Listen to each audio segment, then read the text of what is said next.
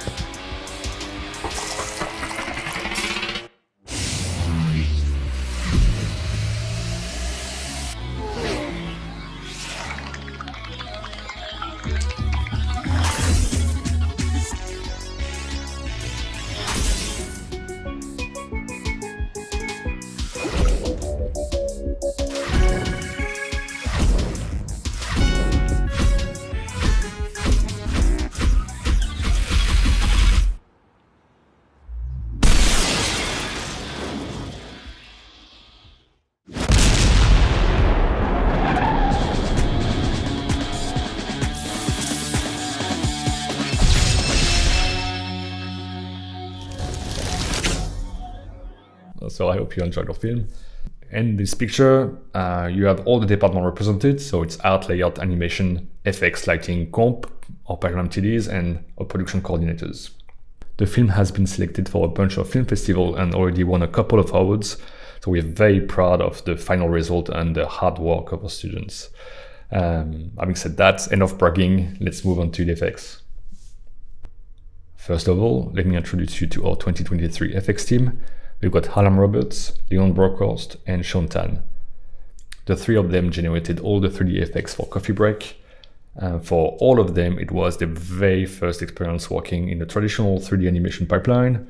So going through rounds and dailies, addressing feedback, and collaborating with other departments. So this is a quick overview of our main ideas for the show's FX work. The first thing is we're going to Stylized FX. So things Mutant Mayhem, Spider-Verse, Puss in Boots, that kind of thing. We want nothing looking too photoreal. The FX work will be split between our 2D team and the Houdini team. Where the split was, that wasn't clear from the start. The 2D team outnumbered the Houdini team almost 3-1. So the FX work was often a race to see who gets the best ID first. And we also made the deliberate choice to keep the 3D FX in Houdini that will be exported to Blender to be rendered in Eevee. The main reason for that was to get the FX students training focused on Houdini and to teach them how to transfer data between multiple DCCs.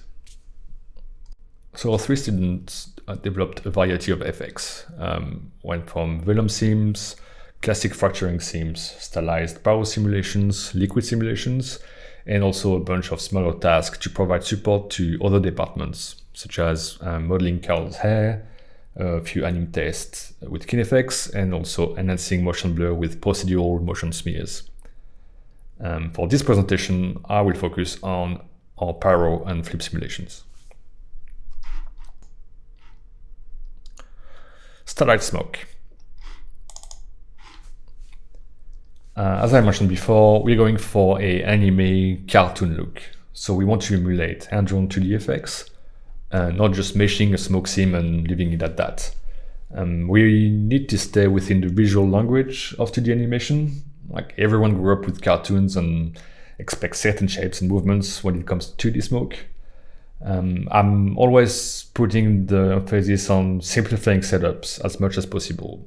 We had a lot of shots and a very small team, so we had no room for over-engineering. The dev work always starts with collating all the relevant references we can find. We ended up looking at a lot of anime and also video games like Breath of the Wild or Wind Waker for simplicity and efficiency of shapes. Here are some examples of earlier research tests that our students came up with. At the start, they were all mostly procedural in nature, like this one, a bit of procedural animation, and then Sean converged with those two tests. So this one, which is instance spheres on a particle seam, and that one, which is more like a parented mesh with speed and pressure lines to set velocity. So we decided that we were going to combine those two aspects. So the pyroclastic feel of this test up here and with the high velocity that we were getting from this test here. Like on a lot of projects, often in FX, we start developing rigs with very limited asset inventory, no anime published yet, and when the anime is finally published, things don't quite work out of the bat and there's a lot of adjustments that need to be done. So we were in a position where the 2D department was churning out tests faster than the Houdini team. That's understandable. And they already had claimed ownership of a few FX that I would have liked to be done in Houdini if we had a bigger team. So as soon as the temp anim for this shot of Kari was available, I ran a quick pass of a setup that Sean and I had been working on for the fire extinguisher, and with the aim to show it to Alex, our creative lead, and lock the look. So what are we looking at? So it's a mesh representing a dust puff. It's rendered in cell shading with an erosion mask applied at render time to mimic hand-drawn dissipation. First step is to create the source of our smoke simulation. So I'm using a very simple particle sim for that. Play it again. The next step is the smoke sim itself. So what I found work best is to have a low to mid res sim. You want large to medium blobs. 2D smoke is more about the larger shapes and overall movement rather than intricate details. Then I inject buckets of particles through the pyrosim's velocity field. The goal of that is to transport two attributes, edge and rest, and we'll use them later to create the erosion mask. And then the last step is meshing the pyrosim. So in this case is very simple, turning into an SDF, running a little smoothing operation on it, and then converting it to a mesh. The edge and rest attribute have been transferred to the mesh. And so the colors that we see are those attributes that we've passed as RGB values for the next DCC. In the green channel, we've stored the edge attribute. So the brighter the green, the older this part of the mesh is. In the red channel is a noise mask that was generated from the rest attribute transported by the advected particles.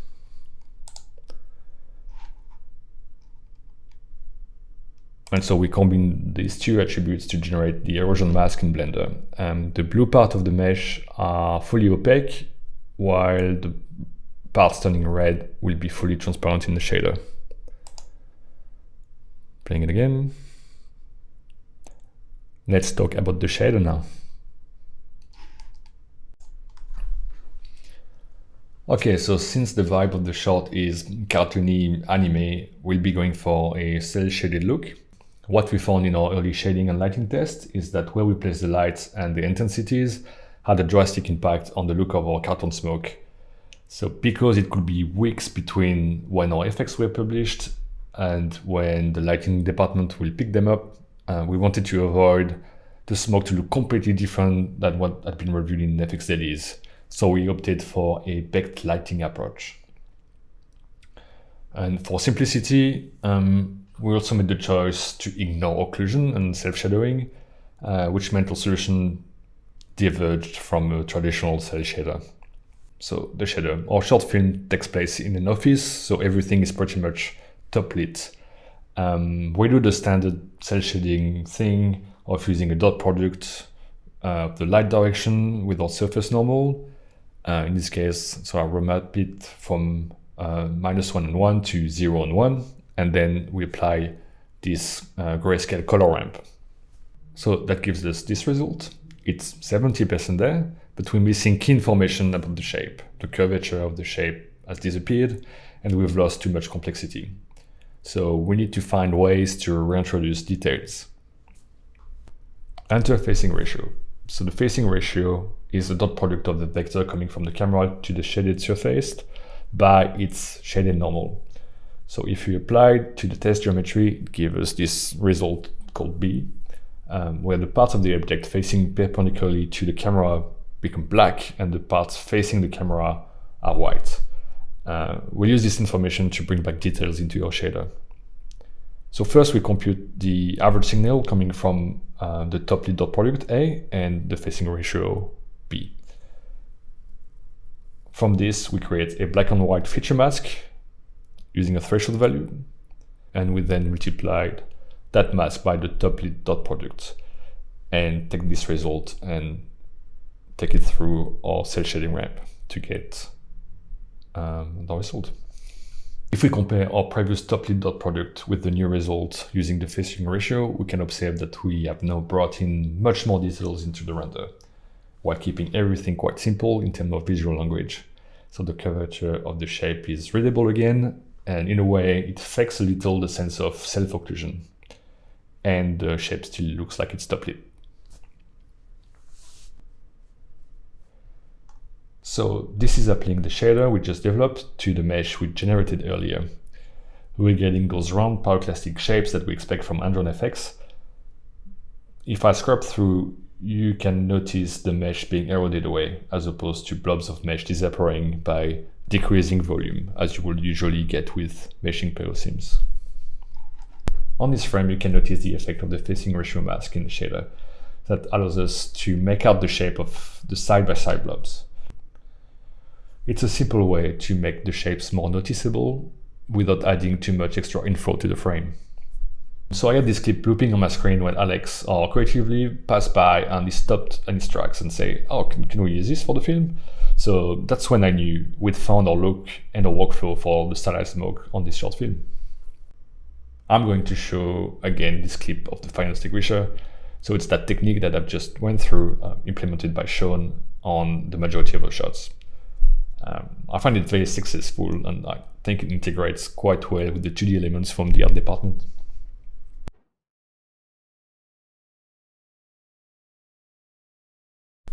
Next, content feeds. So we had two types of content feeds on coffee break.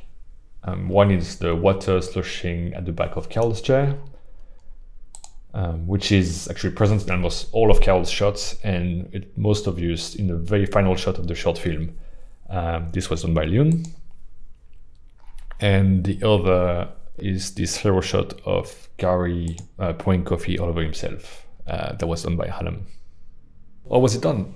It's based on this almost 14-year-old presentation by Andrew Lyons.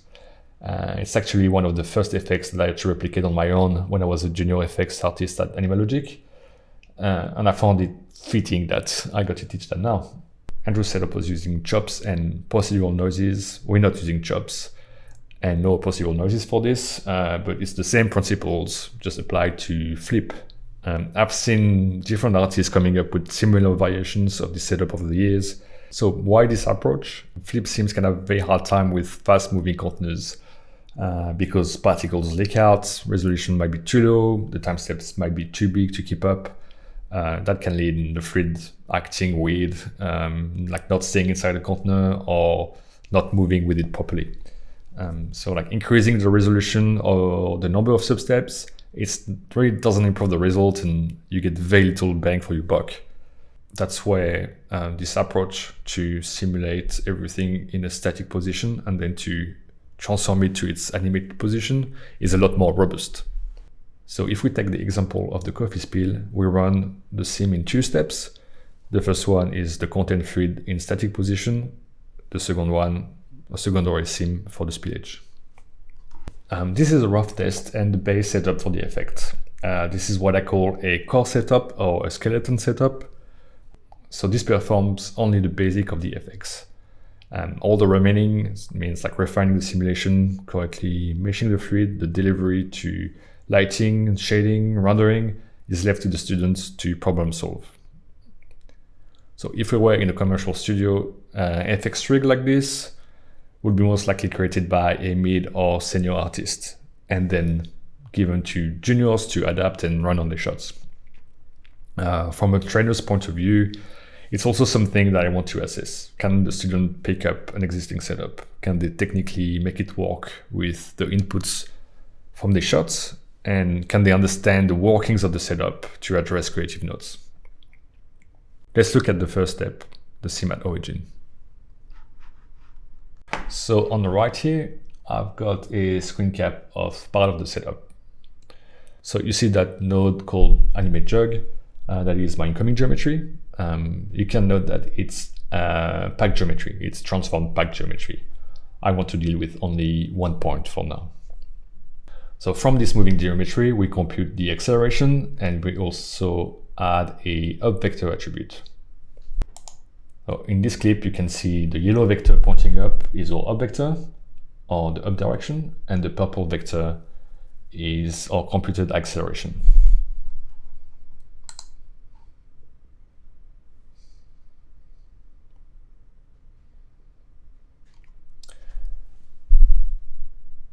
The next step is to cancel the animation of the jug and transform accel and up to the new referential. We use these 2 nodes, extract transform and transform piece, to move back the jug into a static position. You can see in this new clip the up vector changing direction corresponding to the jug's previous animation, and the same thing is happening to our accel vector. So coming into this next step, we've created our flip source and the collision geometry that we feed into DOPs. This is a DOP network. Our two nodes here apply our external forces to the flip object. So these are screen captures of the parameter pairs of those two nodes.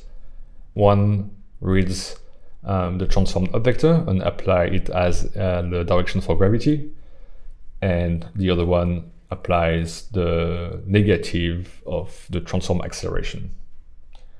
So this is a very approximate implementation of mass times accelerations equals the sum of external forces.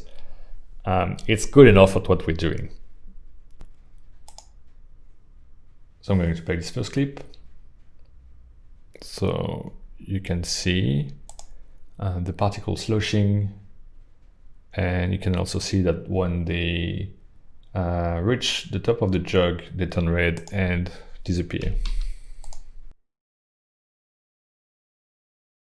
So this is what this branch of the DOP network does. Particles that enter the top region of the jug gets added to a special group that gets them set to be killed in the next substep. So this way we can remove particles from the sim to mimic the spillage. So the second clip shows that simulation now brought to the animated jug referential. So the next step is to use those red particles to create the spill animation. This is going to be a run-of-the-mill flip sim, nothing special about it. Here you go. So what you see here is the flip particle and the collision volume generated by the flip solver. You can see it's not super clean. We have particles being emitted at unexpected times. That causes the solver to generate the collision volume. The reason I'm showing you this is to underline that we're not giving a plug-and-play setups to your students. They are given a simple base on which they have to build a shot upon, including the troubleshooting and the problem solving that's needed to push an effect like this to completion. Doing so, we're putting them in similar situations that they will face in the industry. And now we combine both simulations. So this is the particles only. It looks seamless.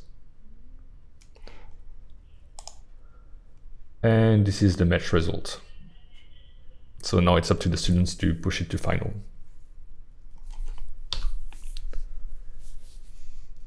I'm showing you the results from Halam and Leon again. They've successfully implemented the setups for their shots. They solved the intersection issues with the fluid mesh on this container. They've also had to figure out how to get motion blur working. They've had to address countless creative notes in terms of how much sloshing, adjusting timing, adjusting amount, adjusting the shader, and so on. This is working pretty well. Even more if you consider that this was done by a junior artist. That's it for this talk. To recap, we've briefly gone through what is the MAV at the Animal Logic Academy. I've also presented the stylized mock technique that we've developed for coffee break, in particular the simulation steps and our approach to cell shading. We also went through the workflow we taught our students for simulating content fluids, in particular fast-moving content fluids. And we also went through some of the teaching principles used at the Academy to prepare our students for industry. I hope you found the presentation interesting. If you want more information about the Academy, please visit our website, animallogicacademy.uts.edu.au. We're also present on most social media platforms. Enjoy the rest of these Houdini HIVE presentations. Thank you very much.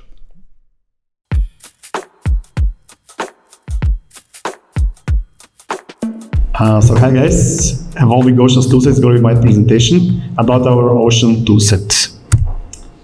And I'm Hristo from Photoshop. We are specialists in things that explode, things that are on fire, this kind of stuff. Lately we have been doing a lot of characters, some interesting developments there, which are another discussion, and environments. We started doing stuff in Houdini late 2019. We jumped cold turkey.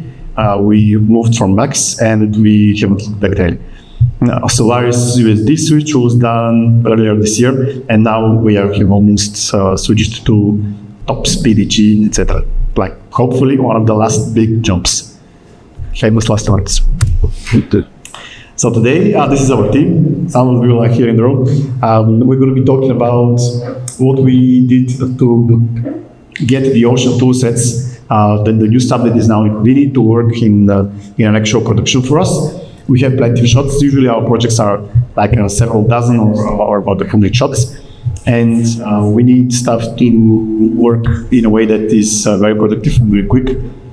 So there's going to be 3 big areas. One of them is going to be treating the procedural ocean. So how we made it work with our needs. Then how we liven up that surface a little bit, just so it's not as boring, so it's more interesting.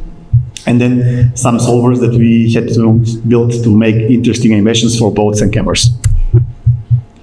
So to start with the ocean, this is our beautiful reference. This is the Tassos ferry. Everybody's been there.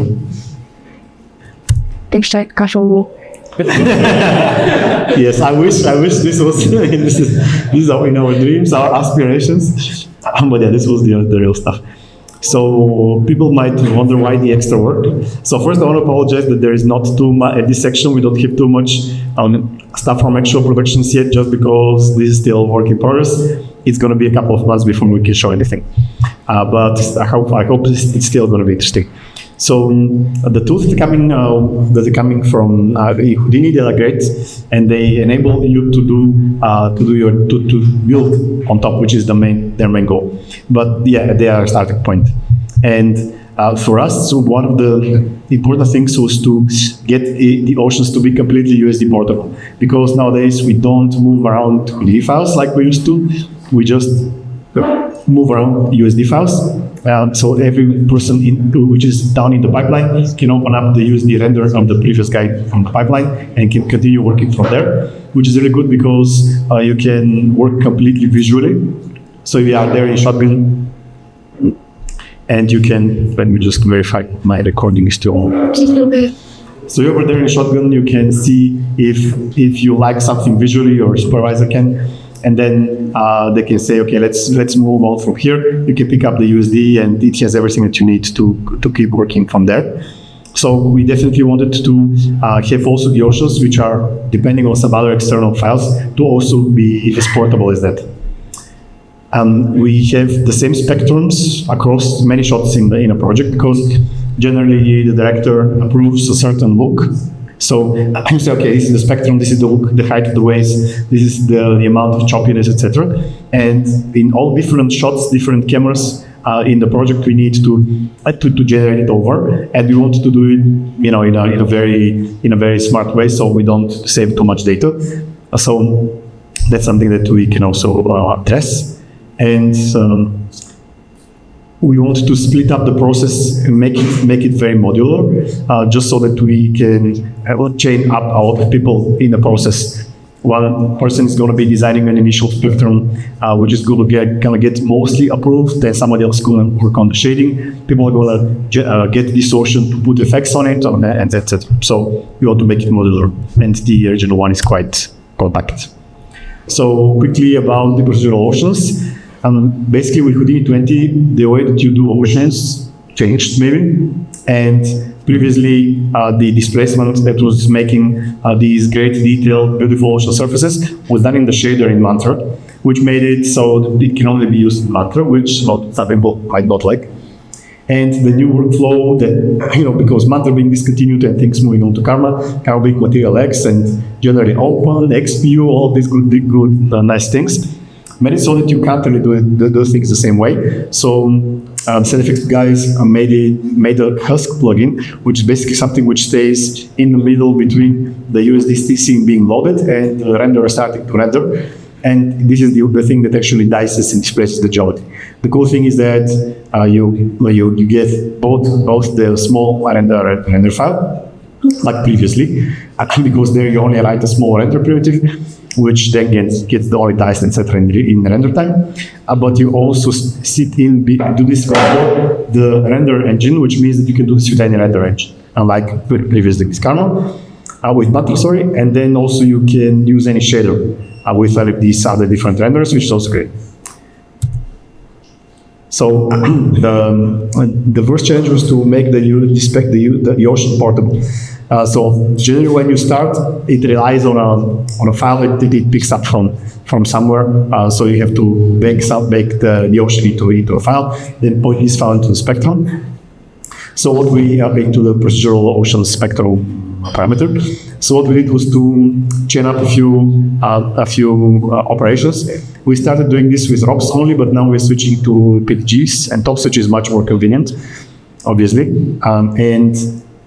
These spectrums get saved, and then the USD layer that contains your ocean, gets saved additionally because it has some more information, like let's say the geometry of your render primitive, and there is a couple of output processors which can tell it to collect basically all the files, and this makes it completely portable. So from then on, every time that you render out the ocean and you load up a different scene, load up the same USD like we said earlier, you can extract the ocean spectrum from this USD and do anything you want with it, like generate different camera, render primitive from different camera, or like send it to geometry to create effects on it, etc.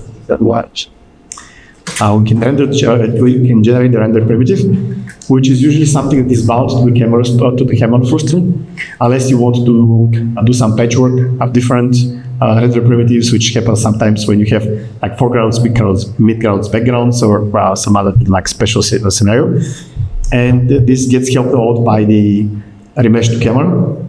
But we had to do a bunch of other things because sometimes you don't want this geometry to be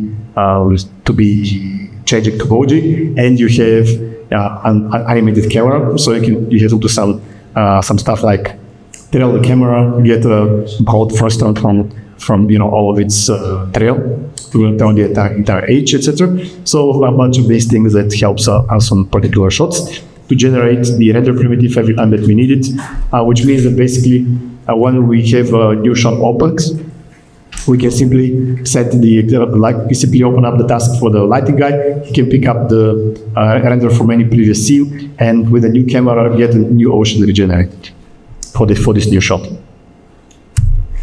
And there's also stuff that we did underwater, which is kind of similar.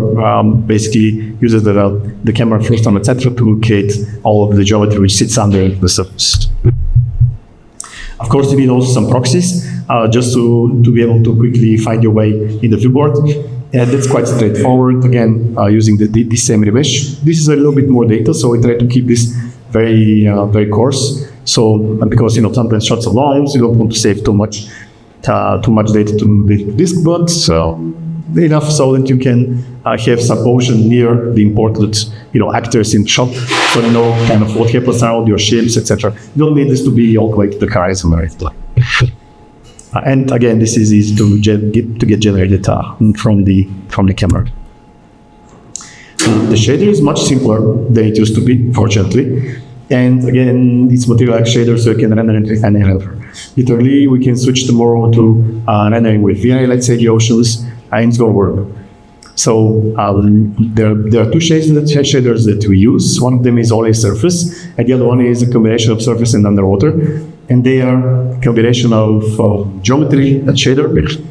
When you have a surface-only shader, that's a much simpler situation because you have just surface geometry, fewer bounces, etc. So we use it when we can. It oftentimes happens with white shots, camera high above the water, this kind of scenarios. Sparse lighting. There is no transparency, and it's faster to render. When we are in the other scenario, that we have both the surface and the underwater, then we just generate some more geometry. The shader has a sort of dielectric surface for the thing at the top, which reflects obviously and refracts. It has a uniform form for the stuff underneath, volume underneath, and then we can stuff a bunch of point simulations or like smoke simulations into this volume. So in depth, we can have some bubbles or this kind of stuff. We put the shaders in a gallery because we felt like this is the fastest way to deal with the shaders. HDA is a little bit unpleasant generally. Because the Solaris is not yet great at having custom, like writing down custom interfaces to complex shaders. So still the gallery simply override here and there. Again, our beautiful reference. Okay, so here we talk about the foam a little bit. I think I showed this also with the FMX, but all this stuff happened after that we just talked about with the procedural options. So the main reason that we want to have some foam is basically that it makes your oceans much more alive. Just having the surface is nice, but anything that is more interesting and movie stats in future, more interesting oceans, we have to admit, fortunately. So we don't often do this kind of sunny windy day with no wind.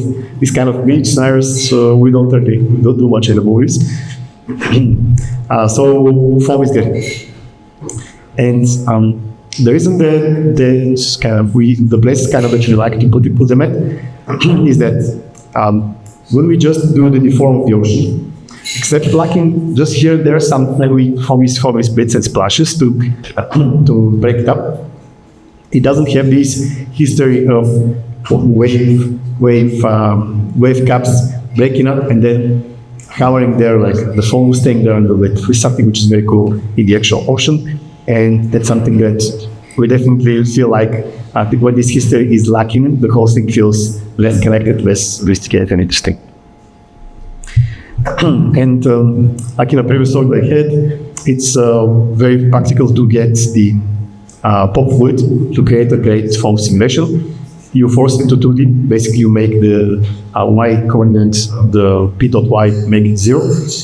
Poke some holes into the source point fields, and then you push them up in some turbulence. So around these holes, cells form because the pop fluid is really good at creating these station shapes. The question is, when we know how to make these things in 2D, how to put them on the picture ocean. So there's two ways that we can easily do that. One of them is to use simply a texture. That's very simple, but very fast, very handy for this big ocean surface that you see way the distance. Don't need to do anything crazy. Or you are very close to the camera, you won't spur crispy details on the foam that are difficult to simulate. So this texture workflow relies again on Material X, and in this case on Karma's Hextile node. It basically is a texture scattering thing where you can have a texture that gets scattered around. It has variable scales and rotations, etc. And most renders have different have implementations of something like this. I know that V-Ray has like graphic tiling. And I've seen also RenderMark has something like this. And the cool thing is that when you have Material X shader, you can probably do a switch if you do a different render, but this workflow is valid for calls. So this is a way to scatter the foam cells, but of course you need to also make them appear and then gradually fade out. So to do that, we have a very simple snowbird, which takes the crest attribute of low resolution water surface, and it ages it. So over time, we kind of subtract a little bit from it at every frame and add when the crest is high, so it kind of gradually fades out. We save this geometry, and then we bring it with a point cloud in the shader, so we can use this attribute as a mask. And this makes it so it only appears at the places where it was when the foam is fresh. There are some limitations here, of course. So this Hextile doesn't support animated textures, so you don't see kind of the foam shimmery. This is quite mitigated by the distortions that the ocean environment gives to the UVs. So it's not as bad, but still, for some places where you have to, if the camera holds one position for a long time, it's definitely going to be something that might bug you. The other disadvantage is that these shapes are not extremely connected to the shapes, as I said, small shapes of the crests of the waves, which also points to the here that we have the kind of eye in the crest of the wave missing, and for this we need obviously something a little bit more sophisticated. So this little bit more sophisticated thing is this workflow. So here basically we have now a simulation which is in place, which means a particular piece of the ocean. It has a simulation that is assigned to it, and points get sourced from the crest of the waves. A bunch of different elements get simulated. You can see that there is a smoky element, misty.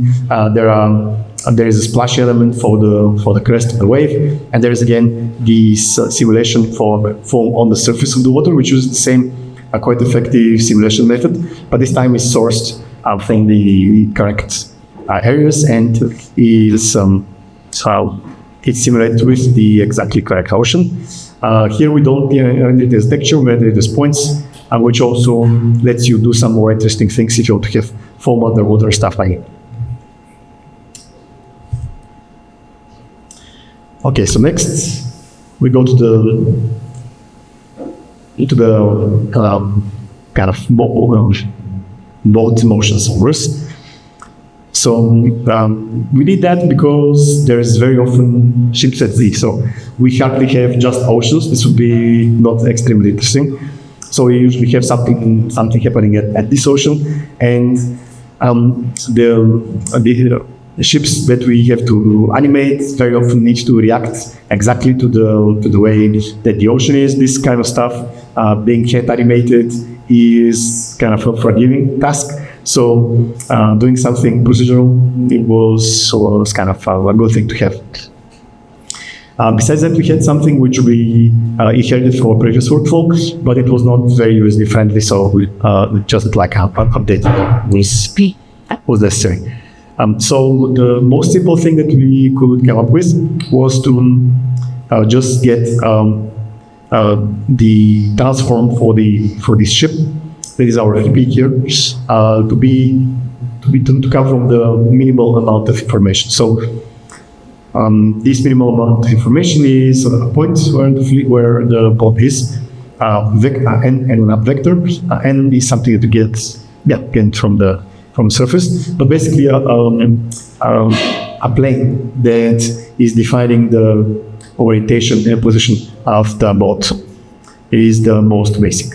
So we get a triangle to define this plane. There's a simple bounding circle or something like this. What's called or just a circle that you do much. But this most the node that I use most much transform, and you make the circle with three angles. So basically, you get a triangle, and when you point deform this triangle, it floats on the ocean. Now, this is quite good. You can get normal from this triangle. You can get the centroid and distance from the centroid and point at front to get the up vector. And this is very easy to translate to USD because you can simply do a copy the points of the packet USD primitive. And in geometry, then you can read it back from Solaris, and you can say, I want the transform attribute. So the file that you end up with when you write this USD is super tiny. You just write the transform per frame basically, and you can overlay this afterwards with your assets to place the high resolution boat. So this is very simple. It's effective in other places. Sometimes it isn't though. So we noticed that, especially if you want to have your boat kind of having a lot of motion, moving kind of intently forward, the ocean deform is stretching out and compressing, and this makes it have some kind of backward motion here and there. Motion be a little bit less intense. So we went to the next method, which was a projection-based one, which is quite simple. But instead of deforming the triangle that defines the boat itself, we formed a region around that triangle, and we projected the triangle from the top out to the surface. Now, obviously, now the surface is deforming and stretching and so on, but not our triangle. So this is much more stable. We get more intense motion, which again looks better, but for some shots where you have a hero ship, you want to have dynamic, bouncing, buoyancy behavior, especially noticeable when the waves are a little bit choppier. So when the wave comes and goes, you want the boat to kind of to be popping in the ocean. And to get that, we moved to a third solution, which is kind of the same, but adding a simulation. So we are using the same 3 points on the vertices of this triangle, but we connect them with soft constraints, and we give them a buoyancy force based on an array that they cast up. So if the point is underwater, it casts a ray upwards, and if it hits the surface of the ocean, this means that we give it a buoyancy force which is proportional to the distance to the surface. And this means that each of these spheres at the points in this triangle are gonna be independently buoyant, and the result is that you get a nicely tensing boat. And there is a little bit of damping to control the oscillations, just because there is a interplay between the gravity and the buoyancy force, which makes things oscillate. But when you dampen it up a little bit, then it settles down near the surface of the ocean. Of course, obviously a bunch of post things you can do to shift the thing a little up a little bit, etc. This is getting the bullet solder applied. Some propulsion is easy to add by just giving it some force. We thought about doing some kind of a propeller simulation. Not yet, maybe eventually, we'll see. So this is very cool, dynamics-wise. I think this is the thing that you see here in the animation. So you can see it reacts nicely, pops up and down. But when you have a very, very long ship, like an ocean tanker or something like this, then in the choppy waves, you start seeing that it will be more dramatically the ship twists and bends. So the last kind of simulation, the next level at least, you could do is to do the same process with the joints, but split up the hull of the ship, the props, of course, of the hull of the ship, split it up into pieces, and then constrain these pieces, and again apply the same buoyancy force, etc. And like you see, all of these setups, everything is building up on the previous one. So you use the simplest one that you need, and each of the next ones is using as much of the previous ones as possible. And this thing is nice that you get all the bends and twists and distortions, which is easy to overdo. It looks cool, but you can get bending too much spaghetti ships. Which is again, it's a very cool method, but it has the disadvantage that because now your ship is deforming, now you can't just write a transform which is super compact. So now all of a sudden we have to deal with much more data, and the way we have figured out to deal with that is that we only deform the very, very big pieces, and usually these assets, like big mechanical assets, they have some very big pieces, which is their hulls, basically, and there is a bunch of small pieces, which is all the decoration, all the nuts and bolts and the details, and like on the ships you have, all the kind of rescue gear and all the radar, etc. So you can deform the big piece, and then point deform with it all packed small pieces, and then these small pieces you can express only as transforms, because then they'll be packed and forming this actually transforms. So this is something that saves a bit on the data. Then our boat moves nicely, but what happens with the camera? So this is an R&D that we did for a recent project. Of course, these are not oceans or ships from the actual project, but it's something that we did for R&D. So there is this quest for a good camera motion that we have in these scenarios, because the simple camera that we start with is often looking a little bit not interesting, just because it's extremely smooth on the surface of the water. You can add some kind of mimicking handheld shakes to it, but the camera that is actually on a chase boat in the real ocean does not just shake, it reacts to the ocean itself. So we decided to try to just put to have like another boat solver for this chase boat, and put tripod on top of this boat. The tripod was kind of a simple mistake.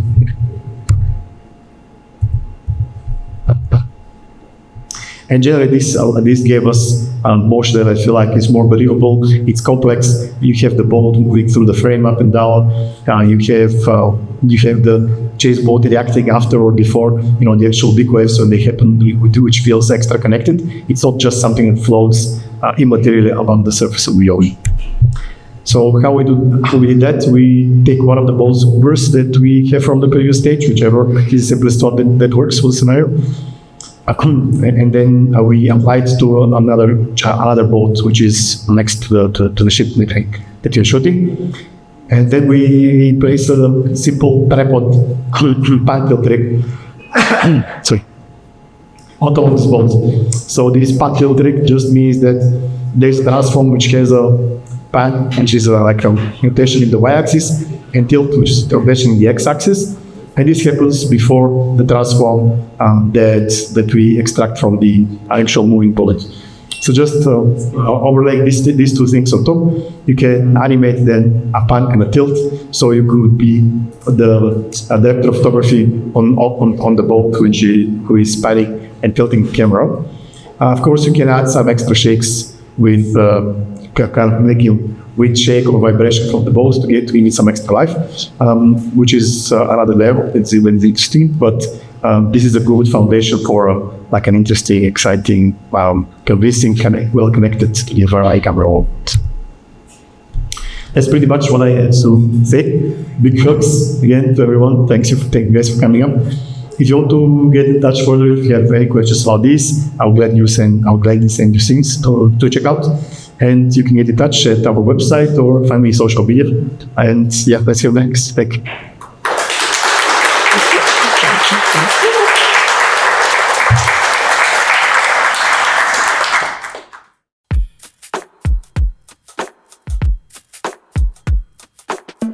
Hey everyone, I'm Nitzan Tregerman. I'm the coordinator of Tel Aviv Houdini Group, and I've been using Houdini for the past 5 years.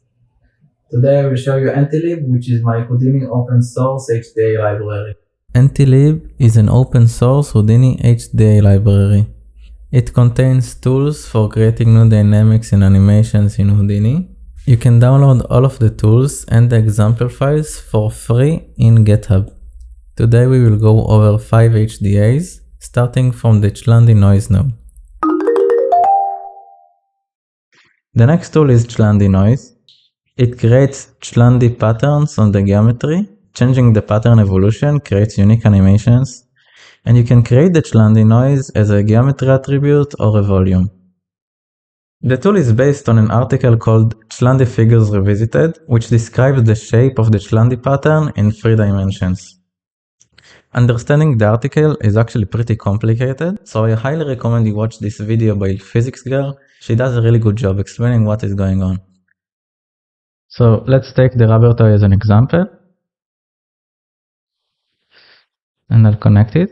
Immediately it creates the Chlandi pattern as an attribute. And we can see this is attribute noise. But we can also create it as an SDF. We need to set the resolution straight. And we can also make it as a fog VDB. Also, we can change the evolution and change the pattern. And let's dive in.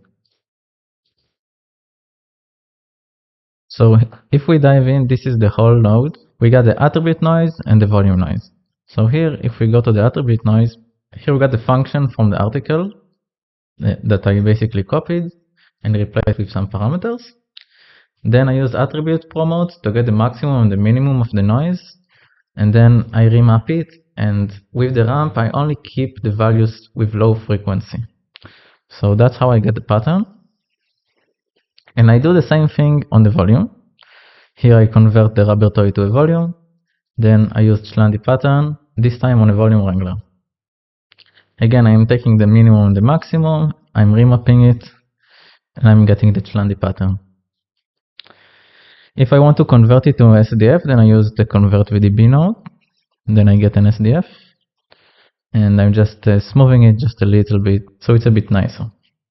Let's take a look at a setup which is a bit more complicated. We start from a box and then we add the Chlandi noise. We set it to be a fog and we animate the evolution parameters. So we have the noise. I wanted to make grains out of these simulations, and so I took the first frame and froze it. Then I converted it into an SDF and filled it with points with the Velev constraint grains. I saved the rest attribute, set up the collision as the bounding box. And for the velocity of the grains, what I did is I calculated the gradient of the original fog volume. And that gave me a very interesting result. And this gradient makes a really nice velocity field. And when we dive into this DOP network, it's just a very simple volume solver with the pop-advect volumes, when the pop-advect volume uses this velocity field. Next, I cached it and I got it animated with color. And we are definitely getting a beautiful render.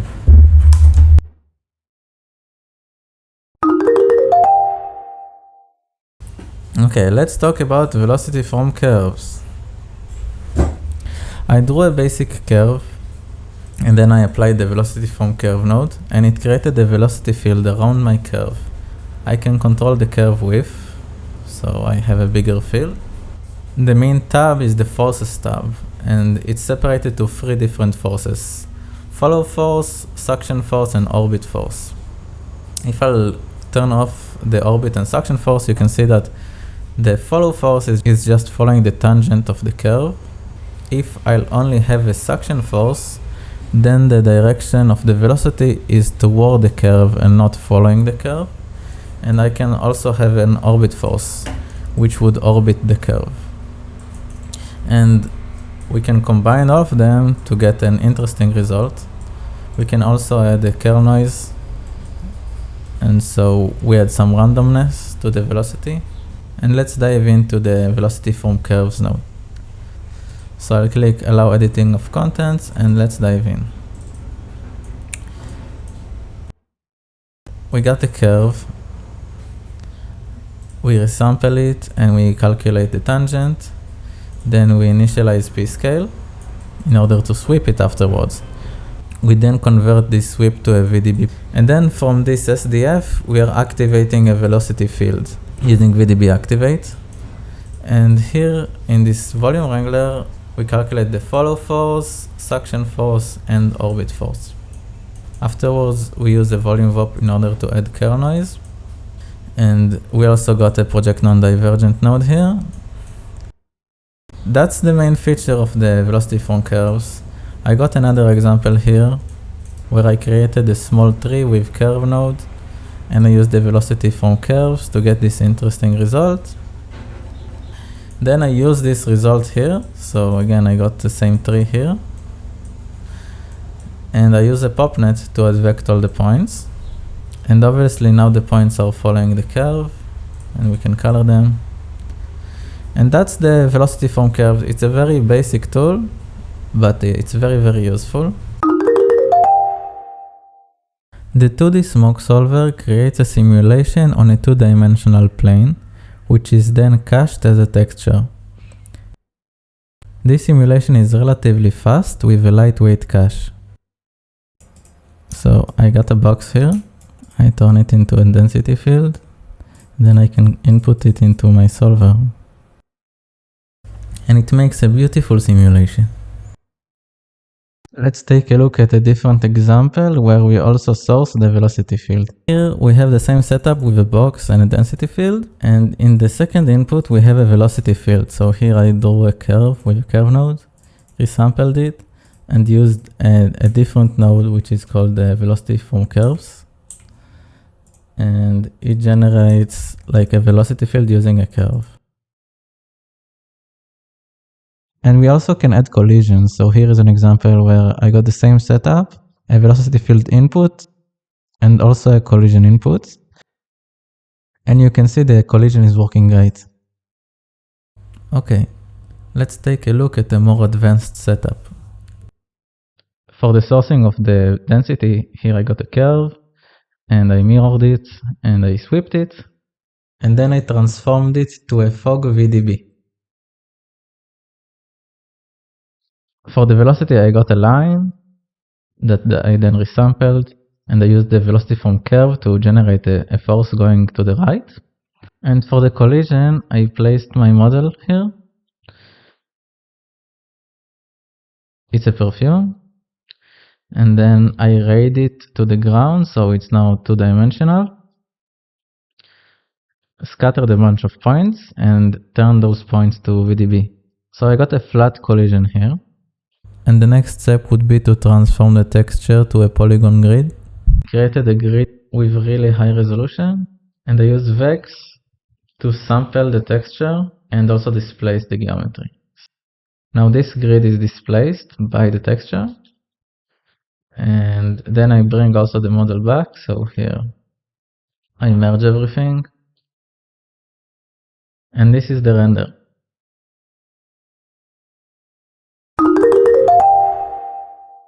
The SDF growth solver creates a simulation that advects an SDF field. It's doing it by using its gradient and its curvature as a mask. It can also use velocity and collision inputs. So we got a sphere. Let's create a SDF growth solver and connect it.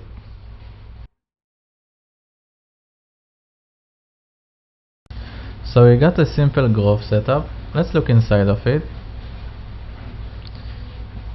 And here we got the solver and all the post-processing. Let's dive to the solver.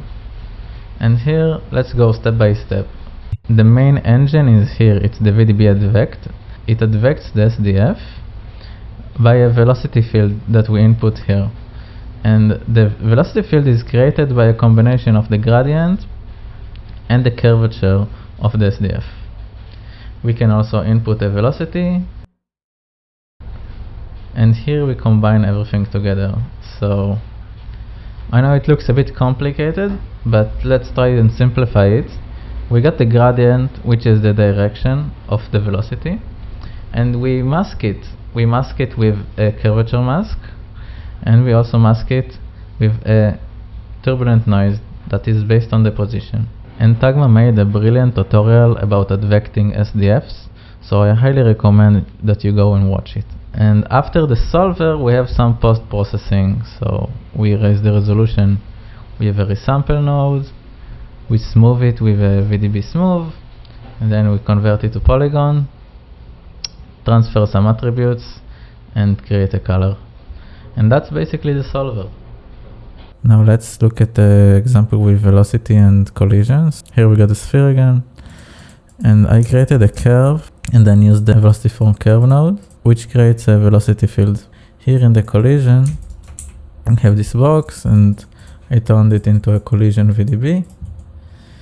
Now, when we click here, we can see that the SDF won't collide with the collision SDF, and it's also going in the direction of the curve. So that way we can control the direction of it and maybe prevent it from going anywhere that we don't want. We can also use the collision as a container. So here I got the rubber toy. I'll turn it into a collision VDB.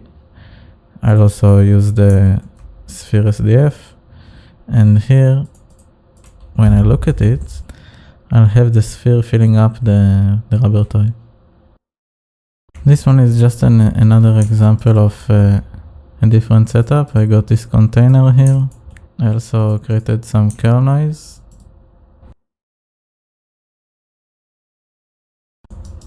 And we can fill the holes a bit. So here again I got the SDF. I'm raising the resolution. Here I'm dilating the geometry and then I'm combining them. Now I got a flat surface. Smoothing it a little bit. Converting to polygons here. Here I made a fall-off attribute that indicates on the areas that are close to the surface or not. Now that would be ready for render. The extrude subdivision is a tool that recursively subdivides the geometry with polygon extrusions. It allows you to control the extrusions with an attribute, and it's fully built with Vex. So we got the box. Let's add an extrude subdivision node. We can change the number of iterations, but then we got a lot of intersections. We can control the decay parameter to have less intersections. We can also control the insert and the insert decay and get really cool animations. Another thing it can do is it can use a fall-off.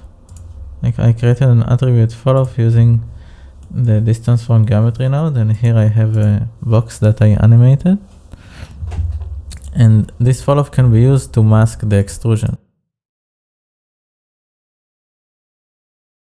Let's take this sphere for example. Here I use the distance from geometry to calculate the distance. And here inside this point warp, I create a fall-off attribute, which is a sine wave. I take the distance I calculated, and then here I sine it before I pre-multiply it. And then I get a fall-off attribute that I can use for the extrusion. Now I can have animated extrusions. Now that we understand it a little bit better, I just prepared a bunch more examples here. So maybe I'll be able to show you here. So we got this nice pyramid here, and we got the extrude subdivision node. And if I double click it, I'll dive inside. And here I'm able to create a fall-off that is only applied after the extrusion. Basically creating a fall-off inside of the extrude subdivision creates a more detailed animation. And I also prepared a bunch more examples for creating interesting fall-off for the extrude subdivision. So here is an example with a pig head, and also there's an example with a dodecahedron. And yeah, that has been ntLib. Remember that you can download all of those tools for free from GitHub, including the example files and all of the HDAs. If you manage to create anything with my tools, I would absolutely love to see it. There are still a bunch of tools that are right now under development, and I hope to release them in the future. Thank you so much for watching, and I hope you have a great day.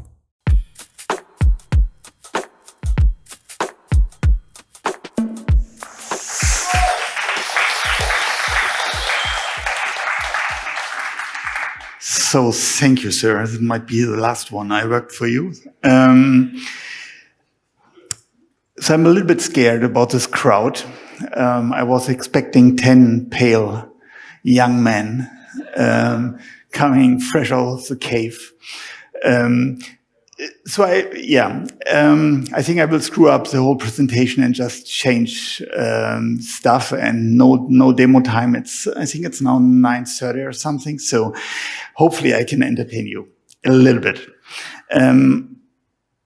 I'm Florian. I was asked by the Marmalade to talk about my latest showreel for young people.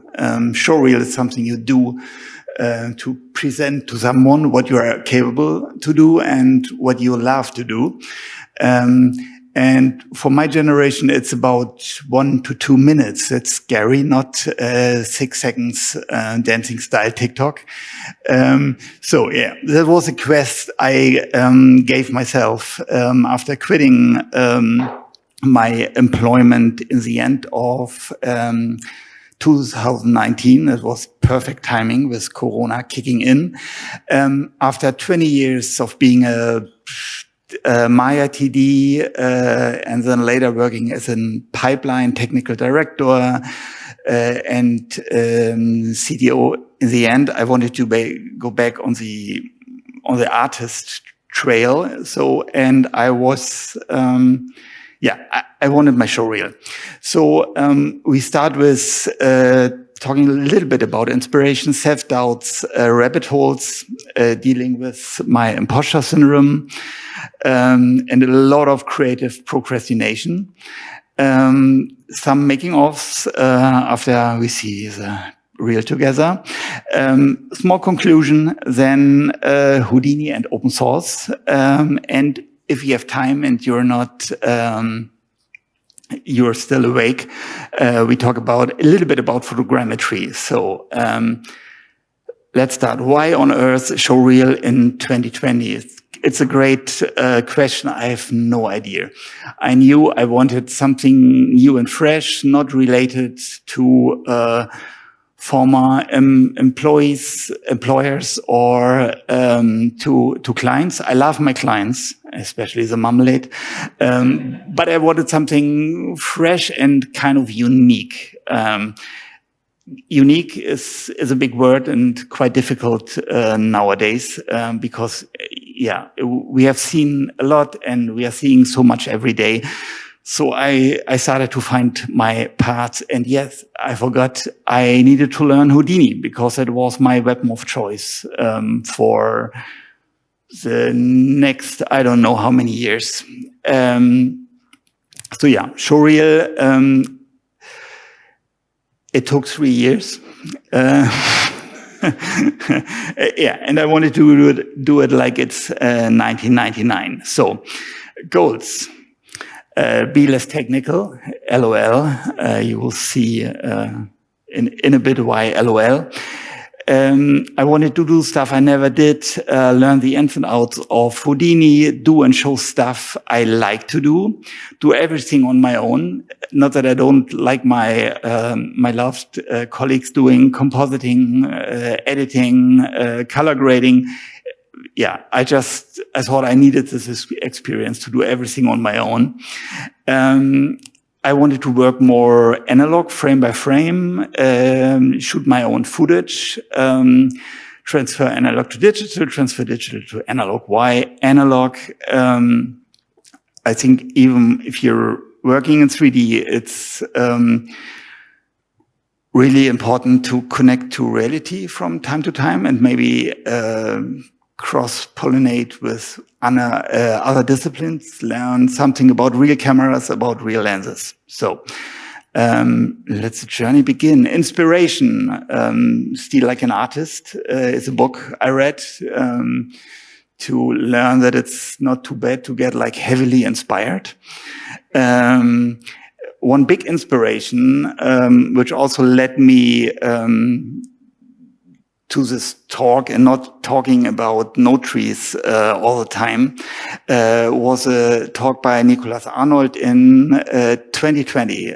Before COVID hit, it was an unofficial Houdini meeting. And I was totally inspired by, he's a motion designer and he's just started to experiment with fluids and the real camera and made quite a career out of it. So, long story short, elephant in the room, the showreel.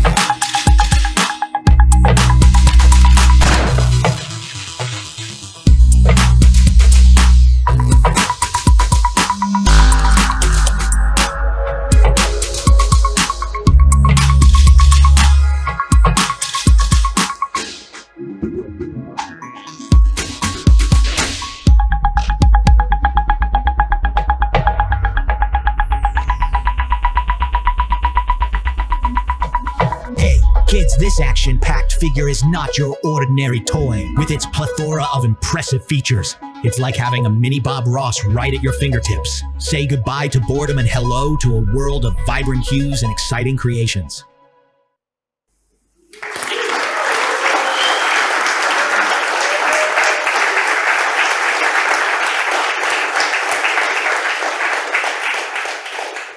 Thank you so much. That was a relief. I was afraid no one would clap.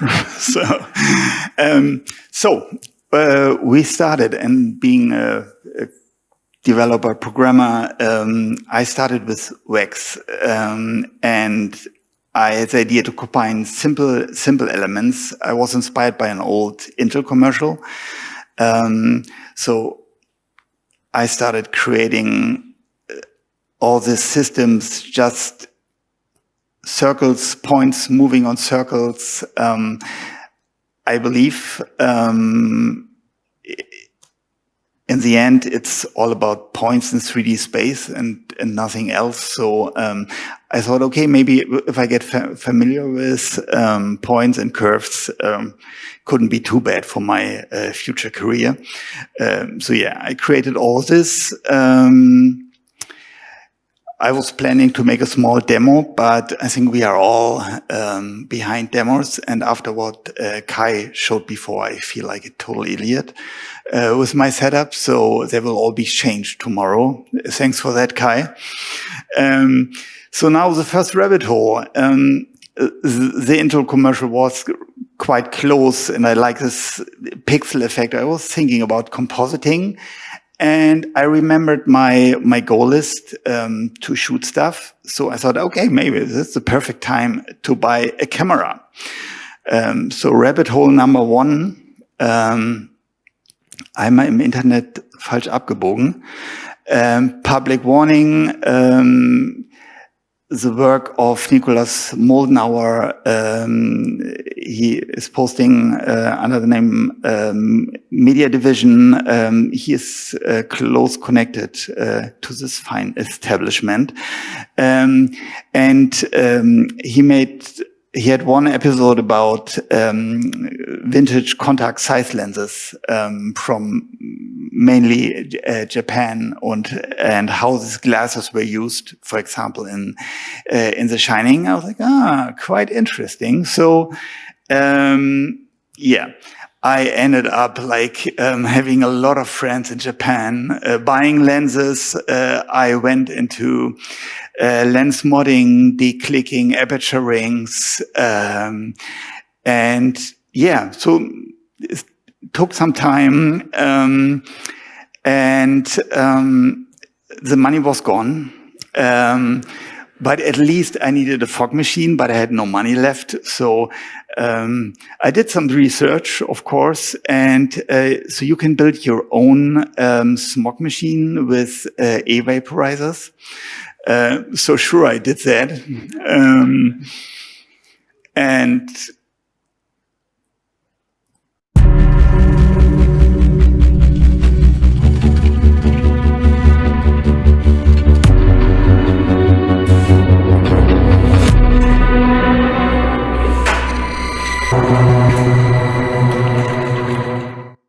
so I have tons of this stuff. Basically, it's a sixth grader playing with Wax and his camera. Yeah, and I love shallow depths of field. Points, lines, again, no demo for you today. So I started investigating into lines, strands, and I built a small system to build a carpet. And I was thinking about, okay, what famous carpet is there in film history? And I ended with this one. Oh yeah, and sorry, now here we already have around 6 seconds of reel, so that's really awesome, and I have a good feeling about it. So let's continue. The carpet ride. Now every reel needs an intro, and I wanted to do analog stuff. And wouldn't it be really cool to have a camera moving above all my tools and ending on a shot with my name and do it in real. So awesome idea. So I got a slider with a motor, really cheap. I printed out my name.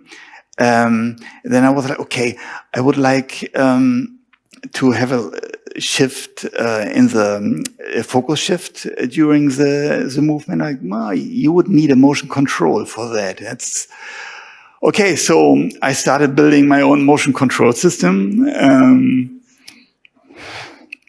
ESP32 based. So yeah, and I built like a ton of attractions to turn stuff, move stuff, and okay, so intro done. Now, Vellum. Yeah, no shit, Sherlock. Great tool. You don't need video games if you have Vellum in your arsenal. So I did like, yeah, you can do complicated setups or like zeitgeist renderings of balloony stuff bouncing. So that was my Vellum session. Now, next, I was planning a demo, but no demo, but know your shops. I started loving shops for all kind of stuff. And what you see is basically cubes on points moving in 3D space, but only every 8 or 16 frames, and then shops for mechanical appearing. If you haven't used shops, use it. I think it's great. This is the only example from a real project, which I modified heavily to put it into the real. But this is voice controlled, which you can do in shops too, and then just emitting particles based on the velocity. So shops done. I knew I wanted pyro, and I had like great ideas with rockets and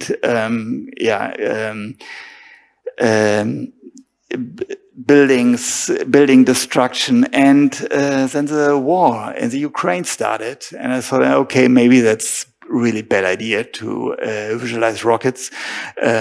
So I visualized sound in a piano. Next, being a Maya TD for the most time, I knew I wanted to dive into rigging, and I had this character in mind for a long time. So this was my first Houdini rig, still an object level.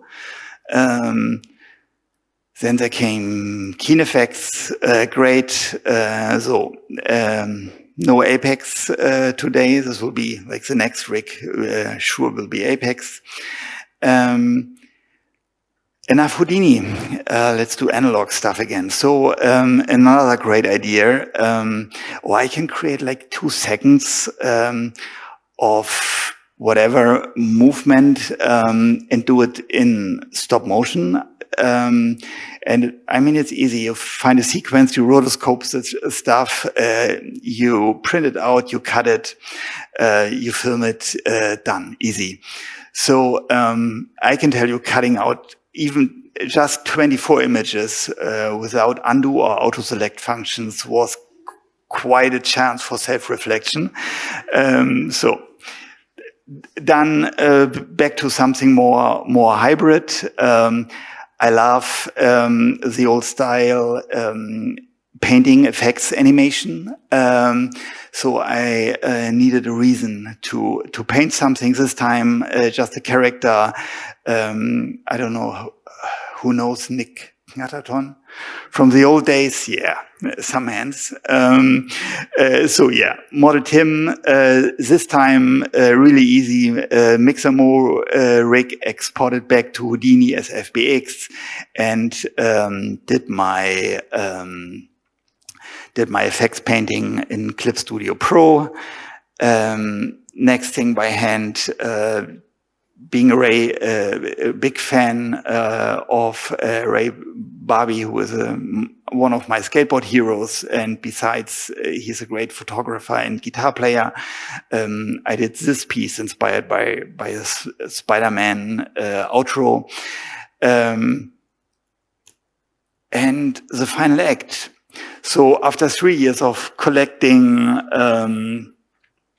some reflection with myself, with my life, my work, going to bed with a feeling I'm awesome, looking at the stuff in the morning, saying you're a total idiot. So what are you doing? I finally came to an end. So there came Weltidee number 2, myself as an action figure. Sure, I wanted to do it in 3D, but wait, if 13-year-old Steve on YouTube can print his own action figures, I can do that too. So this ended in the next adventure.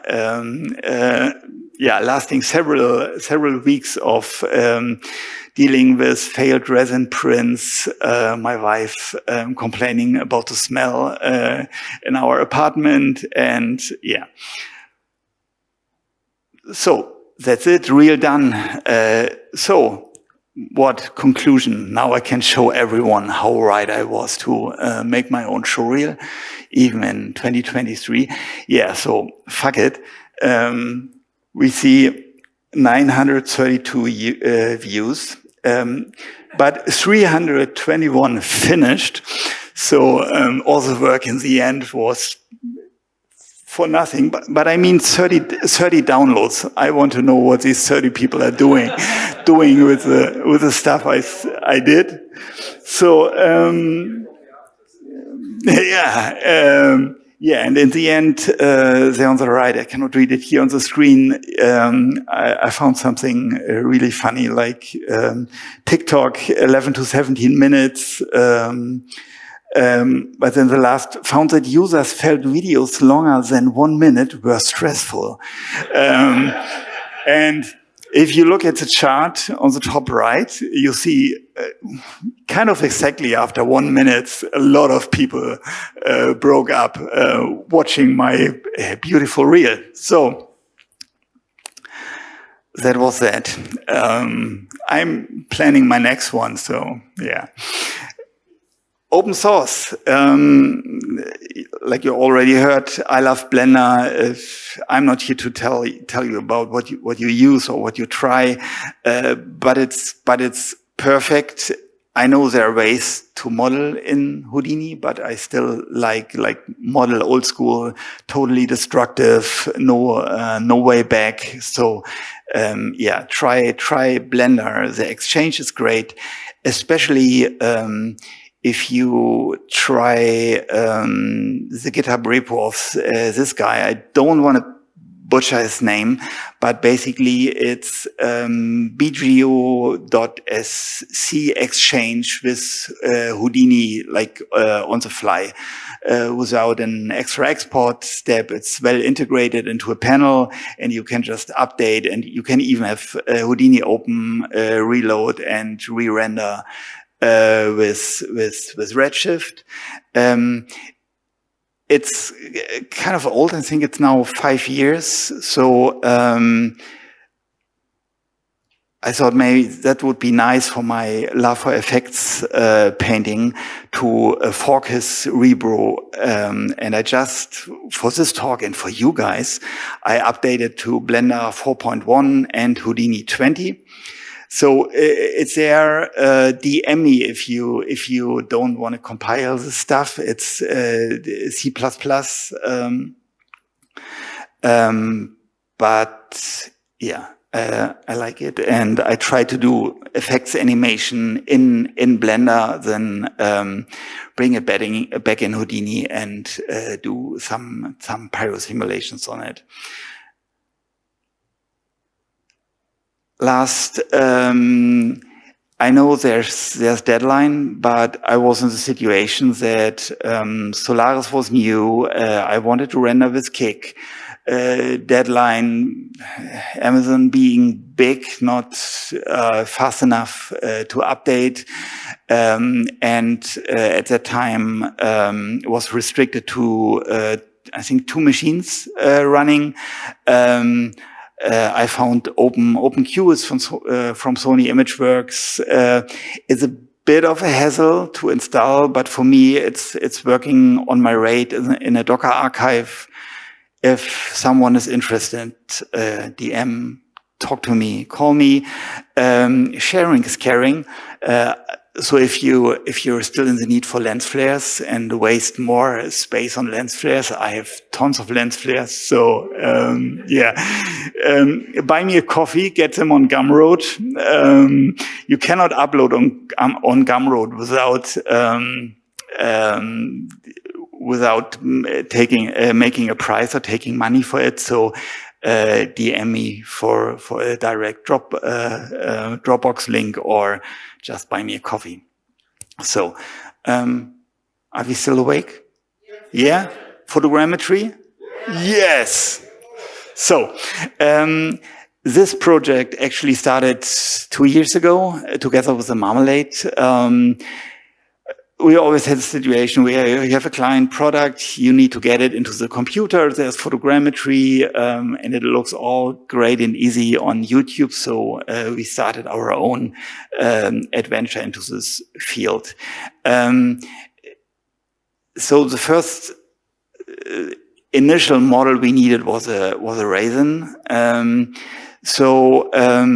We thought about maybe not moving the camera, but the object,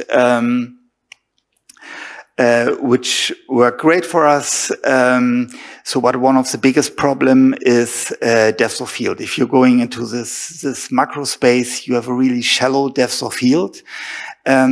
You can decrease your aperture to get more depth of field, but then your pictures get blurry. Which I learned the hard way. It's called diffraction or Beugung in German. The real benefit or plus in our system we built the first prototype of was using something like this in the middle to move the camera. So we are taking not one picture at one position, we are taking 8 or 12 pictures, and then we are merging all these pictures called focus stacking into one sharp picture. So what you saw here is like the first prototype, 3D printed. And after a year, we got our first revision.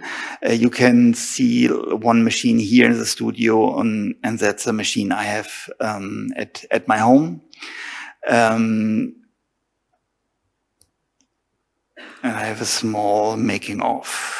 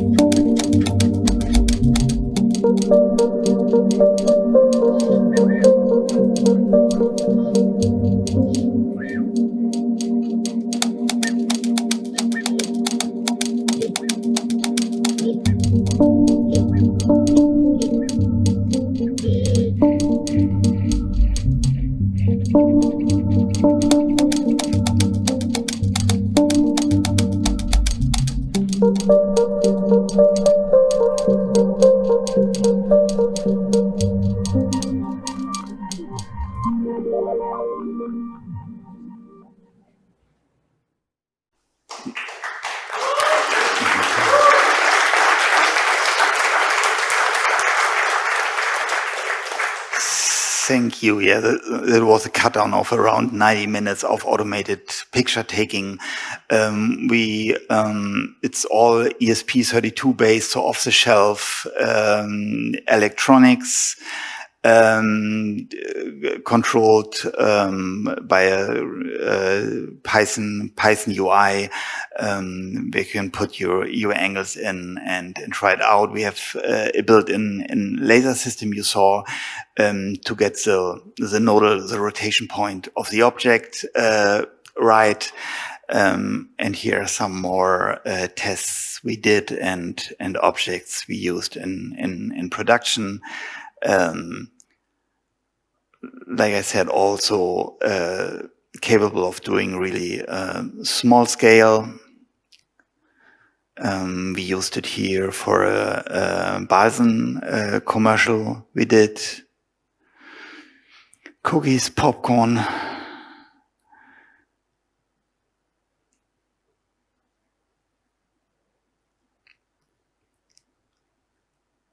And abstract whatever stuff you can use. One of the ideas behind it, like I said in the beginning, is to do analog stuff or to create your own assets. I still believe in a day of AI and unlimited resources. It's kind of nice to create your own stuff. And to be honest, if you see stuff nowadays, it starts to feel all the same. You see the same HDIs, you see the same assets. So a lot of work, but yeah, in the end, at least for me, I love it. So the end, questions.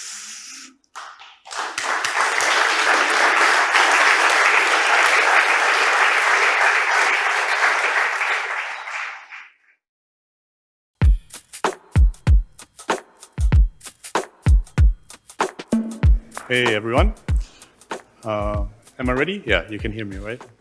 So yeah, maybe a little bit about myself. I have about 20 years in the industry, I'm told.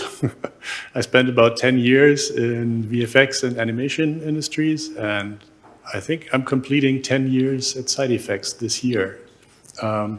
If you have any ideas for the next 10 years, let me know. Maybe prompt engineer or something. I hope not. I don't want that to be my future, but yeah, let's go. I was going to say, I'm quite glad the previous talk was a little bit technical because we're going very technical now. I was thinking about doing a show of hands. So who's a Houdini user, obviously? Who's plugged some nodes together? That's the same. That's the same set of hands. Who's written some Vex? Because we're going straight into Vex, no warm-up. Who's written more than 10 lines of Vex in a single wrangle? Okay, good. That's good. That's better than I expected. So that's great. Yeah. So my talk is about fast Houdini, but it's a bit of a clickbaity title, to be honest. Like it's quite focused on like Vex and certain. It's mostly a collection of certain things I just discovered while working on the software and working on certain features. So it is from a perspective of someone making tools. Like some of these things you'll find, they get a bit complex, a bit complicated for the task at hand.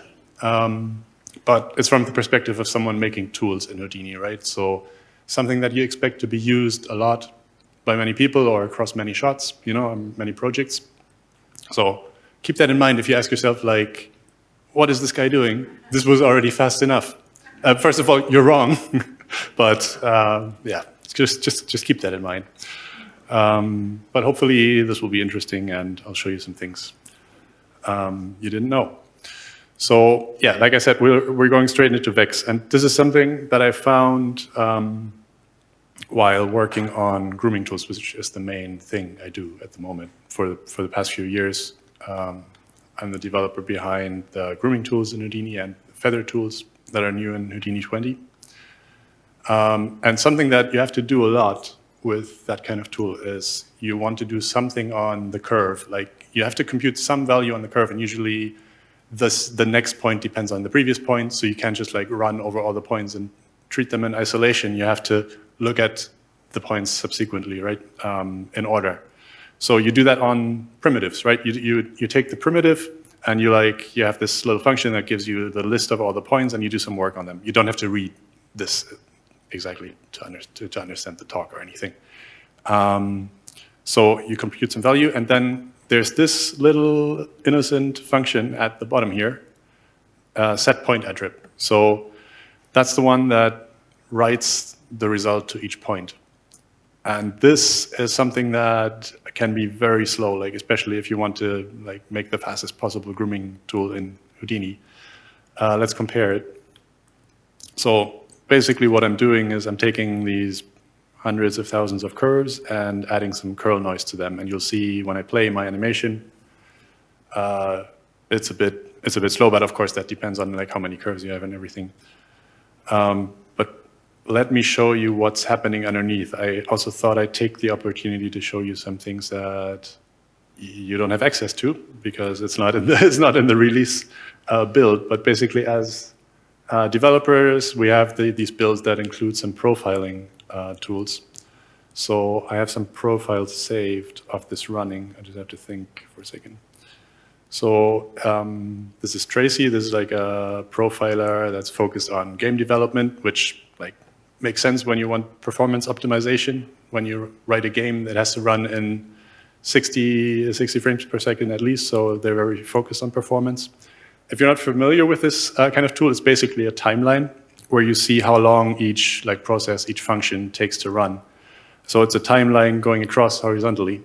And then these blocks of dark background separated by the gray lines, these are your cores on your CPU. So this is a bad picture, what you see here. This is basically the main takeaway from this. Whenever you see a lot of background, that's pretty bad because your computer probably has 16 or 32 cores. And what we see here is one core busy, and then every other core scrambling to do some work at the very beginning, and then it's all happening on one core. And basically why that is these functions like set point attribute that take an element number, here, you tell it which point to write to. We have to do something special with them so they always run in the same order. So these commands are kind of added to a queue, which at the end is sorted. So they're sorted by element number, sorted by point number, so they're always going to be in the same order. You can't just take whichever order they come in, because all the threads in the CPU are competing with the order, right? They all want to be first, basically. So that's what's happening here. So that's why it's a lot slower than it can be. And that's a lot of background information, but there's one simple trick you can use to get around that. And I thought it's a pretty general one. It's not limited to curves or grooming tools or anything. Basically, what you do, instead of the set point, let's jump between these two, actually. So this is the old one, this is the new one. You just add a list of positions that you store as an attribute, and you append to that list. And basically what you end up with in your attribute is on the primitives, you have this list of all the points, which seems like it's extra data and extra work, but because with this trick, you're able to use all the CPU cores that more than makes up for it. So let's play that back. So this is the kind of slow one, and this is the fast one. And I have to say, on my machine at home, the difference is a lot bigger because it just has more cores. But let me also prove to you how different that looks in the profiler. So it looks very different. You get something like this, right? That's one you want to see. So basically that whole stuff that was compressed at the beginning with the other picture, that's it. And it is actually, right, if we compared size for size, you'd have to look at it like this. So it's done much quicker. Of course, with this trick is kind of limited to where the group of things you're working on is per primitive. So you have the points that are contained in one primitive, which doesn't really work if you have, let's say, some fragmented chunks of polygons or something like that. You don't have that one primitive. But of course, in a lot of Houdini nodes, you have you have the piece attribute, so very oftentimes you can use that. I actually had to check on attrib promote, so this is a very important feature on attrib promote. It was added in 2018, I think it's like Houdini 17.5. And before we had that, so my time as a Houdini user is before that, we had the add SOP, right? So you probably know this trick, but basically when you have these, so I have these fragmented polygon chunks, and I want like one primitive for each one that contains all the points. So I can use these sorts of tricks on that geometry. So with the add SOP, we have this, of course the add SOP has the option to delete geometry. That makes perfect sense. So we delete all the geometry first, but we have a piece attribute on those points. So we still know which piece they all came from. And then in the polygons option, we have adding a polygon by attribute, and we just put piece in there. So that way we get one line connecting all the points in a piece. And then we can use these tricks again. Here, I'm doing something different where I'm just coloring each chunk based on the number of points it contains. And I can use like a simple function like prim vertex count to do that, because there's this direct relationship. So it's a kind of abstract one, but I just wanted to show an example of using these, relationships between points and primitives in a generic way. So there are a lot of applications for that in Houdini. And then, of course, at the end, you want your original geometry back. So what you can do is just, usually you generate some kind of attribute and you can put that over. And this is just my animation to test playback performance. By the way, in this talk, we can do questions in between. It probably makes sense. I'll allow it. If you have anything, just let me know.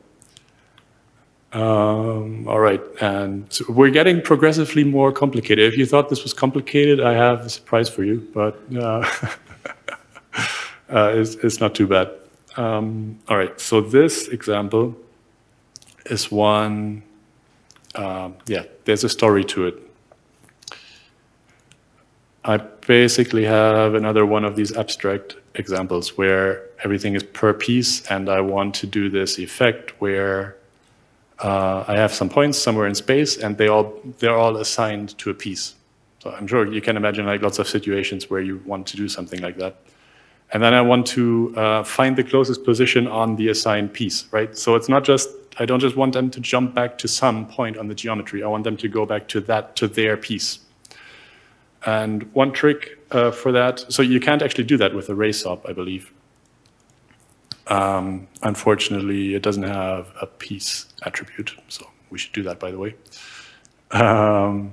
But you can there's this min pos function, which by default, like you get something like this. You just give it the input that you want to look at for the surface and the position, and it gives you the closest point. But this will give you this, so each one just jumps to the closest point.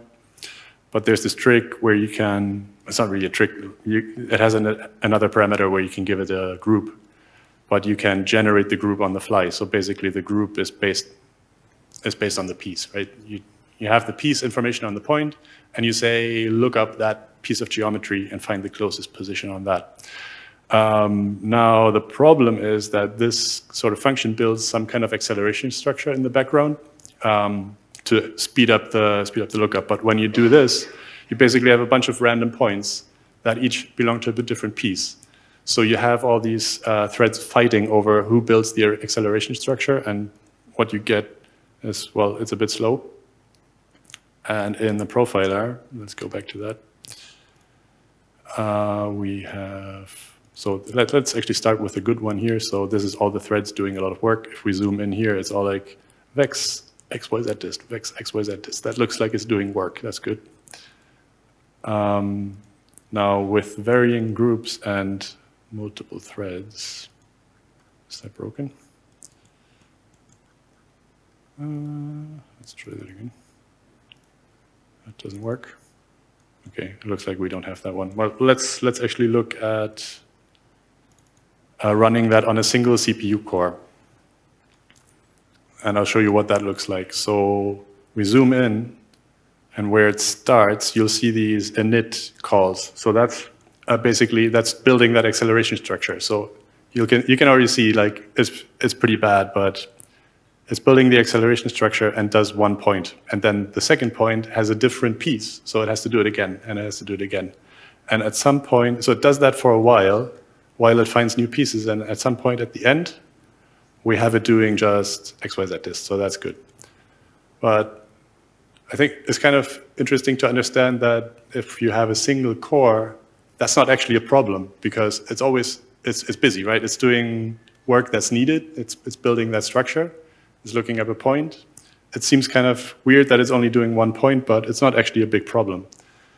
But it becomes a problem when you're multi-threaded, which unfortunately that trace broke. But it's basically like black with some scattered colored pieces, like dots, where it gets an opportunity to do something because they're all fighting. Because not all the threads can write their results at the same time. They have to wait on one another. So yeah, I said there's a story to this. So I built this whole thing to make a faster setup. Let's compare. So this runs like that. This runs like that. And I'll walk you through it. I was wondering about which order I should tell this in. So I look the least stupid, but I'll show you this later. But the interesting thing with this specific setup, so the points are coming from a scatter. And if you just toggle off this randomized point order, that changes everything. And I posted this in the dev channel in SideFX, and nobody knew nobody knew about this because it's not that obvious, I guess. But if you just turn that off, it's basically just as fast as this other involved setup. Good for you. But I'll show you, hopefully I can show you what that looks like. So I can't really show you how bad the other one looked. But basically what you end up with is we process the geometry in chunks. So like there will be blocks of like 1,024 points that we work on in each core. And when you sort them, the block usually contains like all the points of one piece, right? Because they're sorted. So if you had like each thread doing 1,000 points and you had 3,000 points in a piece, you only get the points spread over 3 threads. So there's not that much weighting going on. And I actually had a situation where this was faster than looking at all the geometry at once with the ray saw. So yeah, this is by far like the most extreme case of like the most extreme impact I've seen from this option, but I've often seen things where this makes things twice as fast if you just disable this. So if you don't depend on them being random, you know, it's always a good option looking at that. It can make a real difference. Who wants to see what the hell is this doing? No one. Okay. I'll show you anyway. I'll quickly walk through it because there's some interesting tricks in it, I think. Basically, it's back to working on things all at once. So you could do this in a for each loop or something, but that would be really slow. So what we do is we merge the points with the geometry. And then this basically computes some bounding box. So it's a nice trick for computing a bounding box on all these pieces. You take the position and promote that, keep it on point, but promote it to the piece using the piece attribute. And you take the maximum, and basically that gives you the max corner of the piece, right? And then with a minimum, you get the other corner, and then with some vex, you get the bounding box size by subtracting one from the other. And you take the average of the corners to get the centroid. And then we can use that, well, we use some expressions in here to spread out the points. Generate some points that are, I'll show you the result of this actually. We generate some points that are just far enough apart, like this. So we organize pieces in this structure, and they're just far enough apart that if I do this ray, just the stupid ray that looks at everything at once, they have no chance of like one piece finding the other piece, right? So it's a really stupid, easy to understand trick, I think. But the slightly complicated. I tried to make this as easy as possible. I think this is actually a lot simpler than what we have in our tools. So I might go in there and clean that up a bit. We have this on like point deform. So when you see an option like pre-separate pieces, that's all it does. And that really speeds things up a lot, which is why it's enabled by default. And we should have it here on the raise up. So it basically does that. And when I play that back, well, it's not that easy to play. You can see that my animation was this, right? Increasing the jitter distance. So with my setup, that increases the bounding box size and everything. But then when you see with the raise up, they all find their piece, right? They don't jump over to the next neighbor or anything like that. And then I apply the difference between these two inputs to the original thing. And yeah, this is what's happening in a lot of the tools that have these options. I think the new surface deform or like the feather deform has that as well. I actually didn't even add the option to turn it off because I think it just always makes sense. Yeah. Okay, now the more complicated and most interesting one, I think. These have all been kind of in the theme of making all your cores do actual work, right? Like sometimes you have to do some extra work to get it into a format where that can happen, right? Where the CPU can be busy. The main takeaway from this is, I think, like you have so many cores that usually you can make up for the extra work by getting all the cores busy. So that's really the theme of that. This one is more about doing the least amount of work possible. And it's basically the setup where I generate these geometries. So excuse the super abstract examples, by the way. Just imagine these being like beautiful building blocks or something like that. You know, city blocks, something like that. It's an example for like procedurally generated geometry of any kind. And basically, we have these source points. So the whole idea is that we have these source points that define some attributes for the geometry to be generated. So that is really simple. It's just I have like multiple iterations of poly-extrude. So I have an iteration count and an extrude distance as well as a type. So the type is just the type of geometry. It's just from these platonic solids. So what we end up with is, yeah, initially it's this. No, sorry. Let me actually quickly jump in here and set the iterations to 0. If I just add a point attribute, integer, iterations, 0. Yeah, so the type says which of these shapes we're dealing with.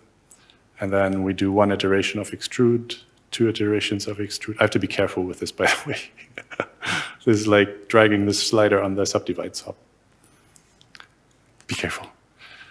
Yeah, so this is all we're doing.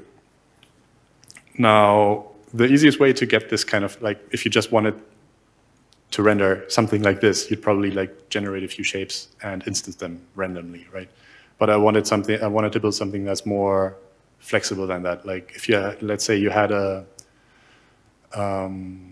some city structure or something like that, and each block could be connected in different ways, or it had like entrances in different positions, you could encode all of those things in an attribute and it would generate the ones that are actually needed. Like this is the case for a setup where you have potentially like a lot of things and not like a few instances that you instance a lot. And so there would be like many cases that never occur on the map or something like that, right? That's the idea behind this. So I have a switch down here where I switch between some different setups. This is kind of the stupid one where it's just taking each point, running a for each loop, and generating each piece. So there's no instancing, right? Of course, that will get a bit slow. So when we get to 15 by 15, it takes a while. 20 by 20.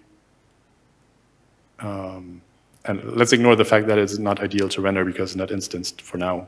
But even just waiting for these, so now we're generating 900 copies, and I'm waiting. So obviously you would never do that, but just to illustrate. Now, I have these 3 steps here, so we'll go to the next one.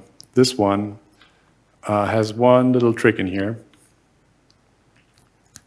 where I take the source points and I create this tag. And the purpose of the tag is basically to have one attribute that that encodes all the attributes, all the properties. And it's really stupid. It's just a string. So you have a string. I'm not sure you can read that, but it basically says like T2 I1 something. And this stands for type 2, 1 iteration, extrude distance 12.5. Okay. So everything that's unique about this instance is encoded in here. So it's important that for whatever you're building, you need to be able to do that. And then we have this thing here, keep unique.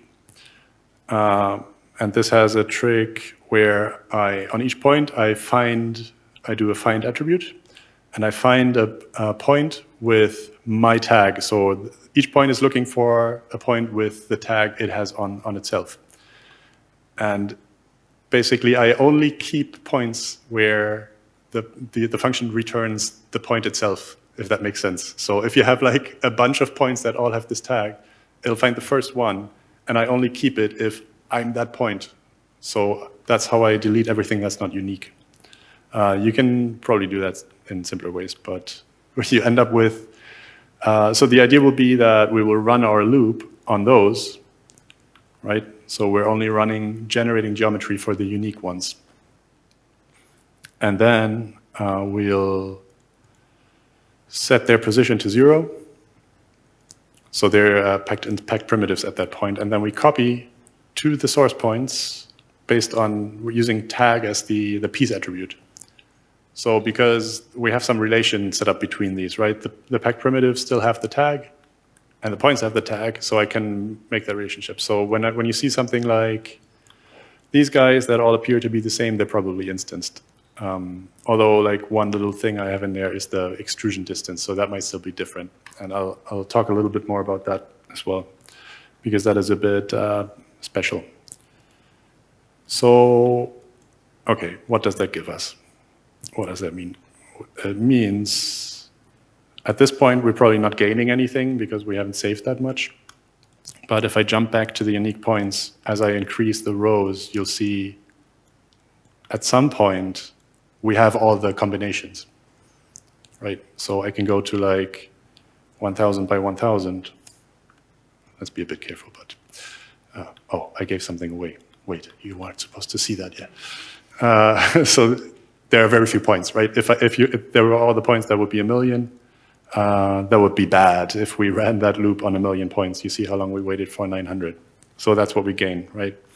And I can actually display that because it's packed primitives. Let's go. Let's be a bit careful. 40, 60, 100. Let's check how many polygons we actually have. Oh, that's what, no, wait. Oh yeah.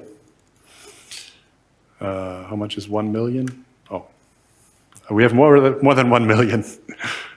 We have more than 10 million. We have more than, not more than 100 million, but pretty close, I'd say.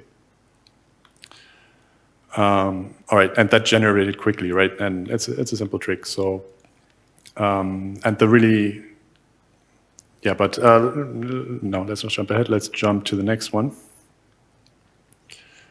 So the next one adds another bit. And it's basically all about this cache key. So this is really getting into the realm of I'm building a tool that's going to be used a lot. But let's check that as well.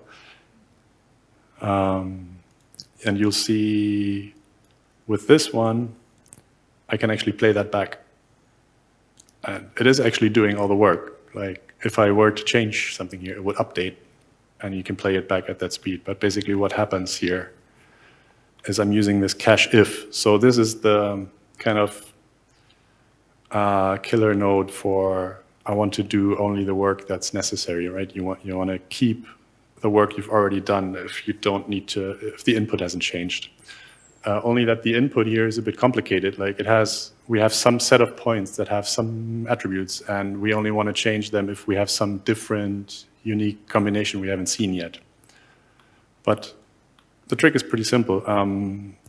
I'll basically take my unique points and promote them to detail, promote the tags to detail with array of all.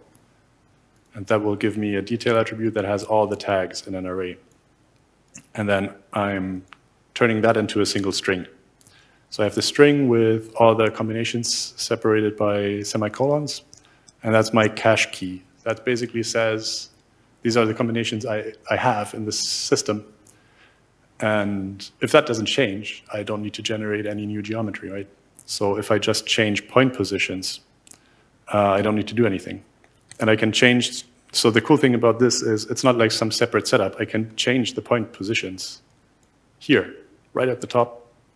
And that all comes down and is used here, but this stuff isn't recomputed because it doesn't change. Except, you know, think about like a landscape in a game or something like that. You might come into some different area that has different things, and I can do that here. I set that up so if I move this over, we'll get into an area that has these type 4 objects, whatever they are. They're red, and they're apparently some different shape that we haven't seen before.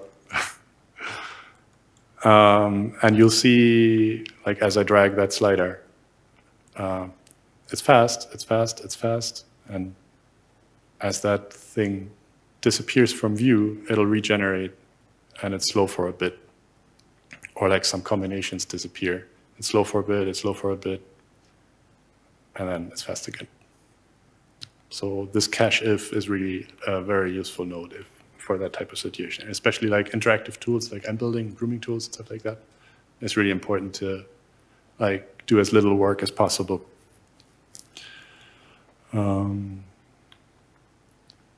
Yeah, and that's it, I think. We've made it to the complicated, through the complicated one. Yeah, I hope you get something out of that. I hope that was useful. And if you have any questions, please shoot. You can also ask.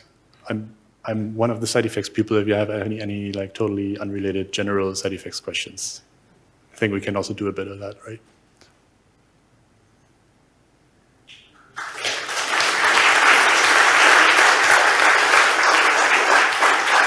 Thanks.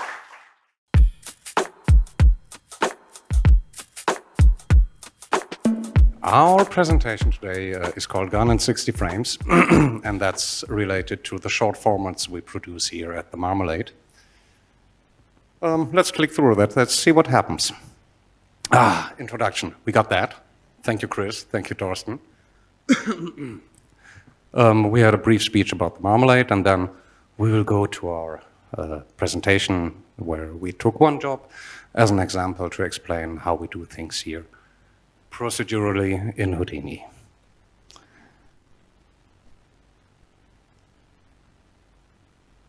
So, I'm Manuel. I'm Manuel. I'm here at the Marmalade for nearly 20 years. Next year it will be that. And the fun thing to work here is that the company reinvents itself every 2 to 3 years. So I started out as a 3D artist, and right now I'm leading the CGI department, doing direction, talking to clients, etc., to find out what the cool guys like Micha can do. Hello guys, I'm Michael, or Michael. I'm TD here and also responsible for most of the stuff that's moving, so you could call me the lead animation artist.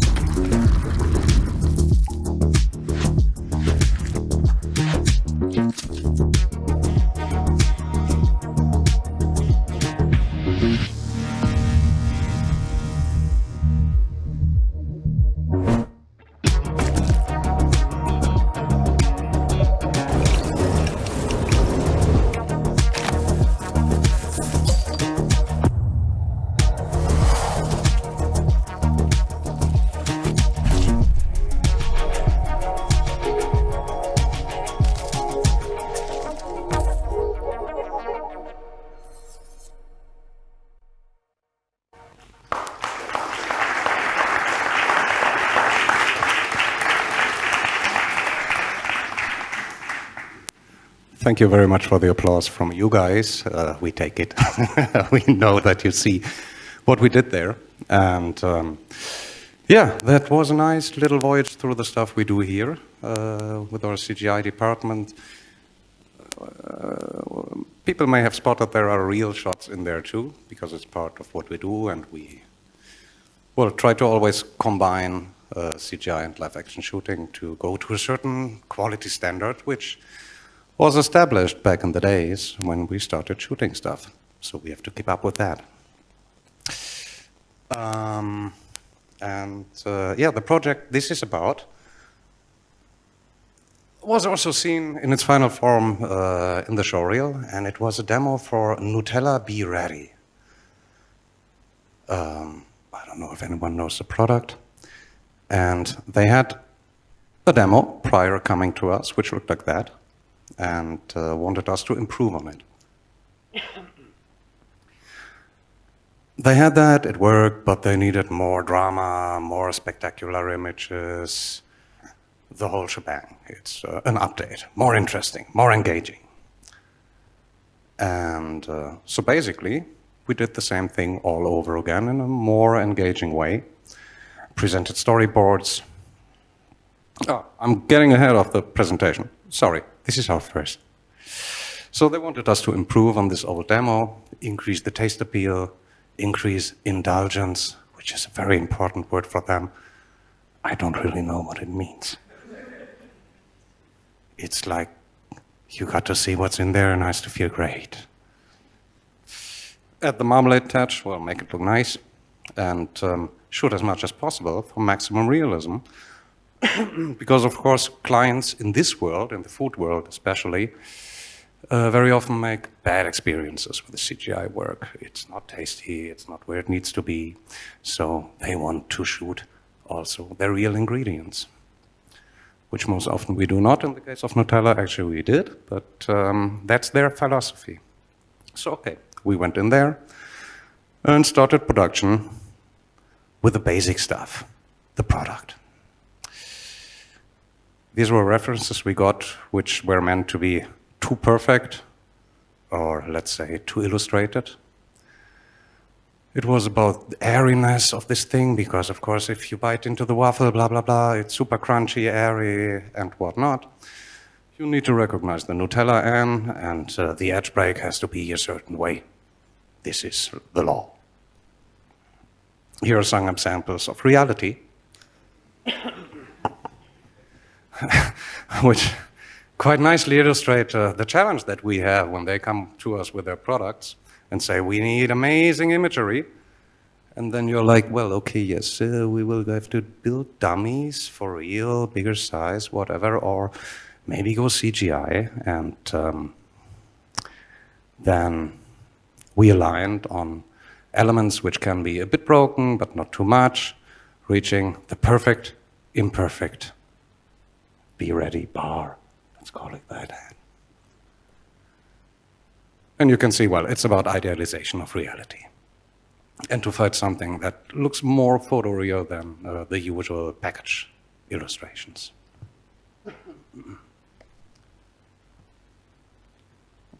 And how we did that, Michael will tell you something about it.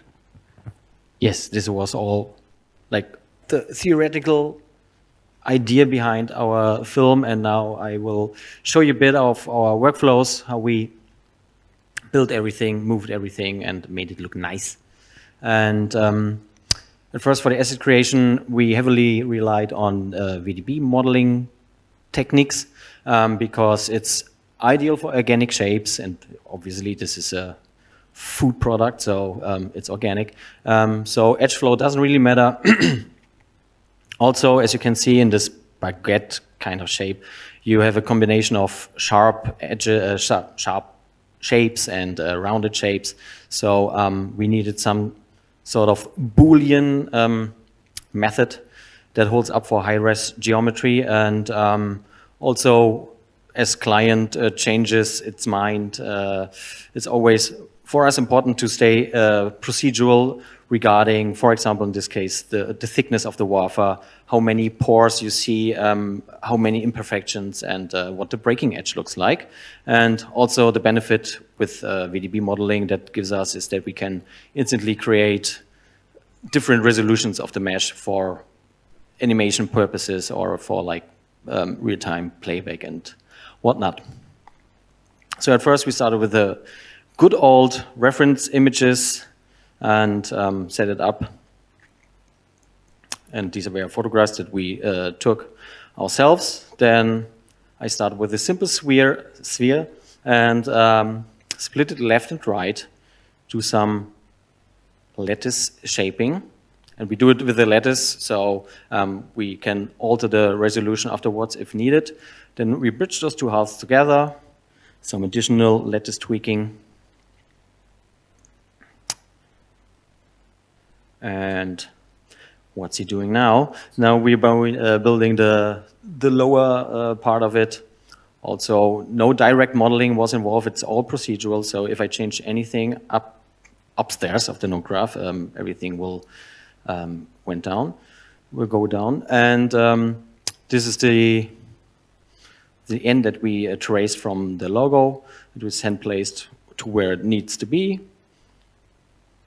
right on top of the round shape, little extrusion, and then gets converted into VDB, as well as the base bread, or the base be ready. And next up, I'm building some geometry to take out those big chunks to create these gaps. And here you can see what I was meaning with solid Boolean methods, because if you're working with high-res geometry, Booleans tend to be very slow. So we went for VDB modeling. This now has to compute a while. At this stage, I'm building the inside of it, so I can later subtract it out of the be ready. And this is the one point where we can stay procedural and change anything later on, because the more I erode this shape, the more thick or thin the hull of the wafer is going to be. And then some additional subtraction of the inside chamber, so to speak. Then everything gets combined, a little bit smooth, so everything looks like it's one piece. And then I split it into top and bottom half. And we're done with the base shape. Oh no, of course we have to take out the chambers from the inside. Amazing. So next up, the airiness. For that, we created different geometries to scatter points on. On these points, then we copy to point some deformed spheres, and we make big spheres and small spheres for the natural irregularity, as we call it. Exactly.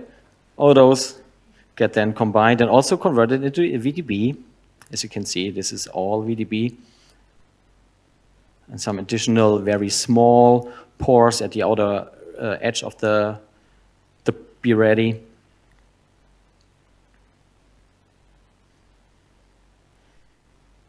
And this then gets also subtracted from the base thing for upper and lower part.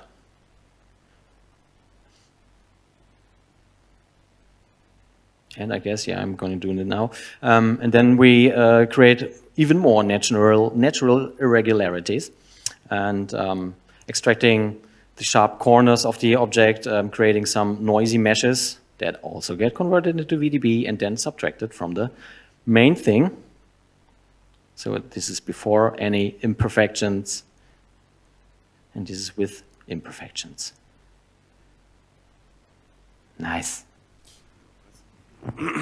It was actually really helpful to have this workflow on that one, because the little thingies on the end, they feedback on this up until the very end. Exactly, and it's the main reason why we want to stay as procedural as possible the whole way through.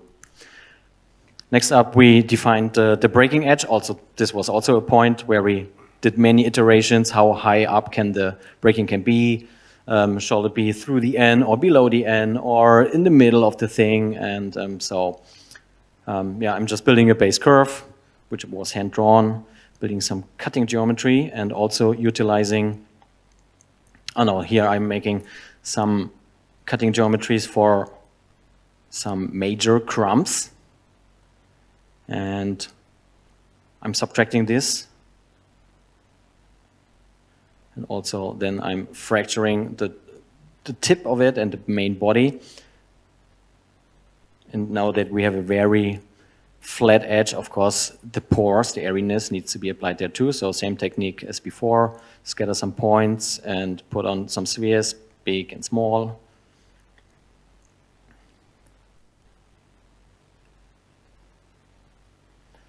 And also get subtracted from the main thing. And we're done with the base modeling. Yeah, next up is when we had our base model, we could start with the previs. Back to you.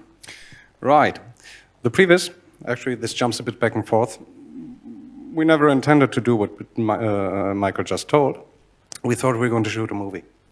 So we did a previs and shots, which were based on the approach of having a film which we can cut together, not have a one-shot. That's the animatic for that.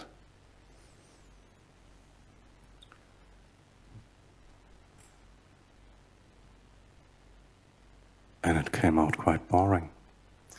It's more or less the same thing they had before. It's not really, where's the improvement? Where's the improvement? Where's the wow? That's not what we need. No dynamism, no indulgence at all. So when they were okay, cool, then we'll do an immersive camera move, one shot, all everything we could do. And oh yeah, well that's one from the past. We like to animate procedurally also, meaning that we animate everything in a given range on a slider, and this comes from Softimage actually, back from the days, where we could link anything to a slider, a parameter, which was floating, and then say, okay, 0 is the parameter, the animation is here, 1 is the parameter, and the animation is done.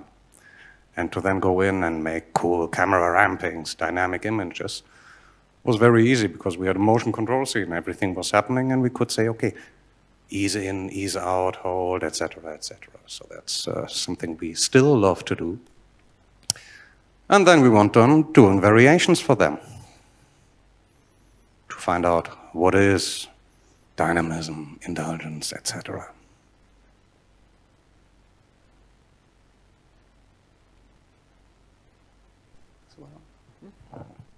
Yeah, so these were our first drafts, like different techniques and mechanics we came up that are interesting to look at. Also, you can see here, because this will change later, we thought in the beginning that the chocolate chamber were filled into the top half of it and not the bottom one. They are. But the client wanted us to do it differently. So after those drafts, we did some more drafts. And here you can see that already we have some versions where the chocolate is in the lower bottom. And of course, this goes back and forth. in-house, and if we like it, then we send it out to the client. And then client decided to go for this route, more or less.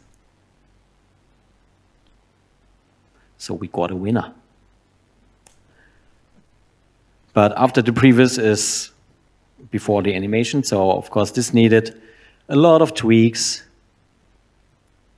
until we got to that point. I think this is version 47, which is still quite okay, I guess. Yeah, we had more. The worst thing is to do a droplet falling. This can reach up into the hundreds of versions. Here it made more sense to do variations because it was how many of the tiny thingies do we see, where, how big is what, how does the chocolate and the breaking look. So there were many details. Also, legal department always chimes in and says, yeah, we like that, but there are too many of these balls. We don't have as many balls in there, which was especially important for the breaking moment coming up. It was like, this is too little, this is too many. There are too much pieces. This is way too much. No, we don't like that. Maybe let's go to this one, which is close to the first one. Commercials, the usual stuff. All right, yeah. Oh, okay, that's me. By the way, that's the first time we do this here. We didn't rehearse, so bear with us. So at this point, we did something which we can do here, is to say, okay, to get alignment and reassurance on client side and to educate ourselves about how do this look? What is it what we're doing here? Not having an old demo which we need to make look better, but really study. What's the product? We did a reference shoot here. So we had a dummy of the thing, we filled it with chocolate, we put lights on it, did camera moves with the help of our SFX and a real DOP, lighting, etc., etc. And the food styling, the little swirl, because these, of course, are also very feedback intensive. And we ended up with this.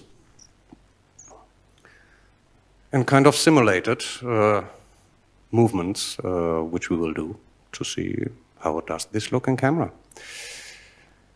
And I personally already see things here where I say, well, yeah, it might look real because it's in camera, but the wafer looks like crap. When you see the real wafer dummy, it's like a piece of styrofoam. And the chocolate itself usually has also lots of problems. Too reflective, not reflective enough. Let's shoot 3 different light passes, paint them all together. All of that became already quite obvious to us when we did these tests, but we had good detailed shots on how does the structure of Nutella look in a close-up. The ricciolo is it's a yeah. And how do they like their ricciolo? And then we went to animation. And full disclaimer, no solvers were harmed in the making of this motion picture. So if you came here for nice chocolate or Nutella spread simulation, sorry, we didn't solve or simulate anything. But why did we do that? For what parts did we use the procedural animation rather than any simulation? And we used it for the flying crisps, that are these balls coming down there. We used it for the pouring, so the chocolate snake laying down, and the tearing, as well as the little crumbs flying away. Yeah, so one thing I like to do, if we have to animate several pieces of one thing, so to speak, is that we only make one animation curve, which has the perfect timing, and then I offset them per point via a little vex trick. Also, what you can see here is that we made a base path and a base animation along those paths, and then I apply the delay along the local x-axis. So I could say the pieces close to the camera start falling down earlier than the other ones, and all this is tweakable and live, so we can perfectly synchronize the camera move with the falling crisps. yeah, this is what happens here. And to do so is I'm using, yeah, this is quite technical, but for to do so, I could use the second argument of the second parameter of the channel function in Vex, which takes in a time, and this doesn't have to be the time that's running in your playbar, but it could be any time and randomized and applied with an offset. And this is how we can just animate one thing and apply it with a time offset to a lot of things. So no copy stamping or for eaching needed. Yeah, so next up, the Nutella pouring. Why didn't we simulate that? Because obviously you could simulate a viscous fluid like this, but what we need, as we already told our clients, need exactly what they are asking for, obviously. And if you simulate stuff, you lose a bit control, and we need full control over the final shape of the chamber filled, and also full control over the timing. When is something close to the camera, and when does it start, when does it stop? And also for shading, we needed proper UVs, which is also for fluids always kind of a hassle. And yeah, the chambers were built basically from a spiral, which I then fitted into each chamber. I hand-drawn the outline of the chamber, and each spiral was then fitted into the chamber. I could apply for each chamber if the spiral was this way around or this way around. And also everything, of course, is procedural, so we can change the amount of swirls and how many distances between each of the curves, so to speak. And yeah, some procedural shaping for the height along the curve. And for the settling, which you can see here. So as you can see, as a base, I just used, obviously, a curve. And I do the same trick here. We made, we timed the speed of the falling down, and then I offsetted it along the curve by its own U value. And here's a simplified example doing this by a line. And yeah, so this is the basic principle of the pouring. It's straight line before, and I just move every point up and clamp the position along the curve as well. So we get this pouring motion, and then some additional shaping to get the right bendiness, because also this was very crucial for us to get the perfect shape of the bulge before it lays down. So next up, after we were done with the animated curves, I just created two kind of sweeped curves of it. One for the shape when it's in the air, before it's settled, which looked like this, and one where the shape is settled, and as you can see, it doesn't look so nice at the falling part, but it just gets blended, because what the procedural animation setup provides me with the curves is that I know for each point along the curve what its local progress is. So I can define, this is still flying, this just arrived, and this is the settled motion. So I can use this information for mask, for shading. So you would have a mask that so that the flying chocolate is a bit more shiny and the settled chocolate is a bit more rough, and all this can be provided by this procedural animation. And also doing it with a sweep, we have automatically nice UVs along the whole tube, and I could use this UVs then later to apply some noises. Here I add the dents and the bulges from the flying crisps, and after this I put on some noises along the curve to give it some extra detail. Questions? There will be room for questions afterwards, so please. Is it? Yeah. When comes the book show? Now! I want to was thinking about it more or less the same time than you did.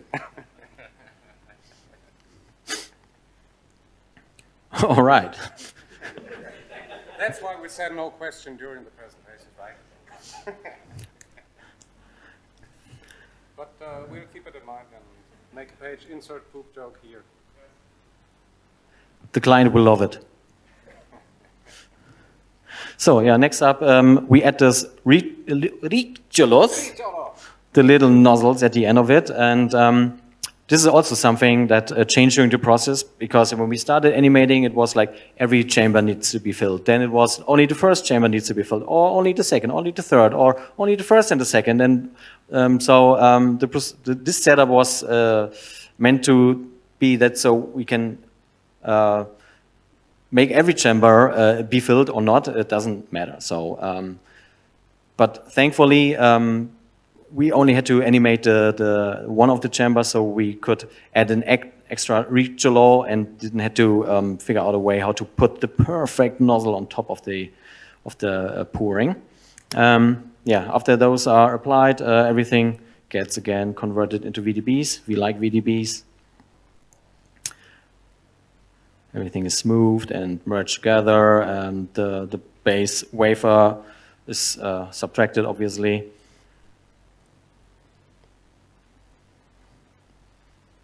Ta-ta-ta. Faster. And we add some additional bulges via simple Softiform. Then I'm doing an attribute transfer. But I'm to transfer just the UVs. And one thing I experienced is that I'd rather, for that kind of simple transfers where I don't care about sampling a lot of points from my target, from my source geometry, I just use a simple VEX function called XYZ dist, because it's much faster for high resolution geometry. One thing though, one problem we encountered with the UVs and then a combined VDB mesh is at the areas where two parts of the tube intersected, there obviously were visible UV seams. And let me jump back to there. The way we fixed it was that we created a mask at those intersections, so we could later in the rendering, stop it. We could then use those masks to texture the whole thing with a proper texture, but in these areas we used, I guess, triplanar texturing, where proper UVs wouldn't matter. All right, so next up the tiering, or anything you want to add? No, okay. Next up the tiering, same thing here. Why didn't we simulate? Because we need full control over the shape, full control of the timing, and also nice UVs, so we can apply nice structures in the shading process later. And another reticulo. Yeah, and if you look closely, you can see a face. It's a bit how we felt at that stage in time. You know Calimero? Yeah, so how did I do that? I built a bunch of curves, connected each end to the two halves, breaking apart. Then, yeah, okay, come on, get on with it. And then some resampling to have some smooth curves.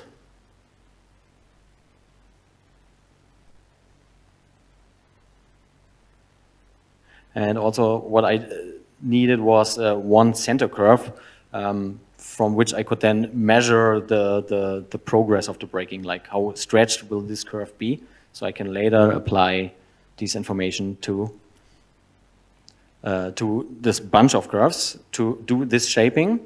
You can see it's all a custom deformer, so to speak, where we can say, okay, what's the fall off? At what point is it gonna compress? And yeah, what's the shape of the whole thing?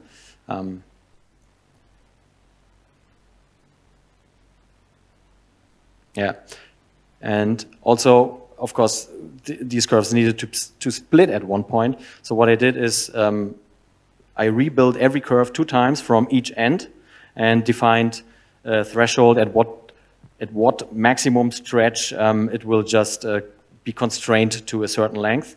And then I put some additional, I use KinFX. We don't do any character animation, but we still like KinFX and what's it called, a rig attribute wrangle to bend curves. It's a nice way. Then the final steps for the tiering were to apply a little bendy bend for the part for extra gravity, which I used from the base curves, where I did the same thing, like I split it in half and applied a curve, applied a curl. And yeah, this is just for preview purposes, how it could look. I just put some points on the curves. And then again, VDB, VDB, VDB, VDB. Eroding stuff, dilating stuff, smoothing stuff to have a nice liquidy surface. And again, applying the dents of the crisps, which live in there.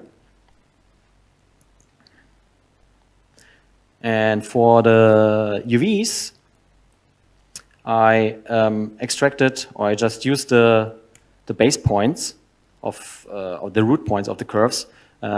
Used a triangulate 2D, I guess. So I could then extract only the outer points, which I then, for each node, sweep, so to speak, along all of those curves, which then got me a bit further. If you could click faster, please. That was a late recording. Yeah, which I got. Then I could like adjust like how many iteration or like how many steps I want to have along the curves. This was then all skinned and had proper and nice UVs, which could be then used for shading. These then also get applied via attribute transfer, some UV blurring, I guess. Yeah. And next part is for you. Ah, is it? Great.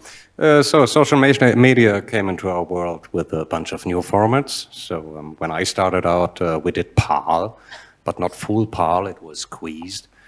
And then came 16:9 and then full HD, and then suddenly they came up with an, and we need this film in 16:9 and 9:16, I suppose. I'm telling no news to anyone here. And we developed a kind of camera setup. Rig is maybe a bit much, but it's a camera setup where we can always evaluate all formats while working on a 16:9, which is our master, and then generate from this automatically every framing for presentation of social media formats and rendering in a bigger frame where everything is in, so we can happily crop away when the time has come for that. Yeah, which means we only render the whole sequence once and only have to comp it once. Of course, with a bit overhead, but we then just have to crop it after everything is done. So we have 5 movies with rendering only one time. Yeah, so this is then what you already saw, but again, the final previs. That led us to be allowed to start rendering. Exactly. That was it. We got a picture lock and could start rendering. Yay! There we go. So far, we are not going too much into detail how we made it look so nice. Just a glimpse at our tiny, modest pipeline. We have, for example, our own file loader, which has a built-in version up and down buttons and latest, and it just goes up to or down to the versions that really exist. It's not just a stupid counter up and down. I think that's quite nice. And so this is the way how we exchange geometry. We use Houdini's BGUSC. If we do something like the crumbs, we would not export the whole crumbs with everything. We would only export the crumb instance-based geo and only the points, because it makes the export process super fast, and then we just do a live copy to point in the render setup, which also gives the ability to the render artist that he or she can tweak the instances before they get copied onto the points, and so stuff doesn't need to happen per frame. And what we also do to transfer cameras and object transformations is that we utilize chops for that. So we fetch everything in world space and write out a bclip file, which then gets loaded into the render scene. And so we, with the same method of version up, down, latest, so we can always propagate the animation from animation department to render department. And also another advantage for procedural modeling everything, and like you saw before, like where do we have big pores and where we have small pores, we can of course then use those source spheres that we used to subtract from the base mesh as sources for different masks, as you can see here, and which then could be fed into the shader to enhance certain features of the wafer. And also a nice side effect, of our real shoot that we did with a proper DOP was that we could take a proper HDR and of course use this for rendering together with some extra nice lights, obviously.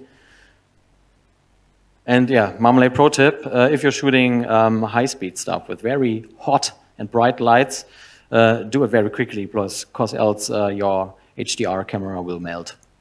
Been there, done that. Yeah, this is like a little contact sheet of the layer we applied for compositing. I mean, it's, in this case, at least pretty basic stuff.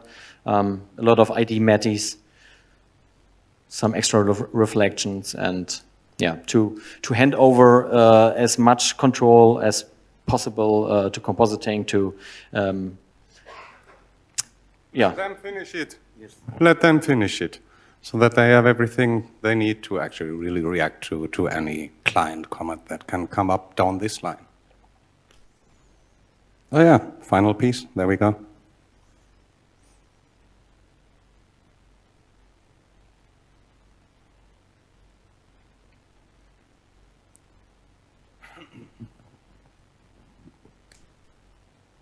It's done. It's finished. Applause.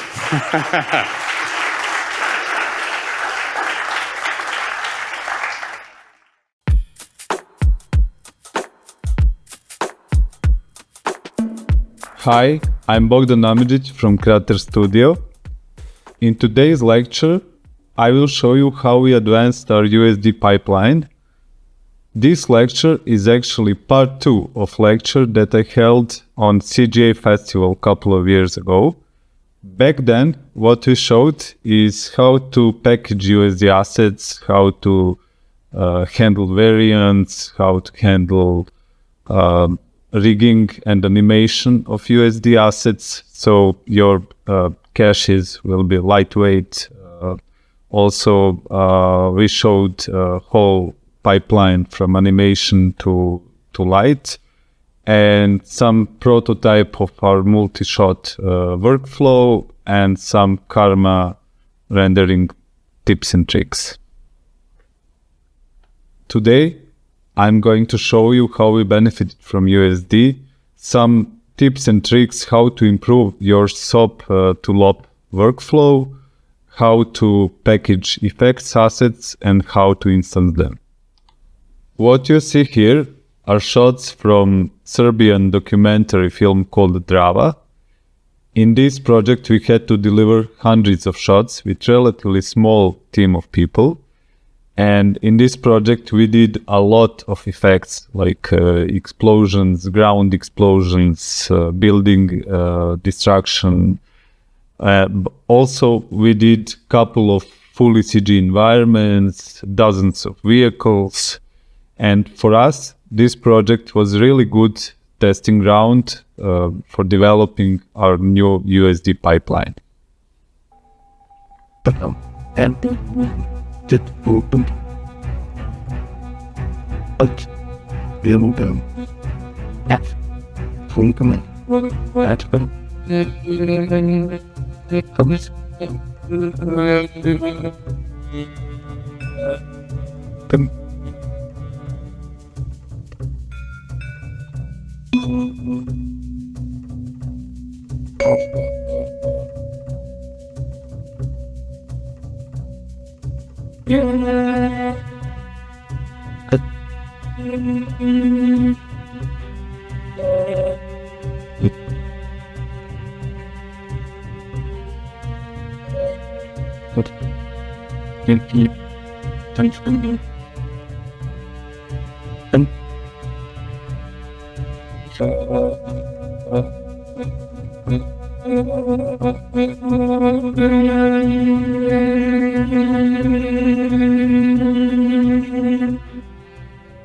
So here I will show you typical workflow for creating environments. We have height field and we want to scatter some trees on this environment. And we want to instance these trees in Solaris. So for terrain, we already prepared terrain geometry. It has nice viewport proxy. For trees, we load the asset of the tree, and this asset has some variants, as you can see, and we can choose which variants we want to use in instancer. Okay, so we hook this tree into instancer, and from SOPs we use points, and we have our trees instanced in the scene. So what is the problem? If we want to tweak these trees, we have to go back to SOP level and make some adjustments, and we don't see much of our adjustments in SOPs, especially if we do rotations. So yeah. So to see our results, we have to go back to Solaris, and one way to handle this is to pin Solaris viewport. So we see changes in Solaris. Okay. Yeah.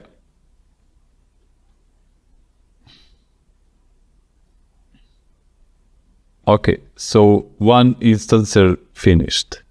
Now, if we want to add another layer of scattering, let's say rocks, so we tweak height field scatter for the rocks and create output null for the rocks.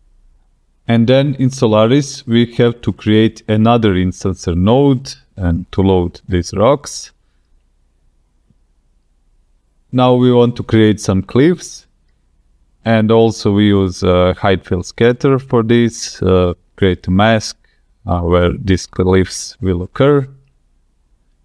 And then inside Solaris, we create another instancer. So if you have many of these assets, you will have many of the instancers inside Solaris. So we actually do a double job here. So we create height field scatters in SOPs, and then we have to create instancers in Solaris. And for these cliffs, what is even more problematic is if we want to affect terrain by these cliffs, we have to re-import them back into SOPs in order to project their geometry to height field. And finally, we have our scene composition. So we have 3 instancers, one for pines, one for small rocks, and one for cliffs. And this gets merged with terrain and rendered out. In the meantime, Matrix demo came out, and really nice thing that they used in this demo was a point cloud which tells where which instance lies, what is the orientation and the scale. So basically 90% of this city are instances. And I was thinking, is there a way to do this in LOPs? So we created some tools in SOPs and LOPs, which would help us streamline this process. So first tool is our USD loader, which loads all asset variants aspect primitives. So in SOPs, you get all the variants aspect primitives. You can filter these variants, and they're ready for scattering process.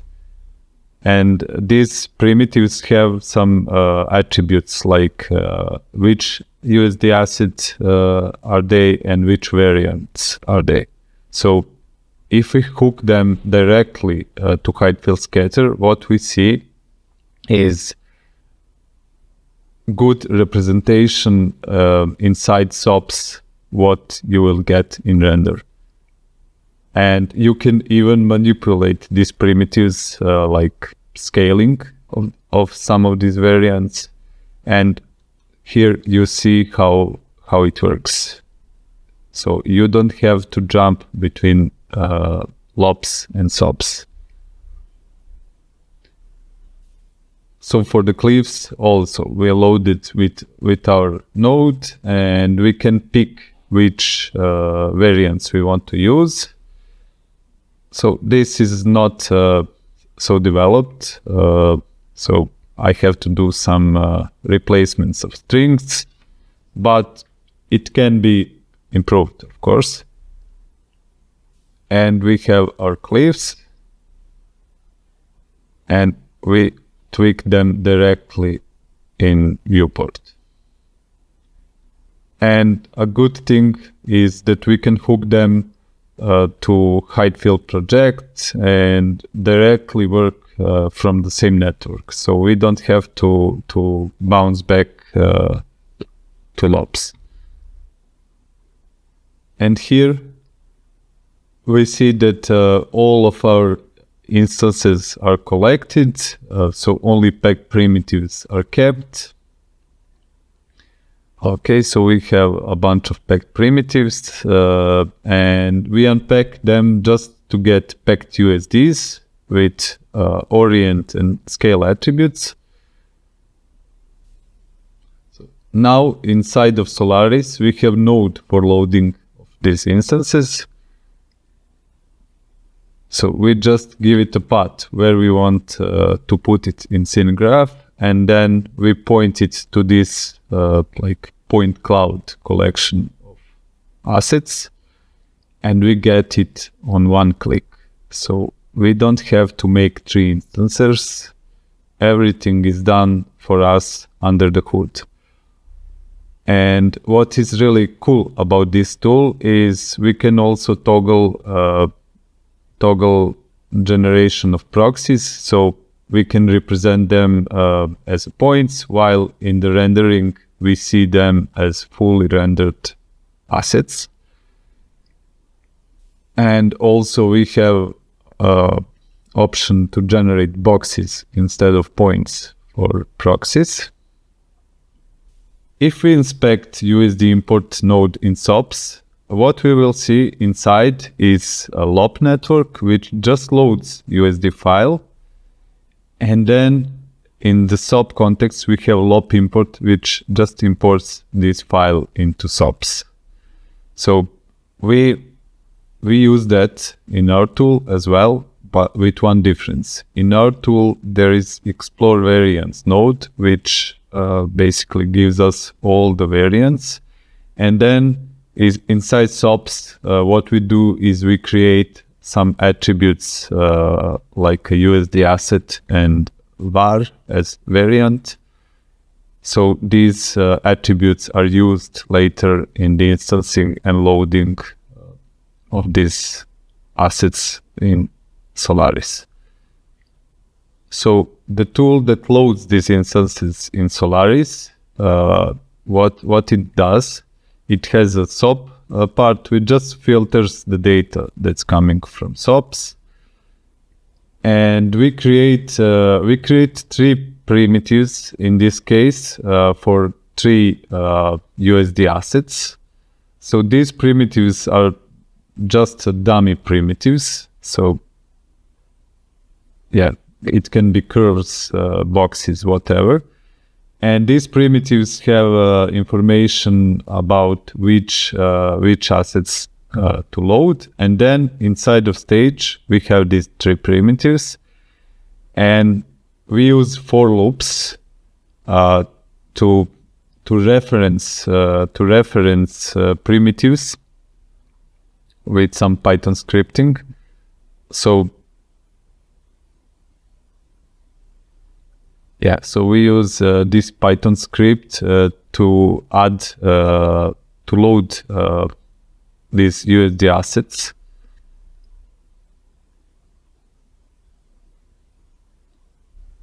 Then we have explore variants, and then we have for each one of them instances are being created, and it works in for loops. So no matter if you have 1 or hundreds of these, it will work.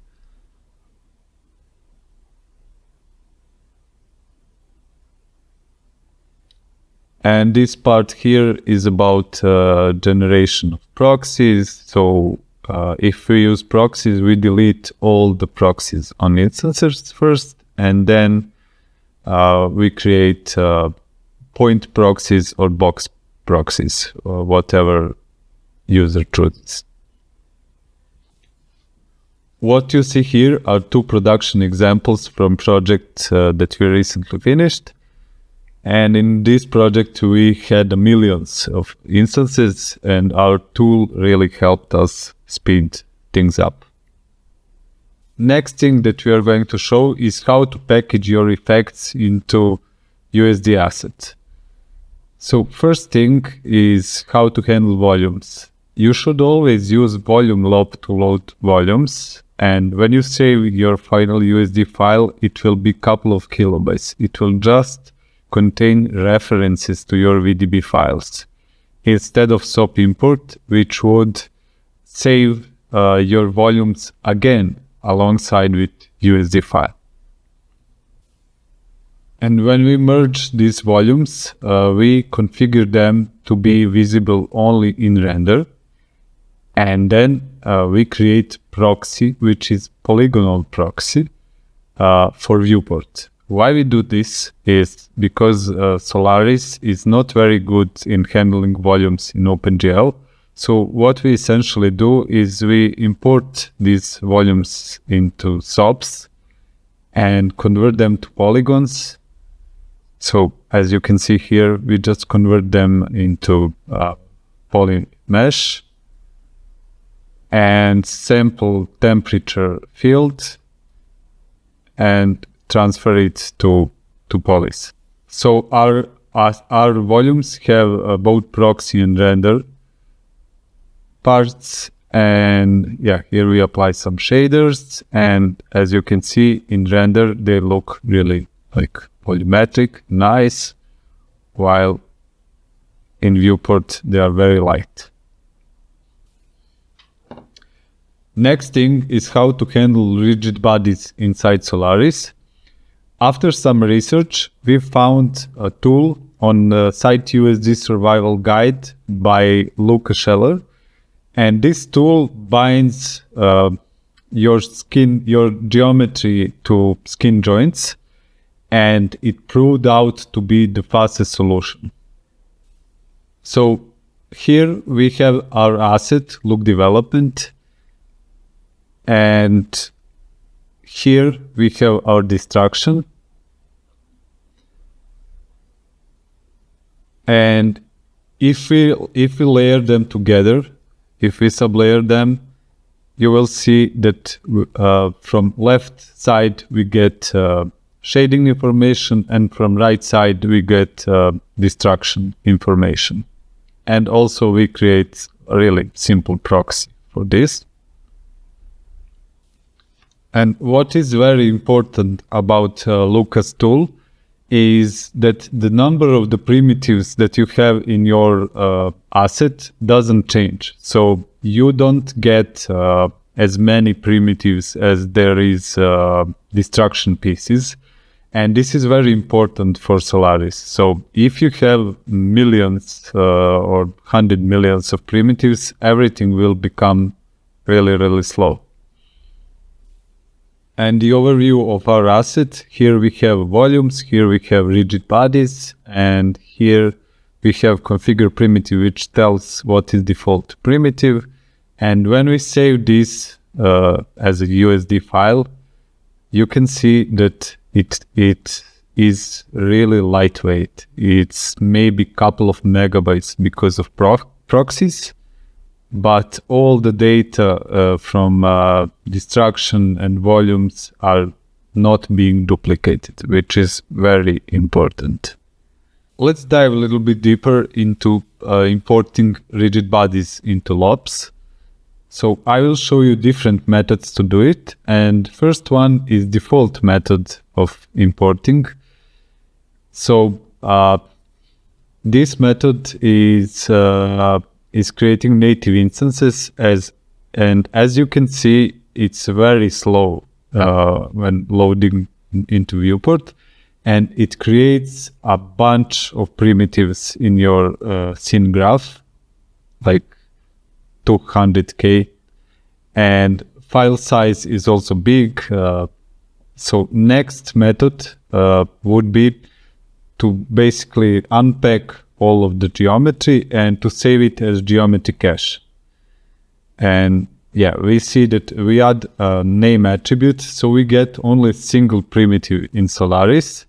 And you will see that this method actually loads pretty fast. It has slight glitch, but playback is around 1 frame per second. The only thing is that files will be huge, like 4 gigabytes for this. So next would be something similar. It's just that we reference packed fragments, and inside SOP import we tell it to unpack, and we will see the right time for this is really similar, but file size is a bit less. It's 4 times less actually, so it's around 1 gigabyte. And performance in viewport is similar, so it's pretty fast. The only thing is that we have too many primitives still inside Solaris. So previous unpacked method had only 1. Okay, so the worst method you can use is create point instances, and in this case it doesn't make any sense. So it's slow to write, file size is big, and you will see like viewport performance, it literally takes 3 to 4 minutes to load it into viewport, and playback is the same. So you should not use this unless all of your packed primitives are the same, like same rock, same tree, whatever. But also this method has a lot of primitives in scene graph. Next one is overlay transforms. This method just exports transformation data on primitives. So you will see down there is XForm data on the primitive. So this is very performant, and the file size is not too big. It takes some time to write it. And next thing is to reference your RBD sim points to node called point transform, similar like copy to points does in SOPs. So this method and overlay transform are pretty similar in terms of performance. And then at some point I started doing some R&D. So I was thinking, is there a way to actually do this in render time? So I have one primitive and I want in render time to see destruction. I don't need to see it in viewport, and this is the result. And my approach here was to create displacement shader which would do this. So basically this displacement shader references one BGO file which has information about rotations and transformations of these shards.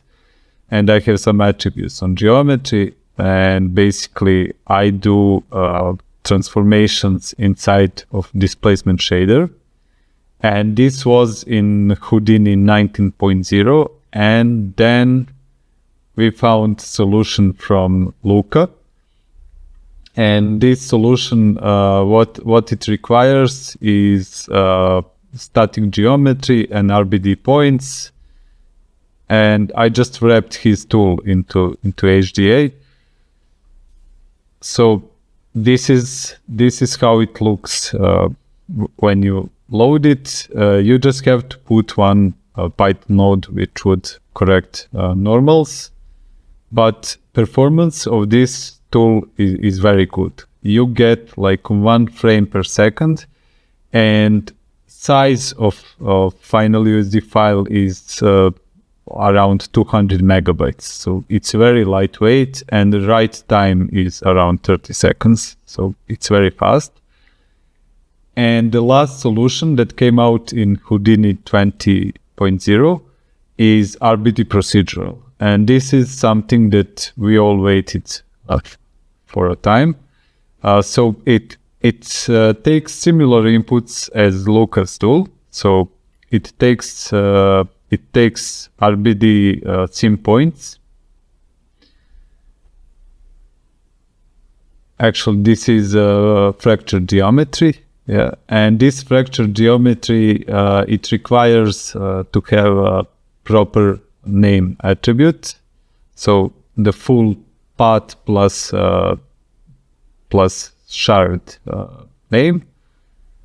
And inside, on the front end of tool, you just point it to BGO, sim point cache. And you have option to preview it, but you don't want to cache it with that turned on. So there are attributes on the geometry which do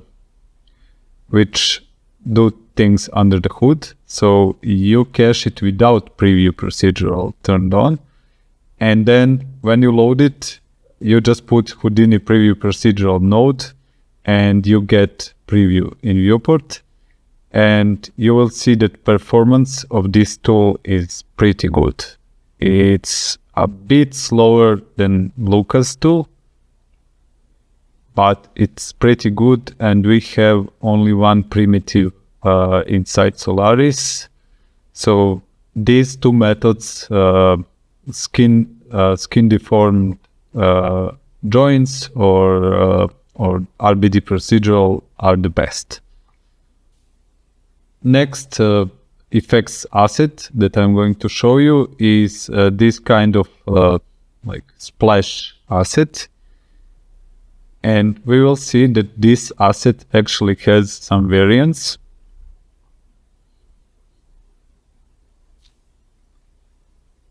So there are 4 variants, and if you look really carefully, you will see there are some differences, not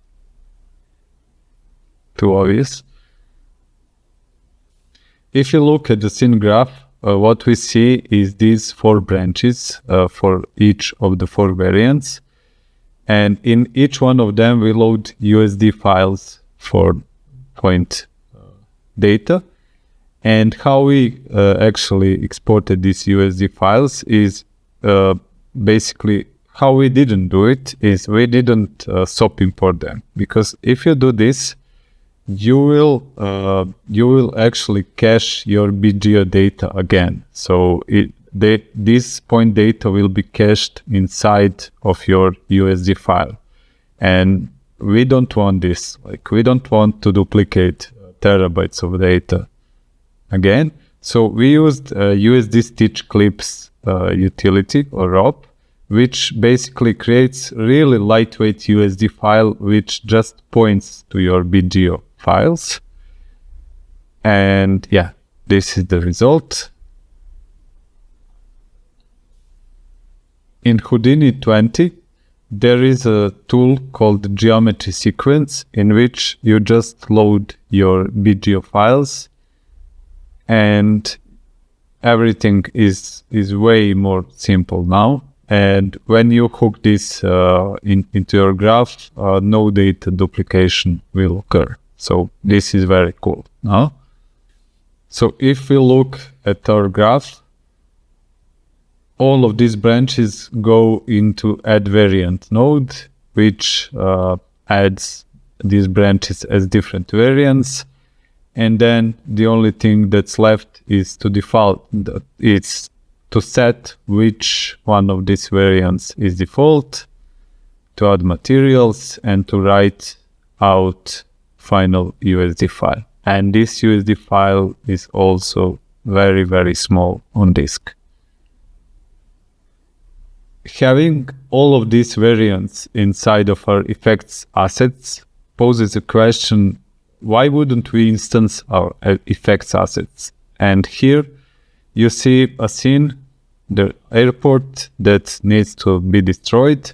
So what we do is we import geometry from USD into stops, and then we create really simple particle system which will tell where destruction should occur.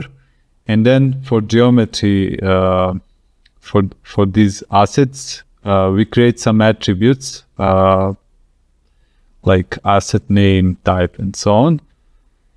And we detect which particles had hit these assets. So if they hit these USD assets, particles will become red, and we can split these particles to one side, and all the particles that hit the ground will be split on the other side. And then inside Solaris, what we can do with some not too complex Python script, we can actually trigger sublayering of destruction assets on top of our buildings. So here we just sublayer appropriate effects destructions for planes, trucks, buildings, and so on, based on these particles and their timings. And yeah, these viewport proxies now prove to be really essential. And for ground explosions, we just instance ground explosion asset. And when we time it according to particle data, we get this.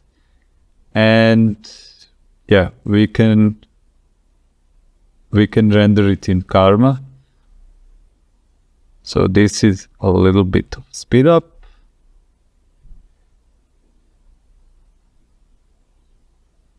And we see immediate results. And in our viewport, we have some, let's say, decent performance. It can be worked on. So this is sped up 2 times. So it's not the fastest thing, but it works. So the idea was to give animators control to art direct timings of the effects. So that's all for today, and hopefully at some point in this year we'll release part 3. Thanks.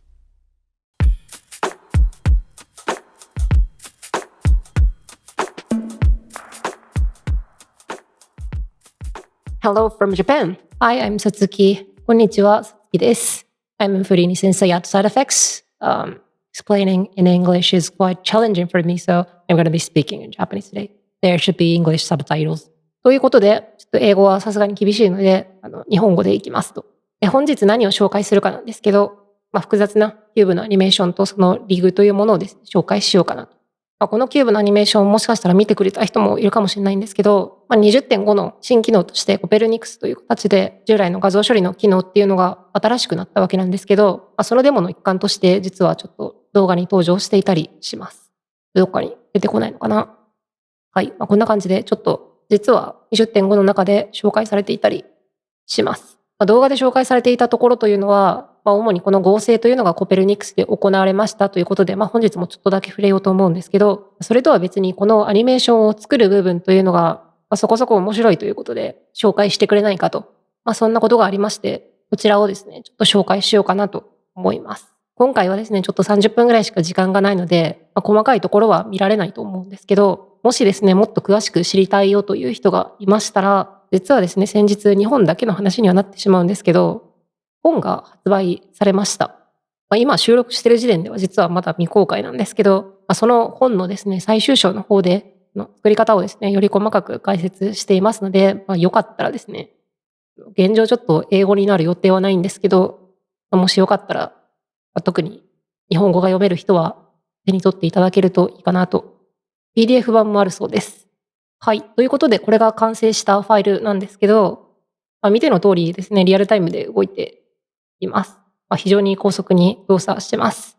YouTube とかで簡単に似たようなリグを検索してみると、トップソルバーとかを使って逐次的にやっているようなものとかがあったりするんですけど、そういうことはしていなくてです。見ての通りですね、青いキャッシュはないですね。どんなコントロールを用意しているかという点についてはですね、こんな風になっています。一手あたりのアニメーションのこの緩急であるとか、あとは一手あたりの長さとか、アニメーションのスタートとか、この辺はそんなに特別なことはないと思うんですけど、面白いのはここです。アニメーションを作るときはですね、ここに回転記号を打ちます。例えば R って打つと、赤の面が90度、時計回りに回転します。ちょっと階層化されてると分かりづらいので、これを切ると、こんな感じです。こっちは X プラスなんで、右側の面が時計回りに90度回転しますと。ライトなので右面が R で90度ですね。で、同様に L だったら左、U は上、D だと下、F はフロント、B だとバックという感じですね。で、反時計回りに回転するときは、プライムをつけます。で、180度回転したいときは、回転記号の後に2を入れます。というのが基本的な表記でして、この表記は、実はこの手のパズルをやるときにですね、よく出てくる回転記号でして、ネット上とかでいろんなこの解放とかいろんなものとかを調べたりすると、この回転記号が出てきます。ということで、それに準拠している方がいいだろうということで、これを入力することでアニメーションを作れるようにしました。連続した動きを作るには、スペースで区切って回転記号を追加します。なので、R2、L2、U2、B2、B2、2とかにすると、こんな風に一末模様ができたりします。というのが概要なんですけど、じゃあどこからどんな風に説明していけばいいのかなというのがちょっと難しいところなんですけど、大事なアイデアとして、リジットボディとかでよく使うアイデアがちょっと出てくるので、それを先に紹介しましょう。普通の球体がありまして、こんな感じのよくある RBD の表現なんですけど、RBD のキャッシュの方法として、ジオメトリをそのまま保存すると、マイフレームこの分だけジオメトリを保存しなきゃいけなくて大変なので、ポイントにして保存するというアイデアがありますよね。で、この上にコピートゥポイントみたいな感じで指定したピースをコピーするようにして配置すれば元のアニメーションが復元できるでしょうというような考え方があるんですけど、こうすると保存するのはポイントだけでジオメトリのデータをピースごとにマイフレーム保存しなくて済むので、非常にキャッシュが軽くなりますというメリットがあるわけですね。これと同じで、こっちのアニメーションも内部的に管理して生成するのは、こんな風なポイントのアニメーションにして、最後にコピートゥポイントでデータをコピーしましょうということをしています。今は単純に特に面白みのない形をコピーしてるんですけど、やろうと思えばもっと複雑なことをコピーすることも簡単にできますよね。そうするとゴールとしては、このポイントのアニメーションを頑張って生成すればいいということになりました。じゃあこれを生成する方法を一個ずつ見ていきましょう。基本的な作戦としては、まず最初に入力が文字列として与えられるので、これを何らか頑張って加工します。ここはですね、今ここでなんでこのデータを持ってきたのって言ってもちょっと意味がわからないので、後の方で必要になった時にまた戻ってきます。で、そうして必要な情報っていうものを文字列から取り出した後に、一度ですね、各回転の状態というのを保存します。どういうことかというと、例えば今の動きだと、最初の状態から回転を6回行ってこの状態になるわけなんですけど、中間の動きは別にして、一旦各状態と、最初の状態も含むので、プラス1個ですね。の状態を止まっているデータでいいので保存します。アトリビュートとして、ステート状態っていうので保存をしてるんですけど、例えば0にすると、これが初期状態であると。1にすると、最初の一手を回した状態で、2にすると、次の一手をさらに回した状態という感じで、最終的には6まであるのかな？はい、6まであります。7以上は存在してません。で、そうして各状態、今7状態あるんですけど、これを一旦全部まとめて保存しています。1状態あたり、真ん中を除いて26かな？サブキューブがあるので、26×7 で182ということですね。状態を保存したら、この状態からアニメーションを生成します。アニメーションの生成の方については、一手あたりの時間というものを決めているので、うまく余りを取るなりして計算をすれば、今表示すべき状態というのは抽出できるはずですよね。それに基づいて、計算をします。そうすると、一手あたり20フレームという設定をしてるんですけど、なので、最初の20フレームは状態0で、なので0から19までですね。20フレームは状態0で、20フレームから次の状態に移ります。今状態でランダムに色をつけて、状態が切り替わったのを分かりやすいようにしてます。で、また20フレーム進むと、次の状態に切り替わってというものを繰り返していくわけですね。で、そうすると、キューブの見た目としては、こんな風に一手ずつ進むことになるんですけど、このままだとアニメーションがないので、アニメーションを生成する必要があります。それをしているのが、ここですね。ローテートキューブって書いてあるんですけど、現在の処理すべきインデックス状態から、さらにフレームからうまく計算して、その状態からの回転というのが何%完了したかというものを入れると、キューブをうまく回転してくれるような、そんな仕組みです。これをつなぐと、ある状態から具体的な回転、一手あたりだけの回転というものを考慮することができて、アニメーションが生成されるわけだと。わかりやすいように色をつけてみると、最初状態0の状態をどの状態から回転が何%完了しますかというのを入れると、こんな風に状態0での回転というのが100% になったら、次へ移って、状態1の回転量 0% のところに移行します。そういうプロセスを繰り返すと、次状態2に移って、状態3に移って、状態4というふうに次々切り替わっていくわけです。そうするとここで気になるのは、じゃあこの回転って具体的にどんな処理をしているのっていうところですよね。ちょっと中に入ってみましょう。そうすると、ちょっとノートが多いですけど、こんなふうになってまして、各回転ごとに対応するトランスフォームがついているだけです。で、こうすると、もうちょっと頭のいい方法はないのかという感じはするんですけど、それはこの後紹介します。ただそっちの方法はですね、ちょっとかなり複雑でして、話もかなりややこしくなるので、本の中では紹介してないんですけど、ここはかなりちょっと難しいところですよね。リグを作るという意味の難しいだけではなくて、実際このアニメーションをじゃあ何らか使おうと思ったときに、本当に N×N に一般化する必要があるのかっていうのを考えたときに、そこにかかる時間のコストみたいなのを考えると、3×3 の場合だったらおそらくこれをやってしまうのが一番早いような気がします。で、誰が見ても比較的わかりやすいというのもありますよね。実際こうして一つ一つの記号、回転記号に対して一つトランスフォームを用意したことによって、最初に後でやりますといったこの回転記号から情報を得るところですよね。これも基本的には各記号に対して番号を割り当てるだけというのをするだけなので、この部分のロジックがすごく簡単になります。これを動きというものをもうちょっと深く考えて、回転の方向と向きとかをいろいろ一般化していくと、ちょっとこの後紹介しますけど、結構複雑になるので、全部、なんていうんですかね、いい感じに処理してしまうということをするのもいいんですけど、そんなに数がなかったら愚直にやってしまうというのも一つの手だと思います。実際、本の方ではちょっと複雑になりすぎるし、ページも足りないということで、こっちの分かりやすい方法を採用しました。なので、やることとしては、このセレクトインプットというところにデータを流し込めばいいだけでして、そうするとそれに対応した回転というのが自動で行われます。非常にシンプルです。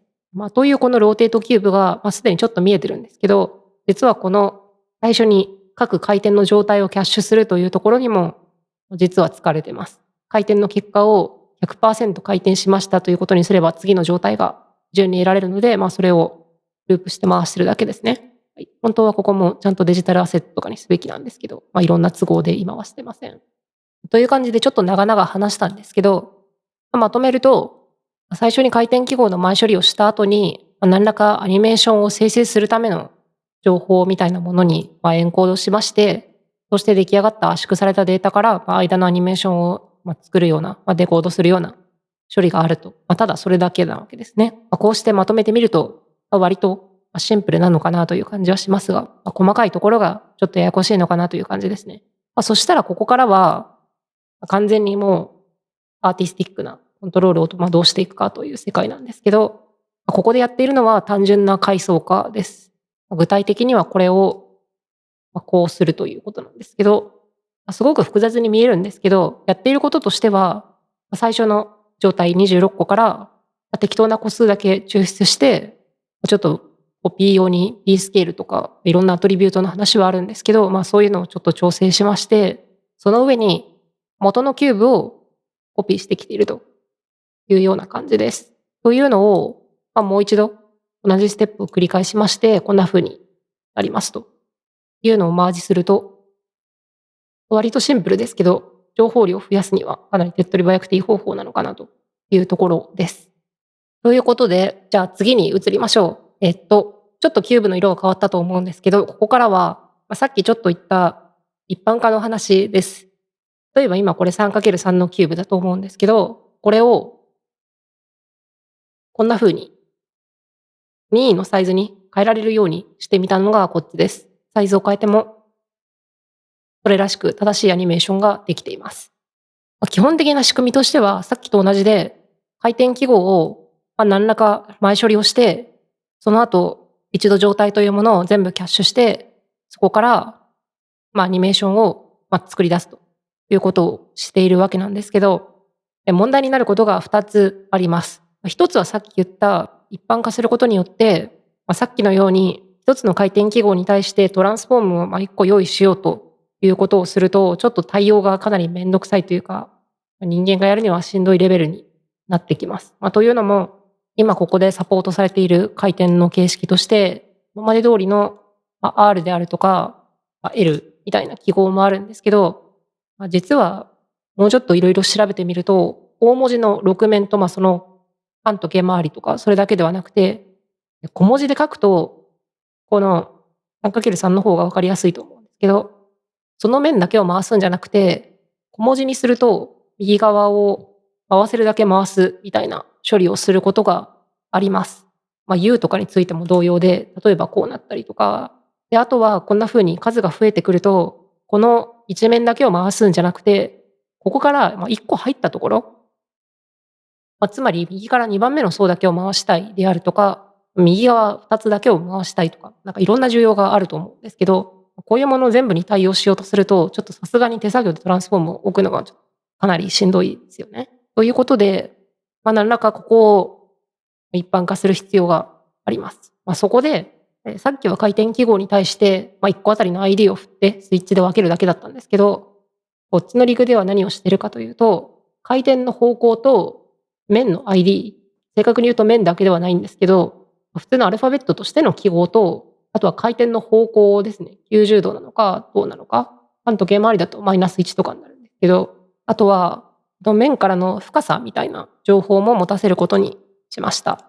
例えば今のだと深さが2という判定になっています。そうすると、この回転記号、この手のパズルをやったことがある人はちょっと思ったかもしれないんですけど、こんな回転記号はですね、一般に使われているものではないです。さっき 3×3 で見たような回転記号っていうのはよく使われてるんですけど、一般に N×N の形において、回転記号があるのかなって言ってちょっと調べてみたんですけど、統一的な方法というのを見つけることがちょっとできなくてですね、独自に拡張をしています。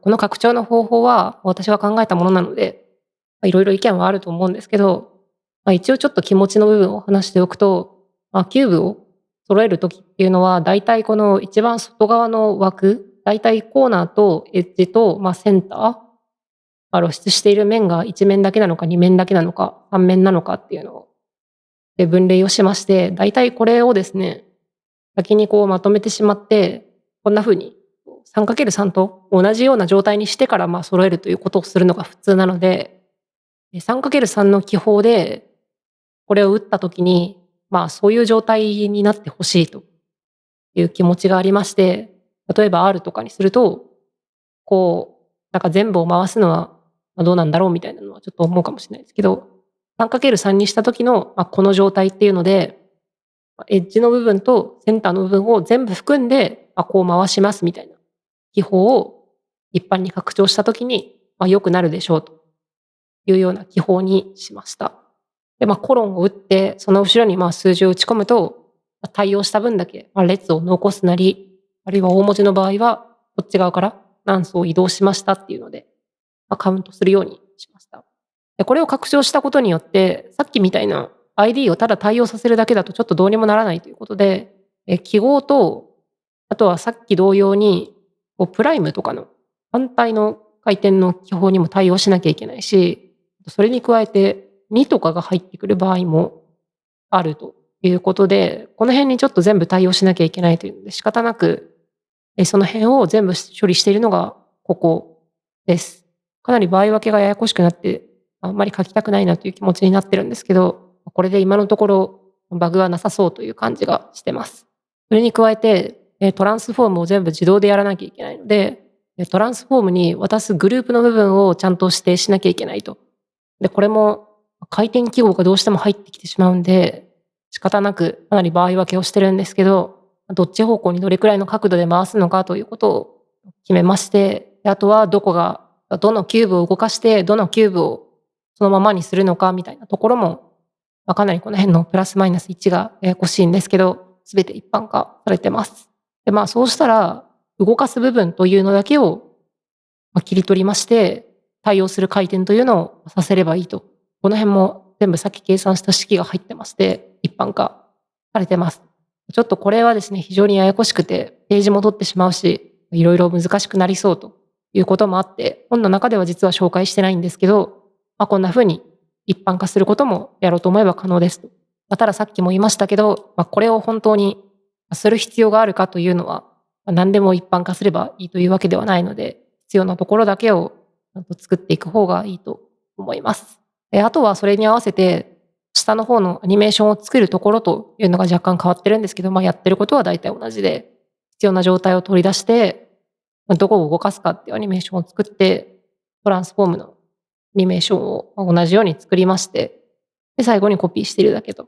そういう感じで、ちょっとかなりややこしい話なんですけど、うまくこういう複雑なアニメーションのリグであっても、うまいこと組み立てていくと、そこそこ高速に、かつ柔軟に処理ができますということです。というのが、リグ部分の話です。あと、ここからはもう完全におまけなんですけど、リグの部分ができて、アニメーション自体は、この回転記号、文字列だけを入れれば簡単に生成できるという状態になったので、こうなると、自動化していろんなアニメーションを書き出したいというのが、Houdiniを使っている人の、考えというか、考え方というか、だと思いますので、それもやってみました。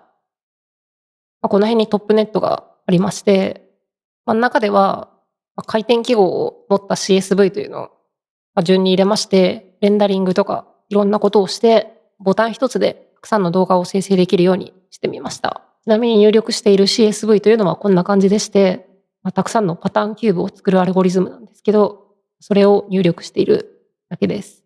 そしてさらにおまけとして、新しいコペルニクスの方でもレンダリングをするというのをやってました。これが 20.5 の紹介ビデオの中に出てきてたわけですね。あんまり中のことは触れてなかったと思うので、ちょっとだけ余った時間で触れようかなと思うんですけど、コップネットの中で 3D の情報を全部ラスタライズして、いろんなノーマルだとかポジションだとか、いろんなパスあると思うんですけど、そういうのをもとにライティングとかも全部やりまして、この中で全て絵が完成しています。だから、一度レンダリングしたものを加工しているというわけではなくて、この中で直接レンダリングをしているということになります。ラスタライズジオメトリーっていうのがあって、普通のカメラデータから画像をこんな風に生成できるノードがあるんですけど、この情報をいろいろ使いまして、例えば、ライティングだったらこのベースの光とこっちとこんな感じにしまして、加算して重ねるとこんな風になります。で、あとストロークの部分はノーマルベースのやつであるとか、手書き風な線であるならば、こういうストレートなラインをちょっとノイズとかを使ってディストーションをかけるとか、で、そうしてパスを1個ずつ重ねていくわけですね。あとはオブジェクト単位の、こんなラインとか、サブキューブ1個ずつのラインですね。ちょっとだけキューブがなんか全体的に横とくっつきすぎている気がしたので、ちょっとだけこう分けるような線を入れてみたりとか、でこっちは、もうちょっとこう明るくして色の境界を出そうみたいにしたやつとか、そんな感じです。であとこれは外側の縁取りですね。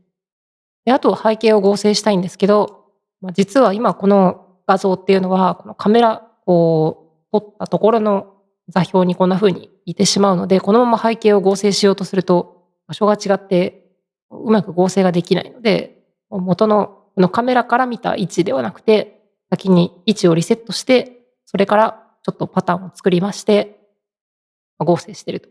であとはカスタムのグローみたいなものを作りまして合成するとこんな感じと。さすがに毎秒60フレームとまではいかないですけど、ここそこ高速にリアルタイムで結果が確認できるくらいの速度では動いています。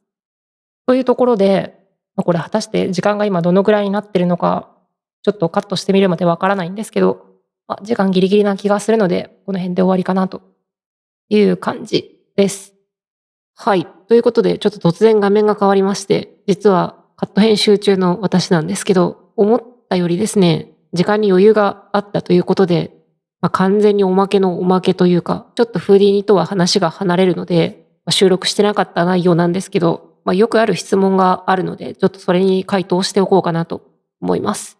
キーノートにも出てきたこちらの動画なんですけど、この動画よく見るとですね、一見ランダムな動きをしているように見えるんですけど、最後の方で元の状態に戻るんですよね。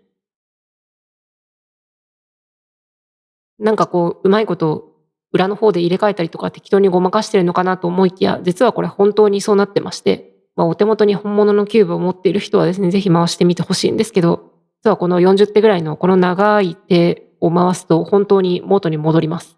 この動きをですね、一体どうやって見つけたんだ、作ったんだという質問が、過去に何件かありまして、簡単な回答をすると、これ実は全然フーディニとは関係なくて、CPP で自前のソルバーを書いて実行してるんですけど、実際に動いてるものをちょっと見てみましょうか。ここに初期状態のスクランブルを入れると、それを解いてくれるというプログラムなんですけど、実行するとこんな感じでインプットに対して何らかアウトプットとしてどうやったらキューブが元に戻るのかということを自動で探索してくれます。基本的にキューブって回したものに対して逆再生すれば元に戻るんですけど、そういうずるいことはなしにして与えられた状態だけを見た結果、それを揃える手順を見つけてくださいということをしているので、必ずしも入力に対してそれを逆再生した結果が返ってくるとは限りません。なので、元の手順より長くなってるんですけど、これでも揃うはずです。ちょっと実際に入力してみますか。ということで、フーディニの画面に来たんですけど、さっきのプログラムの出力部分を取ってきたのがこれです。で、入力とする状態と、それを元の状態に戻すための、この状態という2つを、こんな風に連結させまして、これをリグの方に入れれば、ちゃんと元に戻る動きになるはずなんですけど、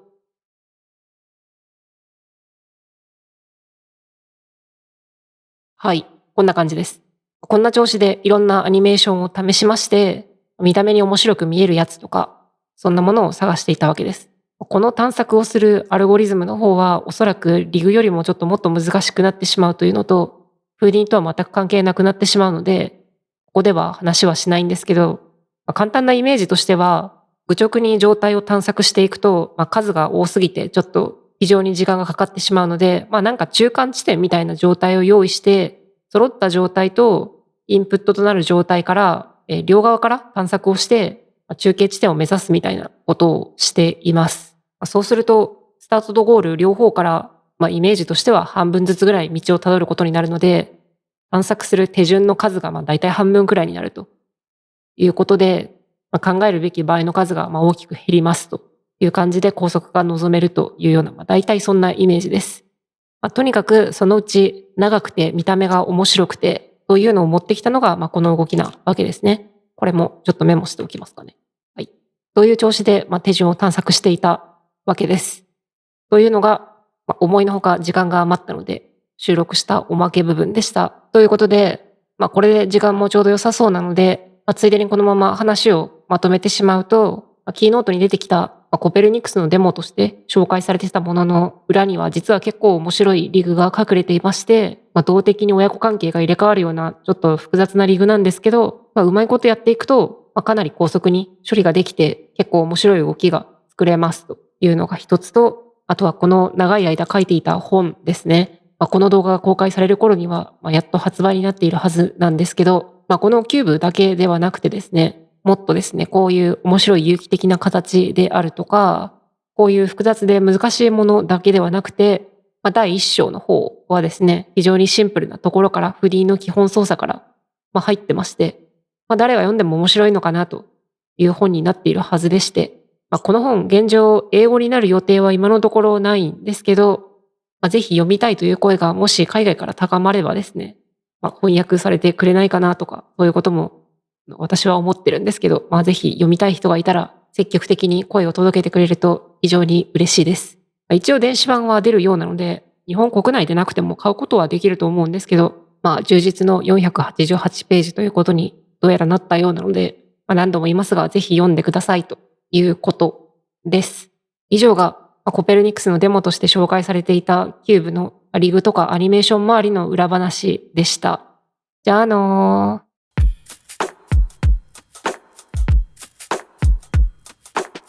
So yeah, without further ado, here's me. I'm one Jimmy. I'm a senior technical artist, environment.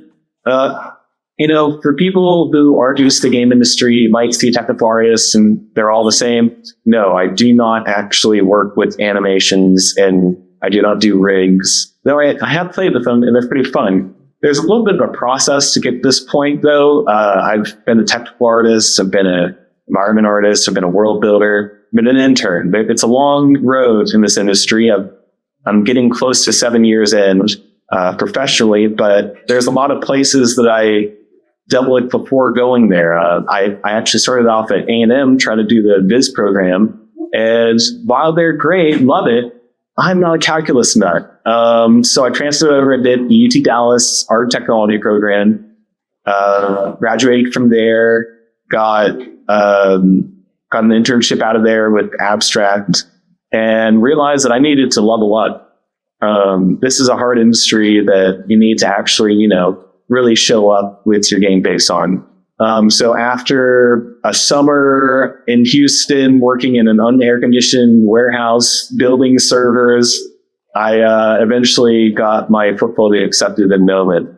While I absolutely love Millman, everybody should love Millman, but at the same time, it doesn't matter. This is anybody that's listening to this that needs to hear this. Like you can learn how to build a video game from YouTube. You don't need to pay for a fancy school. You need drive. You need to be committed to it, show up, spend time. So some other studios I worked at in Dreamscape was a VR company that there's incredibly fun Disney Imagineers doing in-person VR experiences, Visionary Realms, Pantheon, Rise of the Fallen, and MMO. And now I'm at Singularity 6, which was recently bought by Dingo. And I had seen something on MMORPG.com or something a while ago, but I hadn't really been paying attention. It's a really fun world to be in. The game is built to be comfy and cozy. It's intending for you to just chill whenever you're in. There's no threat of life. Coming from Pantheon, incredibly hardcore MMO, it's a little bit different for me. But that's great. I actually had a couple the privilege of owning a couple of different things at this fountain. I'm a tech artist, but I'm also kind of an environment artist. And so I've been given the opportunity to own the housing system, own the foliage, own the grass, to own the cliffs. I also regularly work with logs, imposters, collision, mathmet, forward partition, and streaming. Those are basically the same thing, but depending on which platform, it can actually mean completely different things. Logs, by the way, are level of detail. So whenever there's a mesh that might be incredibly beautiful up close, we need it to look like a potato at a distance. So that's a thing. Imposters are a fake image of something to represent it. Collision might make sense. Nav mesh is what the non-player characters utilize to walk around the world, and then the other two will occur into its fun. We're going to dive into the housing system now, and we're going to start with a high-level overview. I actually completely rearranged how these slides were based on some feedback I got, so hopefully it makes more sense or it's not just confusing, but let's do it. So this is kind of what the player can do. This is from the player's perspective of how you can manipulate the housing system. We've got several different room sizes, a large, a medium, a small, and a hallway. Those could all pretty much connect to each other in any form of fashion, and they're very intentionally not limiting what the player can do. One of the things, one of the hallmarks of this company and this game is to give the players the ability to express themselves. And so throughout all the different game systems, we're trying to get them flexibility. So there were a couple challenges with this system. If you're familiar with Unreal, then you might know that there's dynamic booleaning, which is really, really cool, but also kind of scary to utilize on a Switch, maybe, if your team has never used that new feature before. So we had to lean into stuff that we know that we could ship, but we certainly are interested in the more dynamic opportunities. We also have a lot of different wallpapers and customization that happens on these. You need specific collision for them, specific lawns. But anyways, let's dive in. So here's kind of what the kit looks like in its current amount. There's more pieces than this, but it's a pretty good representation of the different size rooms and how they stack up. You might note there's a lot of rooms. Rooms are kind of hard when you have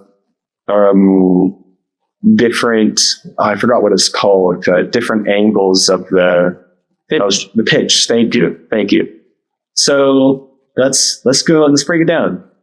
This is what a typical house might start with, but we're not going to have a typical house, and today we're just going to focus on one wall of that house. I'm not going to try and go through the whole thing, but we're going to try and focus on a wall. A wall has two different sides, an internal side, the side B, and then the external side, side A. And those have different material indexes that are applied to them. What a material index is really is just an association with a set of textures that happens to be different than the other sets of textures applied to a mesh. So if you have multiple material indexes, you could have multiple things shown on the mesh in a pretty easy way. For our focuses, due to the way that our blueprints and the programming was configured, we needed specific material indexes, not other ways of packing it. We're not talking about like first packing material layers. We need straight up a material index. And so this is the problem that we're trying to solve, is to make sure that those are separated and understandable, as we make them the mesh. So here's the house with the small room attached to it. But the reality of the house is that it's actually going to get a lot more customized than that. You're going to have wallpapers. Those wallpapers can be different.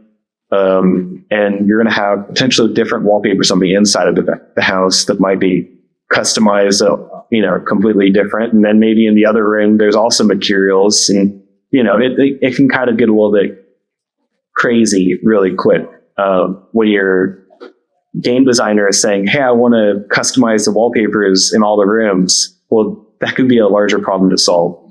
If we were to remove that building, the left room, it actually looks like this. If we think back to the wall that was there, we're not actually doing a Boolean operation right here. We're just swapping the mesh to something that fits having that exact room with it.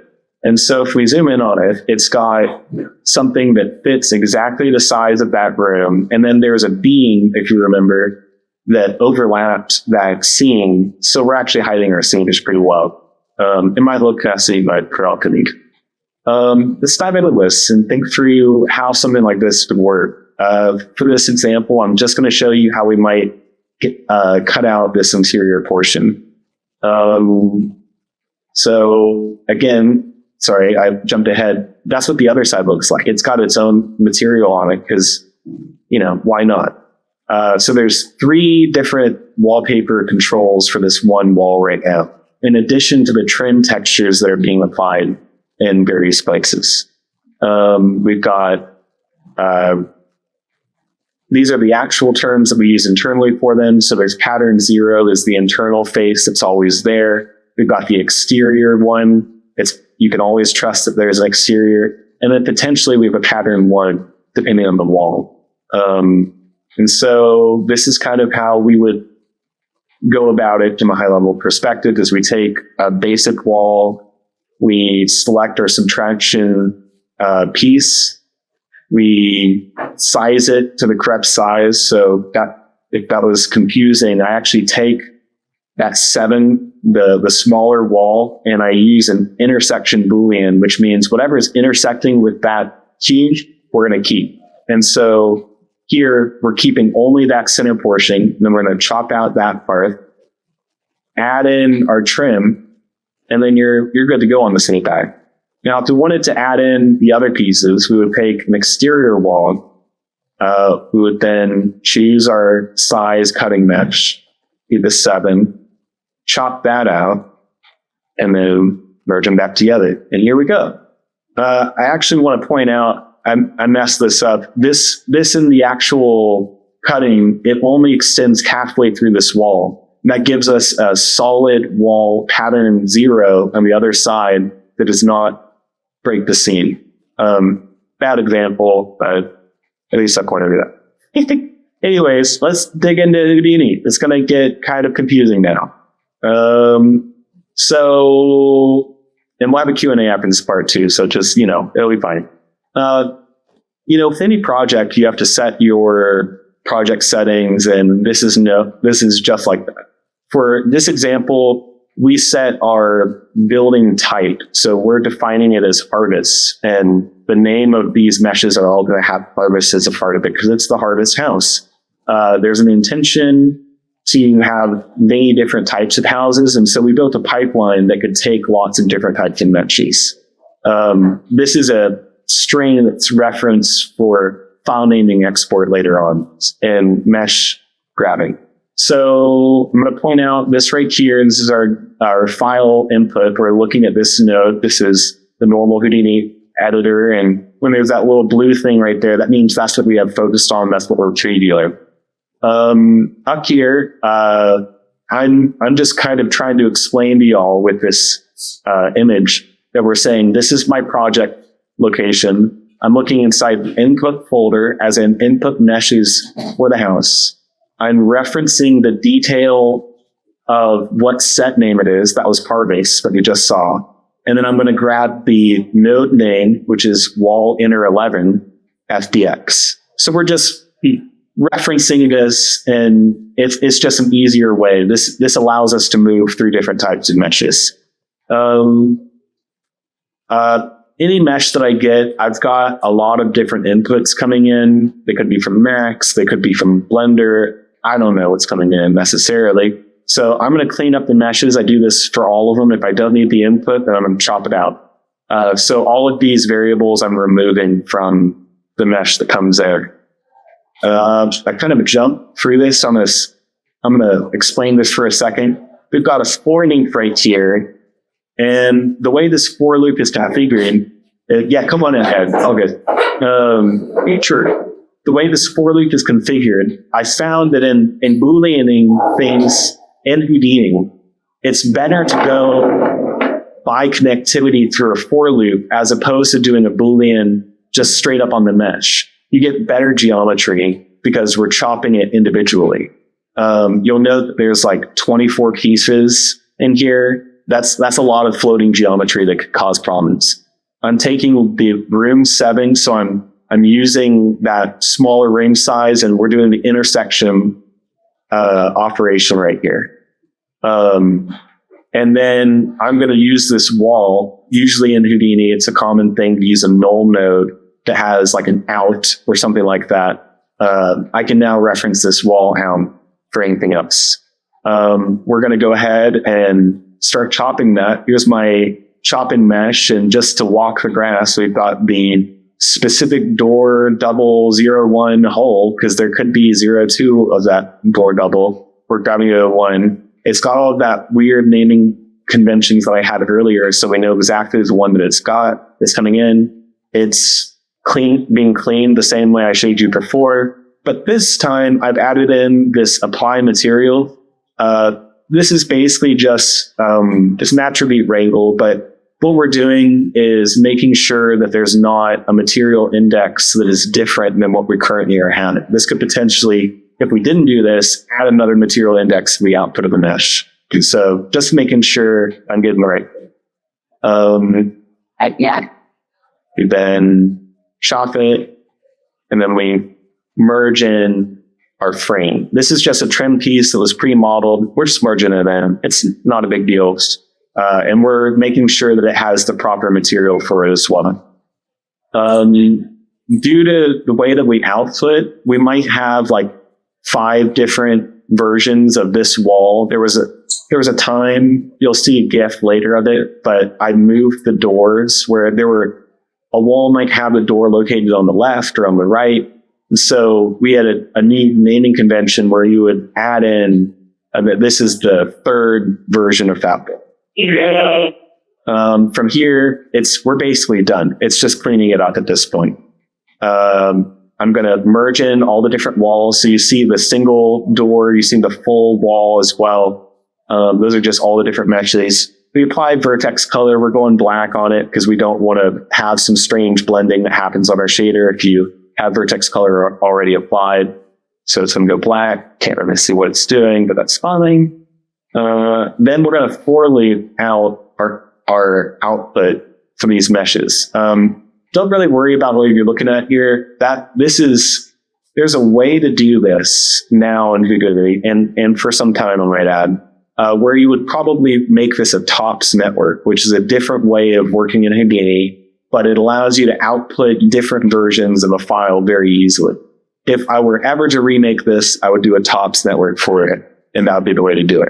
But I came into this project with a little bit of legacy effort, like legacy stuff, and if it works, it works. That's okay. I got to get my job done. I'll also point out this is how I'm outputting it. So I'm grabbing a specific folder. I'm adding in SM. I'm adding in the set name of harvest, and then I've got the wall inner, and then we add in the channel of the piece name. So that one that we saw earlier would be piece 3, and then it'd be .fbx. And this for loop will just iterate over all the input meshes that are on it, and what good to go.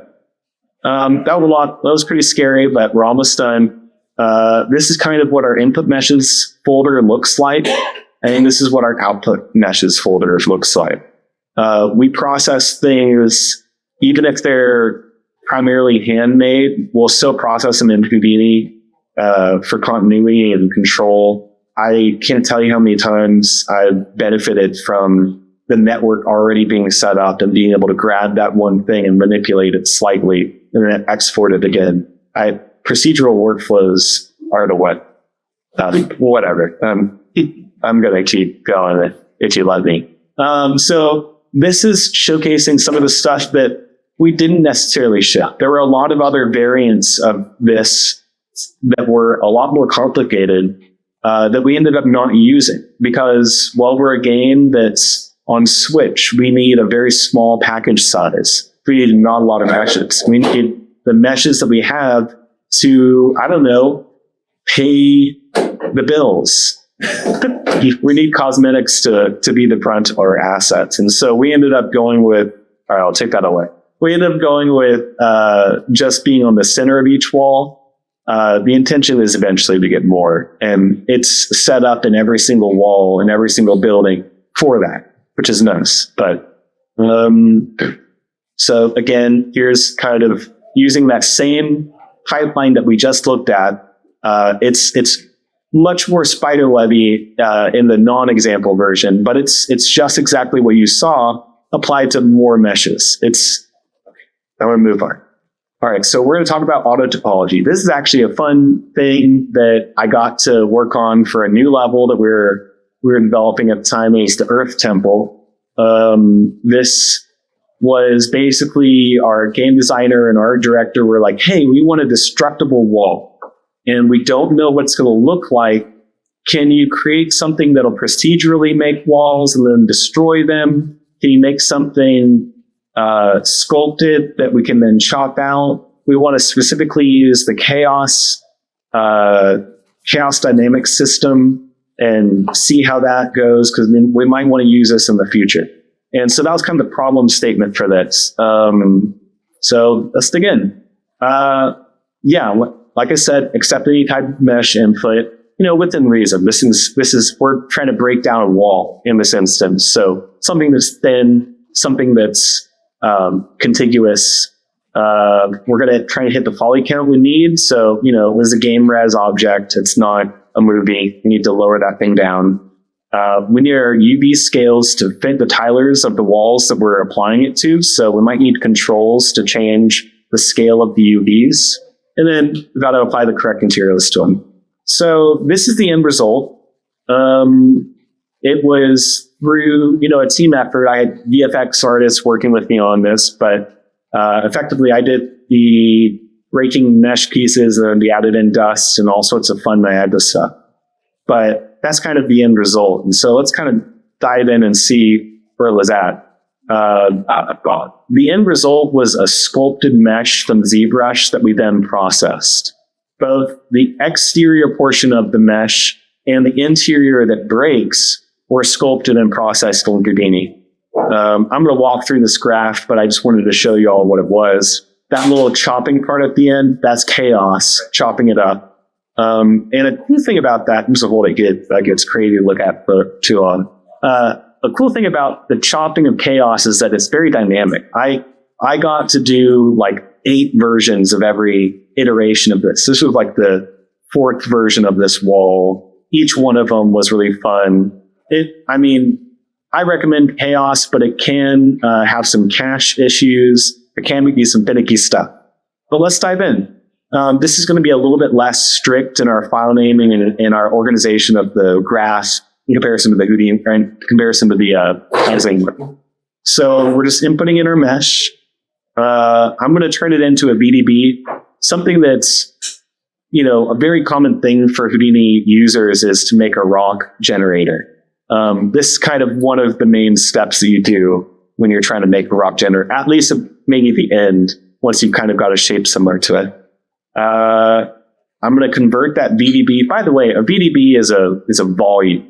That's why I'm doing it. I'm trying to make this thing not have interior faces that could cause problems later on. I'm making it one mesh. I convert that mesh back to polygonal geometry from there, and then we start reducing it. Something that some teacher taught me a long time ago was don't reduce all in one go. None of the software ever handles it very well. Do it in phases. Chop it down to be something smaller, chop it again, heck, chop it one more time, why not? And see if it works.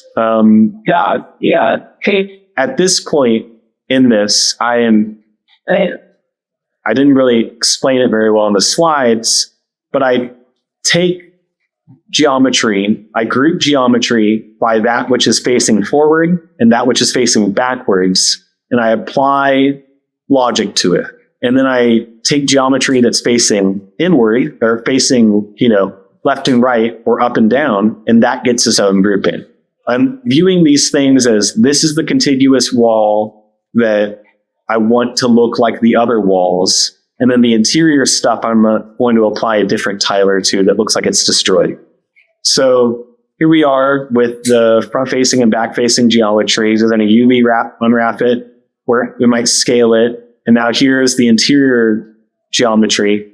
And I'm going to do the same, where I'm unwrapping it and I'm scaling those UVs. If you can see here on the bottom right, this might be hard to see in the back, but we have different scaling applied to these, just because that's what the tilers were in the engine. Sometimes you have to mess with textile density a little bit, a smidge.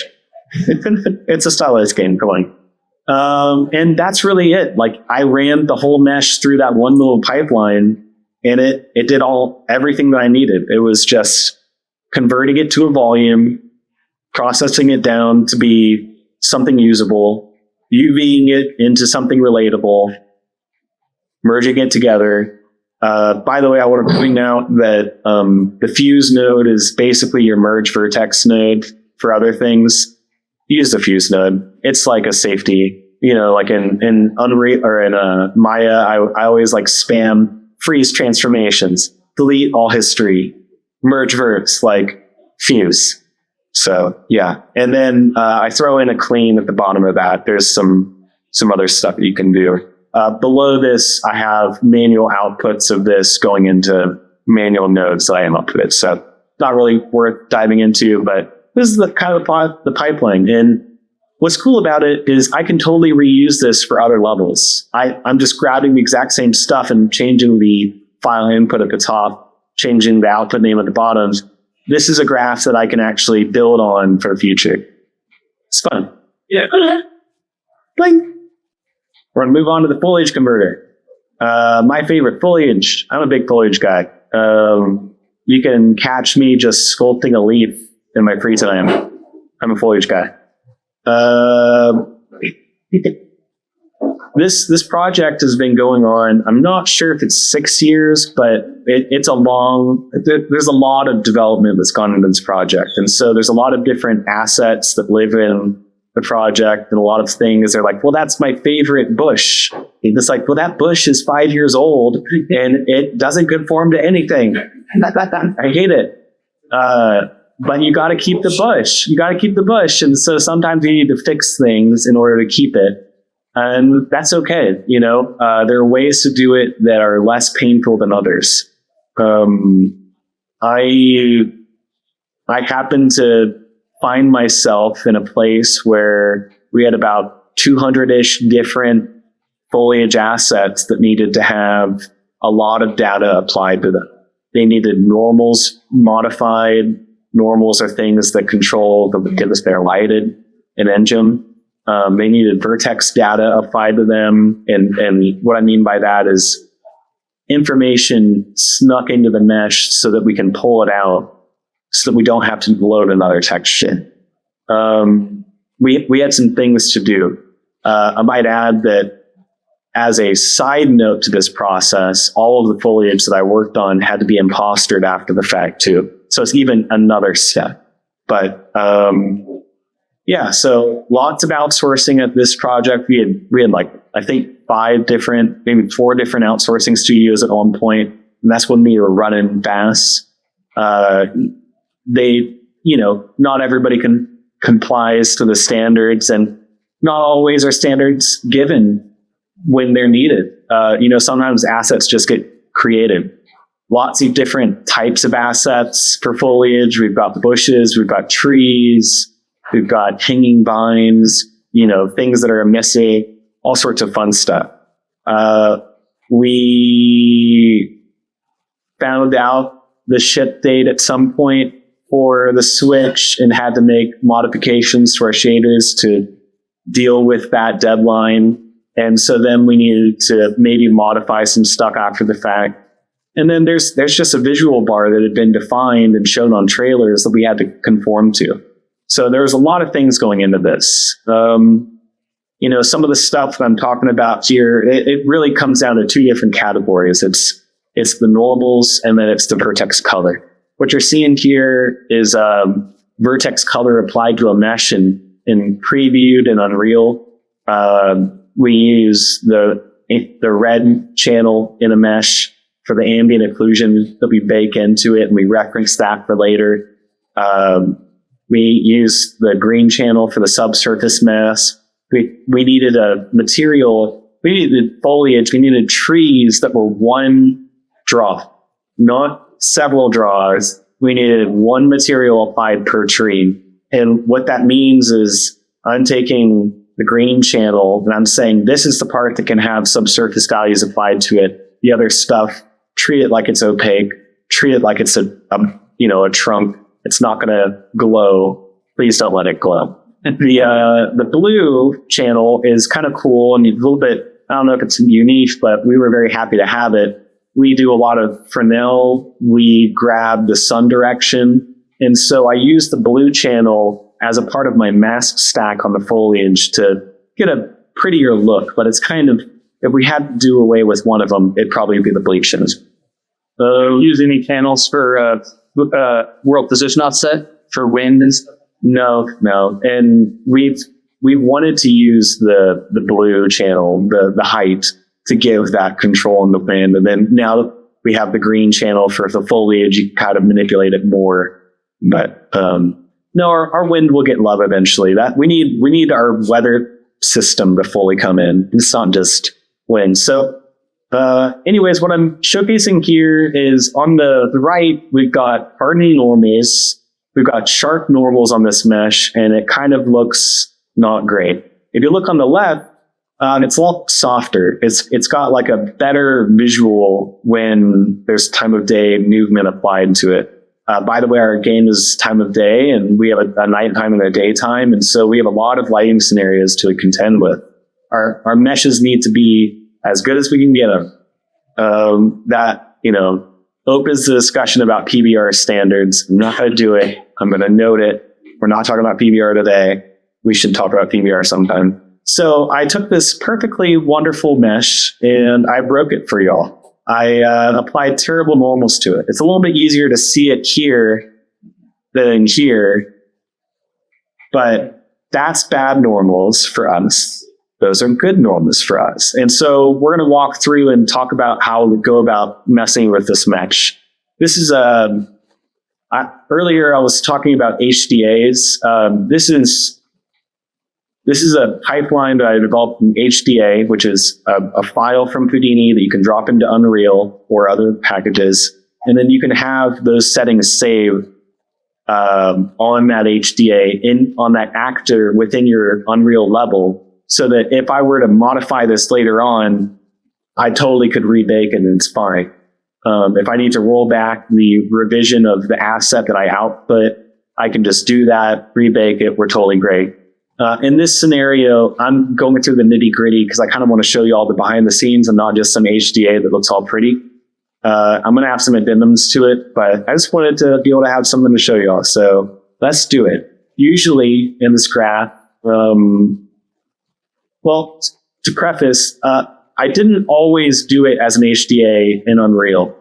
Sometimes I would have a tree that maybe was too legacy and I really needed to work on its normals, or the height gradient wasn't working very well, and I really had to finesse it. And so I always had Houdini input as well as the Unreal input. In Houdini, you need the Unreal input, object merge input at the top of your HDA, and so that's why that's there. But I would switch it to manual whenever I needed to. So right now, I'm going to separate the two. This is just a barth now. I'm going to give it some basic normals, some soft normals.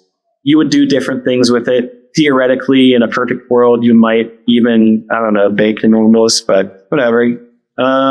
This is an example of all of the different options I had. It's kind of hard to see it in the back, I'm certain, but I had a lot of opportunities for control. Here we can soften the normals. That's controlled on, these are all controlled on a switch. You have the amount of control between the original normal and the softened normal as well for that blending mode, how much you want. We could take a blended or a smooth normal and then apply a dome to it and then blend those two normals together. You could just do a dome. You could do straight up normals. Up normals is a very common method of basically dealing with foliage and gains. And by the way, when I talk about normals, I'm realizing that this is a normal. This is the direction of a normal. A normal is the direction a vertex points effectively on a face.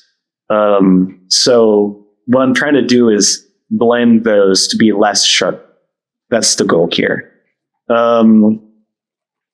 This is me taking a dome, extending the dome to be larger than the object itself, and then I'm going to transfer that dome's minimalist to see how many polygons there are. It's a very smooth mesh. That's going to get transitioned or applied to the mesh. You can see it was sharp here, and now it's soft. Very easy. There are lots of different ways to do this. If I were to redo this, I would try and create something that actually fits to the shape of the tree and then expands it, pushes out on its own normal of that and then deal with that. But for this instance, I really needed to convert 200 something assets. I need to do them right now. So here's what we got. Sorry to interrupt. Yeah, go ahead. You could do that in material in Unreal Engine, actually. Did you try that? See what it looked like? We're trying to pull calculations off from materials. Yeah, got to be as light as possible. It's actually, I'm very proud to say, like, our materials are incredibly optimized for a Switch. Like, we drop hundreds of calculations. It's really cool. We also are incredibly efficient in our packing of meshes. Our packing of textures. We drop full texture samples, full things. It's great. But yes, you can. And, on that note, the blue channel, the bounding box, you can totally do that in the material. It's just one more thing we're trying to avoid in our process. So this is an example of we have now taken these two different things, add their normals applied to them. We've merged them back together. And we're going to move on and start playing with how we're going to apply vertex colors in. So just showing our normals are now nicer. Not necessarily perfect, but it's very nice. We're going to start with red, RGB, red. Basically, I'm going to clean the mesh, kind of like what we did earlier, to make sure that I don't have anything that I don't want. I'm going to then use something called masked by ambient occlusion. It's a specific node. In Houdini, when you're playing around with this stuff, you can basically, just like in Substance, just like in Unreal, you can basically type what you're thinking and you might find it. Right. Highly recommend. So at this point, I'm giving it a value. I'm basically doing a gradient, controlling it, and I'm giving it an actual attribute for it. And then I'm going to promote that attribute to a color. I could get into the weeds with this. I'm going to avoid it. But there's a lot of different data types in Houdini, and you have to manage them. This is just an example of managing.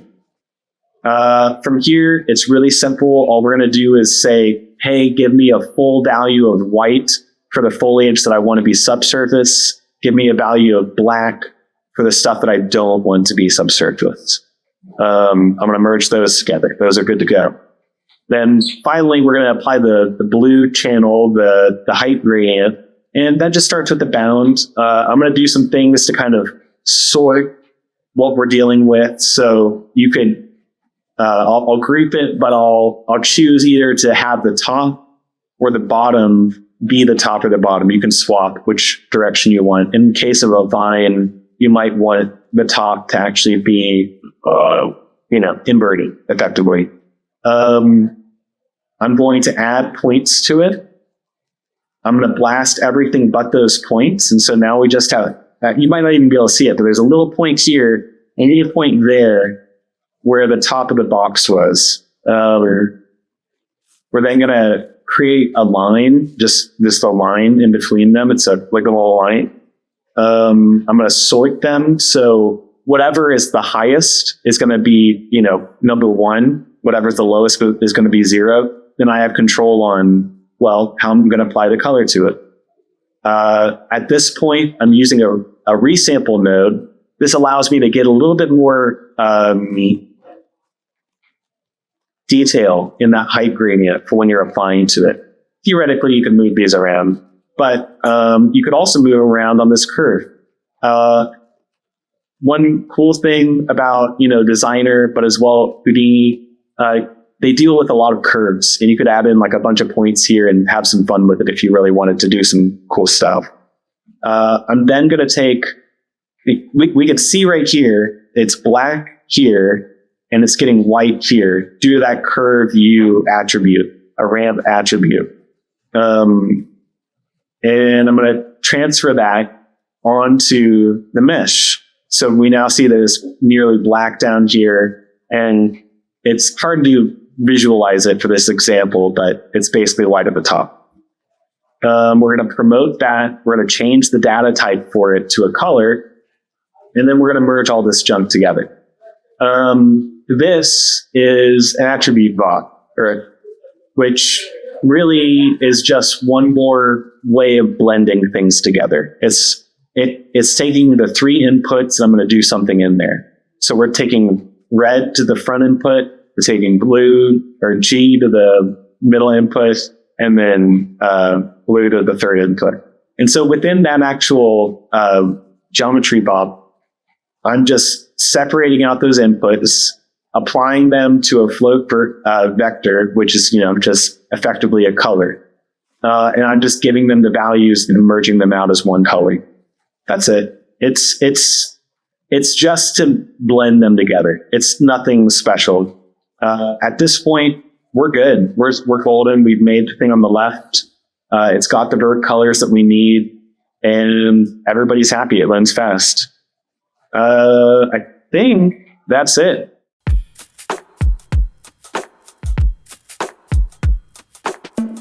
Hi, everyone. My name's Deborah Isaac. I am the organizer of LA HUG, the Los Angeles Houdini User Group. Super excited to introduce Daniel Lee. He will be presenting his HUG on From Concept to Realization. Thanks for joining us, Daniel.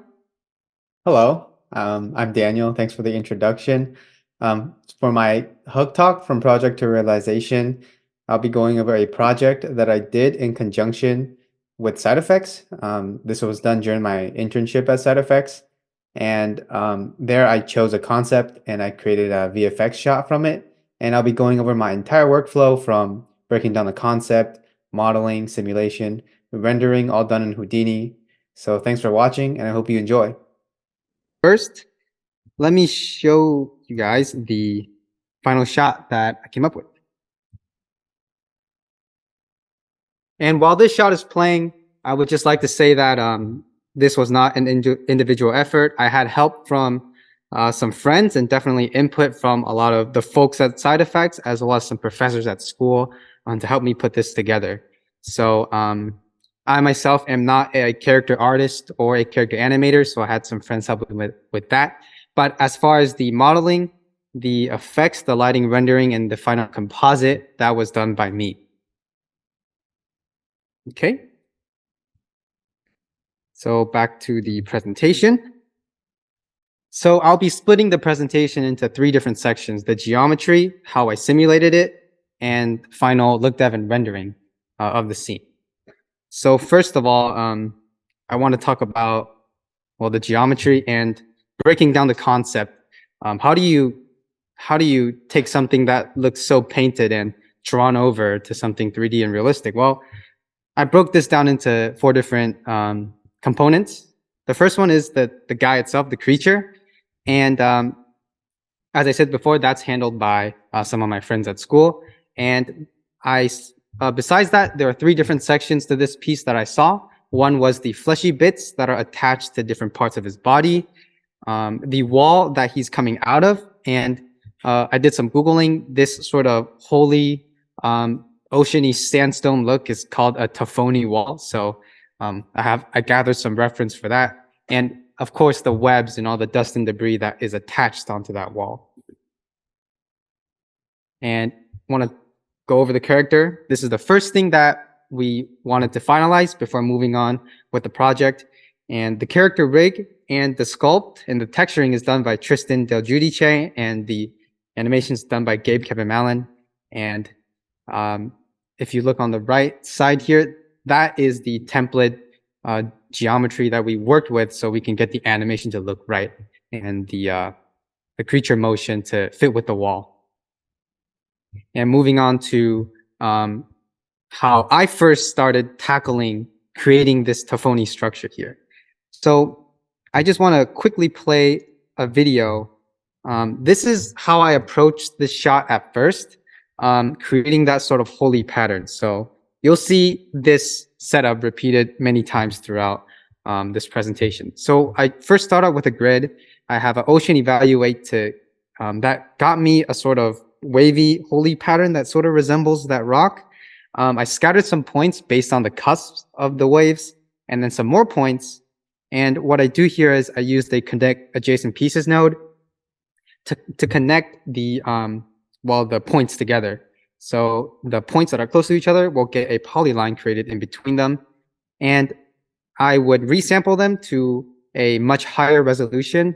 And this is so that I can use a fuse in order to combine points that are close to each other together. And depending on the snap distance, you can get the sort of fidelity of the holes that you want. And this is where I guess the magic happens.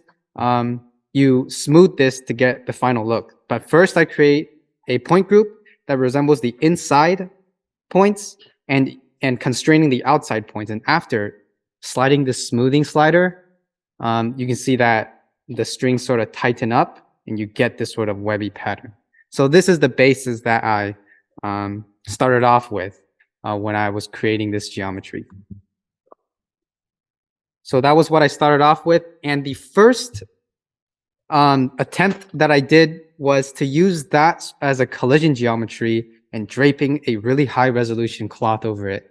And it did not work. This didn't make it to my final shot. And I ended up with a lot of artifacts on the edges and the cusps there, a lot of stretched polygons that cross over each other. And it was really slow because you really need a high resolution mesh in order to achieve any sort of detail.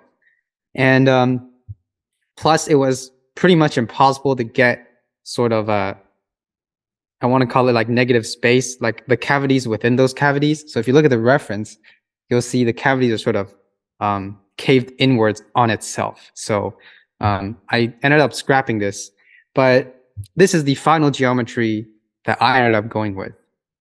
It went from just the those strings that you saw before. I turned it into volumes and finally turning it into polygons. And I'll show you how I did that. So I start off with the wall that we animated on to make sure I get the size right. And I subdivided it and laid it flat so I can work on it a little bit more easily. Using the Ocean Evaluate, I did the exact same thing. And honestly, this part didn't end up mattering because no matter how you scatter the points, once you connect them and fuse them and smooth them, they all pretty much look the same. But I did an extra thing here where I did a second scatter and painted on the areas that I wanted the holes to be a little bit smaller. So I scattered more points on those areas specifically. And here I just combine all the points. And this is the same setup that we went through before. So we connect them, we resample them. We do the same thing where we fuse them and smooth them. But there was an additional thing that I wanted to do, and you'll see in just a bit. I wanted to get a more interesting pattern from the side because you can see that this is practically flat. So I wanted to get a wavy pattern back into the geometry. So I did a very quick Vellum sim for that. So here I created a group that just groups the points that intersect the most with the webs. And I selected those points and I did a very simple animation on it. So these points just move upwards. And I used this as the target animation for my Vellum sim.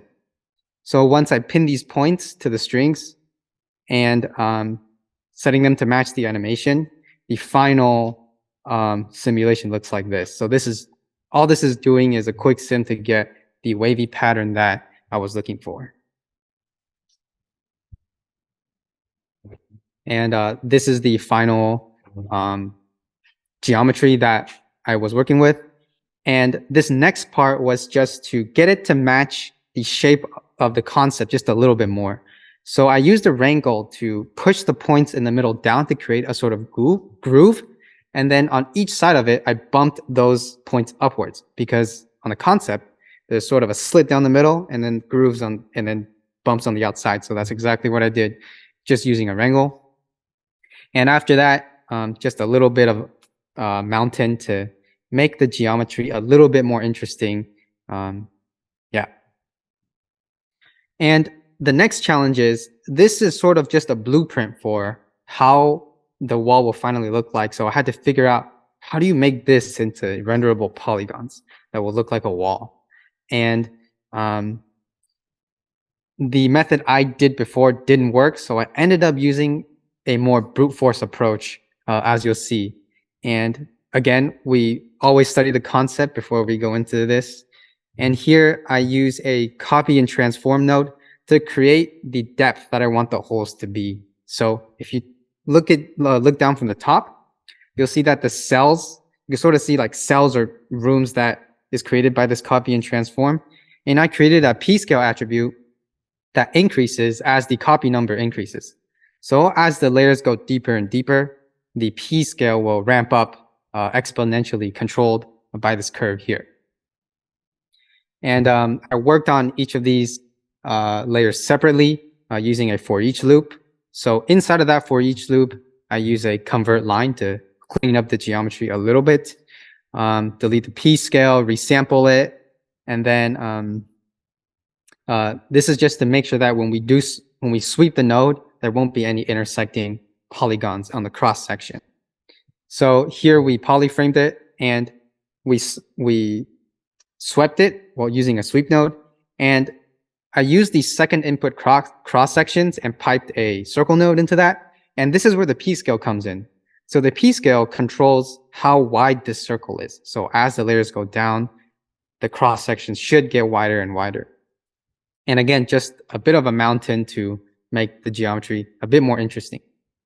So since this takes a while to cook, I cached out these geometries beforehand. So if we look at layer 1, you'll see that the cross section is really round and it basically looks like you just swept it, which is basically what it is. And halfway down to layer 8, we have 15 layers in total. You can see that the circle is elongated and some of the smaller holes are covered, but you can still generally get the idea of the original shape. But once we get all the way down to the last layer, which is layer 15, it's just a complete mess and you have no idea what's going on. But trust me, this is intended. So if you look at all the layers together, it makes a lot more sense. So you have each of these cells forming a sort of a bowl, and it's all controlled by that copy and transform to get the exact depth that I want these holes to be in. So obviously geometry like this is impossible to work with. So I decided to turn this into a VDB surface to work with. So once I run it through that algorithm, this is what I end up with.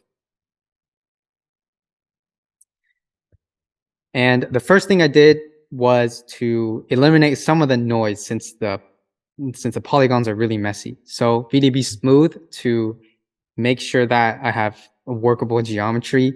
And the next thing I do is I want to clean up the edges of this VDB surface, especially the underside of it.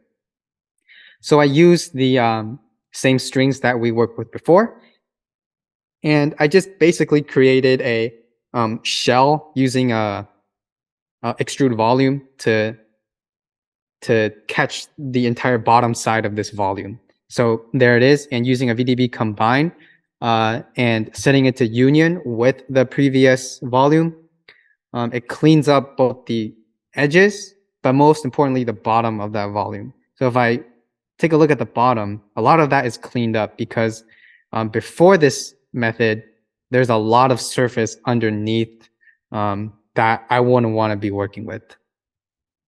And next up is an important part where I used a VDB reshape to erode the surface a little bit. That's just so I can get those nice clean cusps that I saw in those references. So once we eroded it, you can get those nice sharp corners on the peaks there. And once I smoothed it, that got rid of the really, really sharp peaks that I didn't want. And this next part was to tackle the top section of the wall. So if you look at the reference again, the top section of the wall is smooth and it sort of blends into the rest of the geometry here.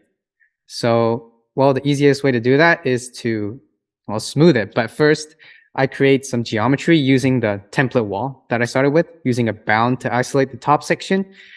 And here I booleaned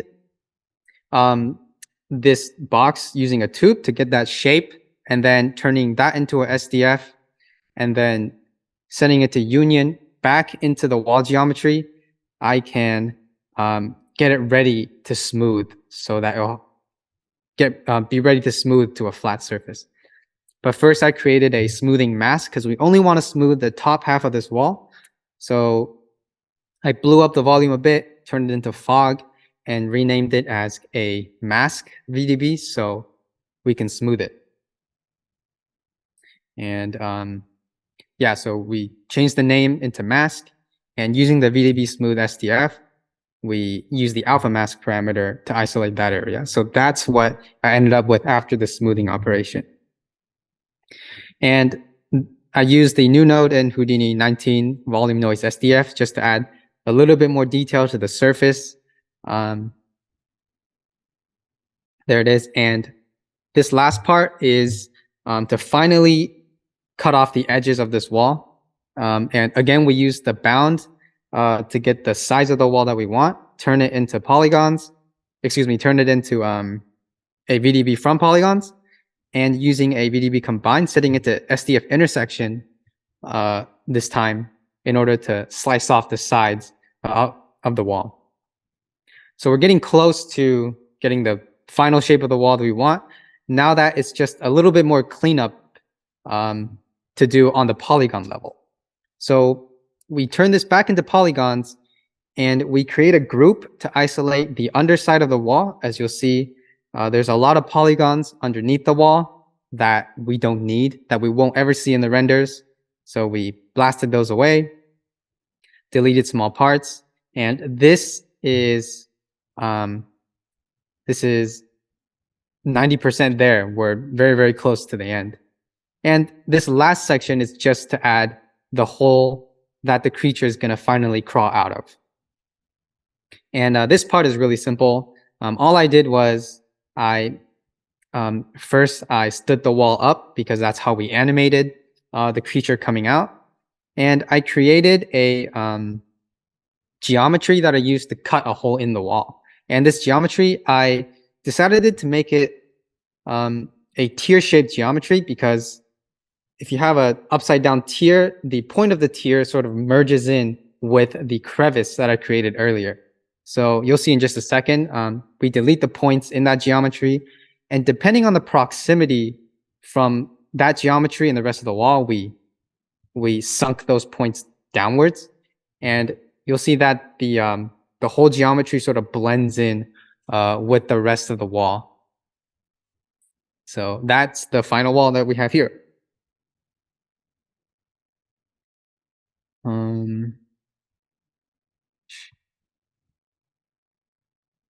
So the next part of the geometry I want to talk about is, I call it the deep web layers. These are the layers of webs that sit inside of the hole. So in general, I split my web geometry into 3 different portions.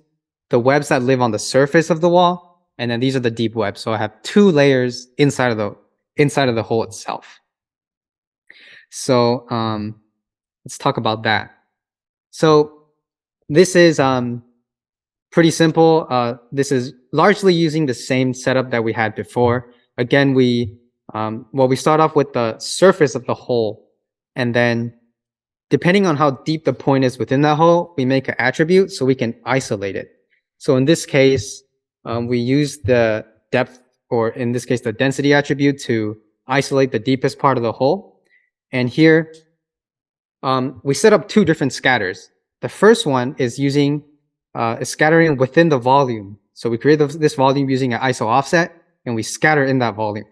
And then the second part of this is scattering on the geometry itself. This is so that when we use the connect adjacent points and connect these points together, some of the web intersections will live inside, like in the hole itself, which is what I wanted. So merging those together, we've seen this before. We smooth it, and this is just one of these layers of webs. And coming into the second layer, this is more of the same thing. Isolate this time the front section of the wall using an ISO offset, scattering in the volume, scattering on the surface itself, merging, same thing all the way down. And here are 2 layers of webs.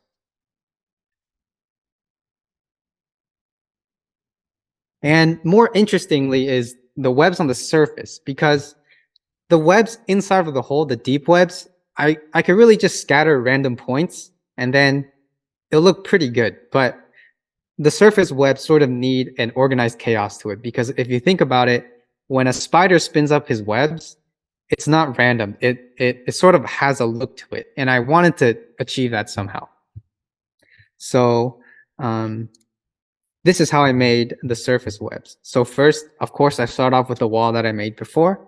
And here I laid it flat and I deleted the bottom section of the wall that I didn't need. So I'm just working with the geometry that I needed. And here, like before, we isolated the portion of the wall that is the volume that represents the hole itself. So here is the fog volume that represents the hole itself. And I also have the polygons that represent the surface of the hole. But here, when we create the web geometry, I decided to run this through a for each loop, and you'll see why in a second. And here I split up my scatter into 4 different sections instead of just 2. That's because we need webs to live on the surface of the wall. So here I created a mask to mask out a general area where I want the points to scatter. And the second part, I isolated closer to the center of the hole itself. So now I have more points towards the center. And here, we just merge them together. And we also scatter in that fog volume that we created earlier. And also that surface that represents the surface of the hole. So there it is. We merge all 4 of these scatters together, and then we can do a connect adjacent pieces with that, and we get something like this. But before we connect the adjacent pieces, there is an important step where I move the points a little bit closer to each other along the edges. So if you look at the reference, I like this look where there are sort of lines pointing towards the center of the hole, and I wanted to get that same look. So I created some lines, and depending on how far away the point is from the center, that determines how closely they're going to stick to those lines. So once I got a slider ready for that, the connect adjacent pieces will connect those points that are closer together to each other. So here we fuse it and we smooth it. And that's the end of the for each loop, which generates just one of those layers. And the reason why I use the for each loop instead of just randomly scattering, that's because with a for each loop, we can change the scatter or move the points just a little bit on each iteration so that each layer of webs will look just slightly different from the last. So if I get enough layers in, cross our fingers, it should look good. All right. That doesn't look that good, but if you lower the wire width on the viewport, it actually looks pretty good. So here, when we zoom in, you can kind of see a pattern that's created because each of the scatters is just slightly altered, and you get sort of a chaos amongst all these, an organized chaos amongst all these webs. But again, I isolate one of the layers of webs just to work on it. And this is the part where I run it through a Velev sim, because when we connected the adjacent points, a lot of these webs are intersecting the wall geometry, and that causes some issues when I want to go ahead and sim it. So here, after turning them to strings, I use the wall itself as a collider and lay the webs on top of the wall. But rather than laying the webs on the wall, which is too complicated, I lay the walls on the web. You'll see in a second. So here is the collision geometry, which is the wall itself. And I animated it so it just moves up and collides with the webs. That's the easiest way I found of doing that. So there should be a flipbook of the wall coming up and colliding with the webs. Yeah, so now I do this with all the different layers, and now all these layers of surface web sit nicely on top of our geometry. And you'll see that when I display the collision geometry and zoom in here, that the surface webs are nicely laid on top, covering the hole as we were expecting. Okay. And just a quick aside, without the use of wedging and tops, I could not have been able to achieve this. I used wedging to wedge all the different layers of webs, saving it, but also using wedging in order to sim what you just saw in the slide before. So really, I don't think you need the most amazing knowledge of tops in order to use tops in your workflow. I literally just use these two nodes to bake out all my geometry. And here's just some additional details that I wanted to add. I don't think warrants like a whole slide in itself, but I created some polygons just to cover up some of the holes to give it slightly bit more depth. I added some static webs that won't be simmed, and some of that goopy material also statically just laid inside the wall. And this last one over here on the right is some intersection geometry where that fleshy stuff attaches to the character. And finally, we're at the simulation stage, now that we have all of our webs. And my initial attempt was, I had this grand plan to sim it all at the same time. I want to sim everything and do everything in DOPS, but it ended up not happening like that. And because it was too complex, working with grains, something that's not strings, is way too unpredictable. It was just really hard to art direct. And what did work for me though was these two concepts right here. That was really the main driving force behind what got my webs to look the way they did. The one was using welds. So in Vellum, if you have points on top of each other, you can weld them together and set a breaking threshold. So let's say when the breaking threshold or the line stretch above 1, the weld would break and the strings would snap. So that's the one you see on the left there. And how that applies to my webs is, this is one of my deep layers of webs in the middle, where those green points are where I cut the curves and welded the points together. So those points are the only points on the webs that are allowed to break. And the last one is just dynamic attachment, where when the welds break, they attach to our creature and sort of glide down his body. And that was really the secondary part of the sim. The main one was really just controlling the welding and where I cut these webs. And this is the final this is one layer from each of the layers of webs, if you can follow that. Layer 1 and 2 are the deep webs, and layer 3 is the surface web. And some collisions were giving me issues, so I just deleted it. Yeah, so whatever works, right? You'll see that the webs nicely slide down the character as they break apart. And let's talk about how I set up the simulation for that.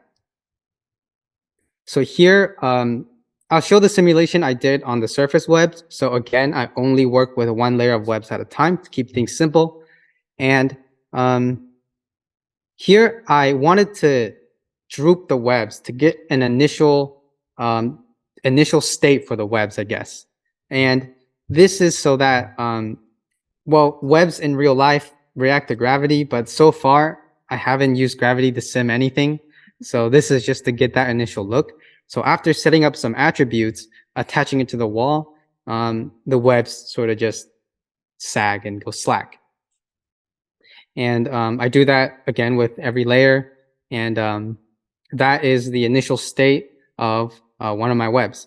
And coming here is, I would say, one of the most important parts where I create geometry to cut the webs. So here I create some geometry and I use polycut and unique points in order to cut the webs where that geometry intersects the webs. So here I color coded them green. These are the webs that are unique. So these webs are like these points are on top of each other. And again, if I display the geometry, you'll see that it intersects. And this is where I weld and create the break threshold. So those little dots represent the welds that are on the webs. And yeah, and we run the character through it and it just all works, which is what we all hope. So there are actually a lot of things that Vellum allows you to control, even though I was really only focusing on where to cut the webs and playing with the break threshold of the welds. Here, what got me the most success is keyframing pretty much the break threshold of the weld. So what happens is in Vellum, you can use a geometry wrangle to decrease the strength of the break threshold. So I would set the break threshold to say 100, meaning the welds will never break. And then if I lower it down to 0, the welds will break. So once I set those keyframes, I can control exactly where the welds would break. And that in conjunction with using collision groups. So if you look at the creature, there are different colors of the body. Those are the different collision groups. So there was a part of the sim where when the creature lifts his hand up from the wall, a lot of the geometry is actually inside of the hand. And without these collision groups, when he raises his hand up, all the webs would just come flying everywhere. But setting a certain frame to ignore that hand collision allowed me to make sure that the webs do not stick on the hands. So keyframing, basically these two things, allowed me to art direct exactly when I want the webs to break and where. And lastly, I just painted the character to determine how fast the webs will slide on the character. So here, let's take another look. The paint scale is illustrated by the color. So red is where the webs will slide the most. And then when it reaches to the purple areas, the webs will stop sliding altogether. So if you look closely, once the webs reach the purple area, they'll stop sliding. And on layer 3 over here, the head is purple because I don't want the webs to slide off of the head. And there I specifically keyframed the exact moment I want the welds to break there. So that gave me a lot of control that I needed. And the next part of the simulation is the goop. This is what I call the fleshy bits that attach to the character.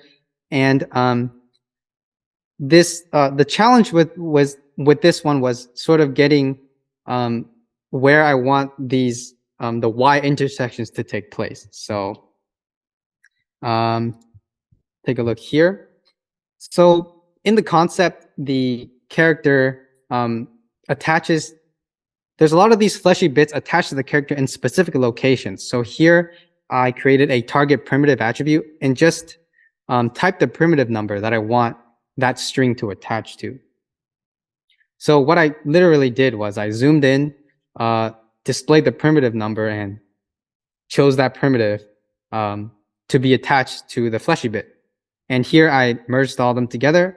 They look like this. And I wanted, of course, the ends of these fleshy bits to attach to the wall. So I used a ray to do that. And this next part, the attribute promote, was just done to attach the other end of these strings to the character. So if I display the geometry, it'll make a little bit more sense. And here I edit the positions of these strings just a little bit. So, so it'll behave a bit better with this when we run the simulation. And here is an important part where I make sure that the strings are attached to the character in the correct spot. And you'll see that our creature is a little bit wonky. That's because when the creature is in its rest position, a lot of these strings are attached and it just penetrates the geometry, and simulations don't like intercolliding geometry. So the easiest way that I found to do that was just to rotate that part of the geometry 180 degrees so that when the sim starts, it doesn't collide. So it'll make a lot more sense when you see this. This is the start of the simulation. So yeah, you attach the geometry when it doesn't collide. So when it rotates, it wraps nicely around like it should be. So that is a quick fix. And this next part here is to control where exactly these strings split off. So again, we look at the reference. There's a specific location where these fleshy bits connect at that Y junction. So, but first, when we make these strings, we decrease the rest length to 0.3 to make sure that they pull tight when the simulation begins. But coming here, I use stitch constraints to stitch the strings to one another. And those yellow lines are where the stitch constraints are. And when we come up here, I use the group by range to target the specific group of points that I want to create the string constraints on. So when I move this length here, you'll see that I can control exactly where I want these lines to split, which is really nice. And basically, I just group these strings 2 by 2 so that they'll know who to stitch to. And there's that. And that's basically the bulk of the setup for these fleshy bits. So yeah, there you can see again, the collision geometry has to rotate before this guy comes out. And you'll see that there's a really big sphere connected to his shoulder. That's because that string keeps getting caught on the shoulder, but it's okay. Nobody will ever know. So, okay. And here's just some additional sims that I did that just to add on to the effect a little bit. The first part is just instancing points and some RBD debris chunks onto fast moving parts of the web. So when the webs reach a certain velocity threshold, these little rocks will just fall down. And then obviously, these rocks emit some pyro. So just emitting some smoke from the trails of those little rocks there. And then the webs itself, the faster they move, the denser the volume that comes off of these webs. So these are just some of the extra things that I added to the simulation. And the last part of this is the rendering. And this is just a quick 2 slides to talk about the rendering. I rendered using Karma, built the scene within Solaris. And this helped me be able to iterate, really visualize which geometry is coming in. I can disconnect geometry if I wanted to look dev a specific part. So it was very useful for that. But when I was rendering, I was able to use Karma XPU, which thankfully I was using Houdini 19.5. So Karma XPU is in beta. And it ended up working really well for the main beauty render. But I still had to use CPU for stuff like the environment fog, utility passes like the depth and the cryptomat, and just some additional stuff. And this is the last slide where I just showcase quickly Material X is working really well with Karma XPU. It can read in attributes. So I created an ambient occlusion map there on the left, and Material X reads that imperfectly. So I use that as a mask to change the albedo and the roughness and stuff like that. And again, just special thanks to Tristan and Gabe for helping me do the character. And thanks to Michael, Serkan, Dan, and John for guidance throughout this project. Thank you very much.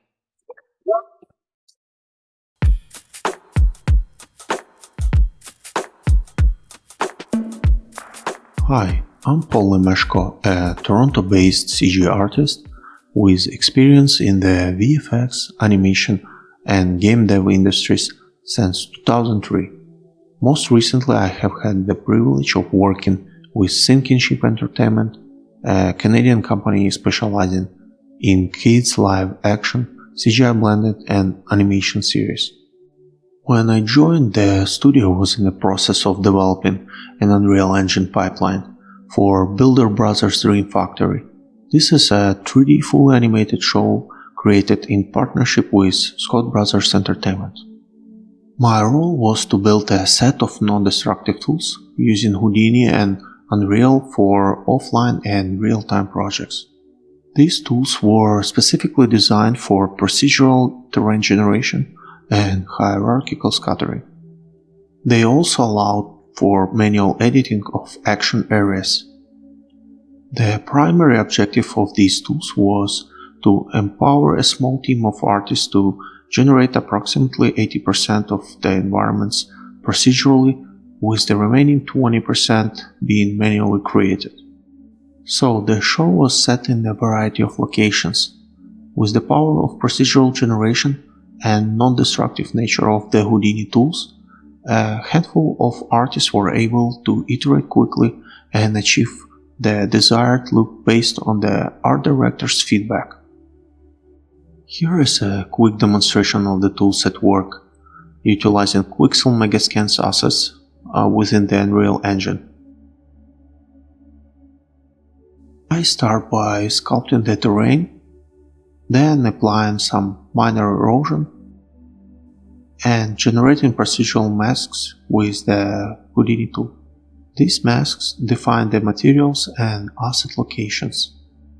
Next, I manually place large cliffs and procedurally scatter rocks and vegetation based on the masks and hierarchical rules of the Houdini tool. The trees affect the landscape height for better blending into the terrain. I then clear and flatten an area based on the spline and place a few assets by hand. After that, I blend the tree with the terrain using the Houdini tool. With just 3 grass blades, I generate a small area of grass field around the tree based on the spline and the Houdini tool's grass clumping option.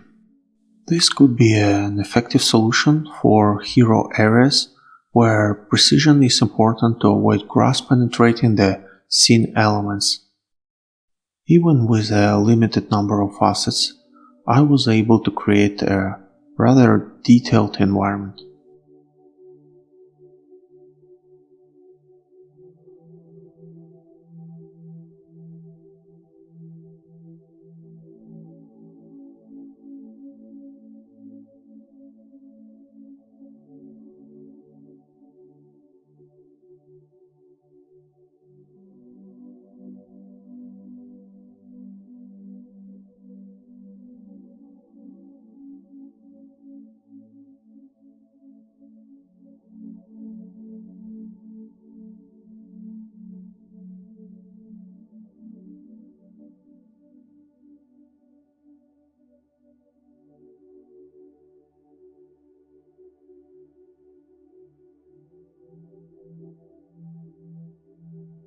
One of the key features of the tools is the generation of procedural landscapes and masks. These masks can be based on terrain features such as slope, curvature, flow, height, occlusion, etc. Additionally, these masks can be utilized for scattering and materials. In this example, I start by using the height noise as the foundation, then apply distortion, erosion, more distortion, additional mid-frequency noise, slump, and high-frequency noise. Now I'm able to extract masks for flow, slope, occlusion, curvature, and user-defined direction.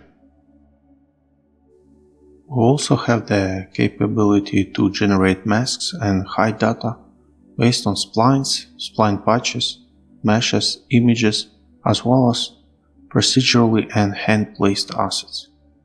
For instance, I'm using a spline to create a sign distance field mask, which I'm adding to the hide and then incorporating some noise based on that mask. Afterward, I'm converting it into a solid mask with some expansion and blur. Now it can be used for erosion, extra noise, and slump.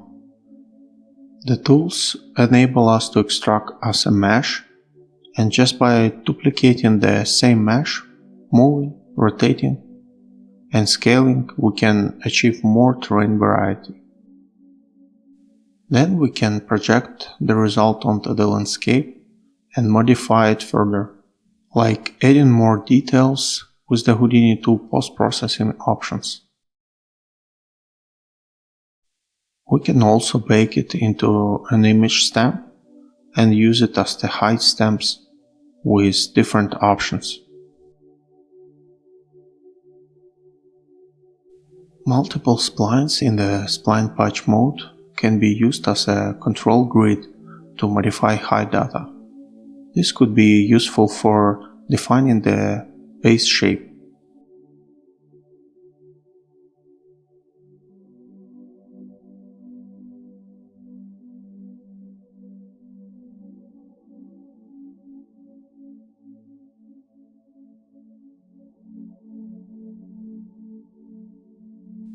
Procedurally scattered assets could also affect mask and hide data, as well as hand-placed assets.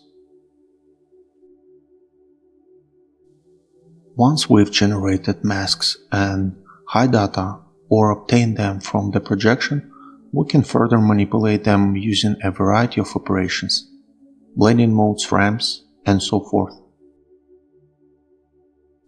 To give you a brief illustration, I'm using a spline's outer sign distance field option to displace the landscape. Then I'm adding noise, distortion, and some large cracks, which I then smooth out. To integrate this cabin into the scene, I'm raising the ground to its foundation and applying some noise, distortion, and erosion. We have the ability to extract the water surface from the mask and spline, where the flow direction is determined by the incline of the spline.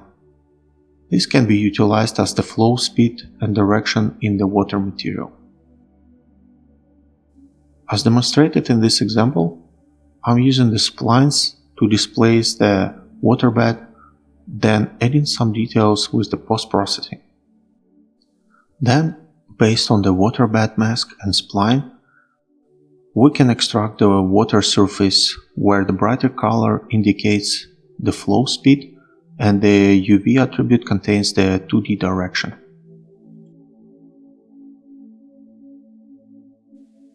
The scattering tool enables us to construct a hierarchy with various complexity logics to cater to a wide range of production needs. It can be based on any combination of parametric rules, masks, splines, meshes, as well as procedurally and hand-placed assets. In this example, I'm using a specific height range mask with an inner sign distance field option to scatter some trees. Then I'm masking that with a spline, and with another spline I'm clearing the path.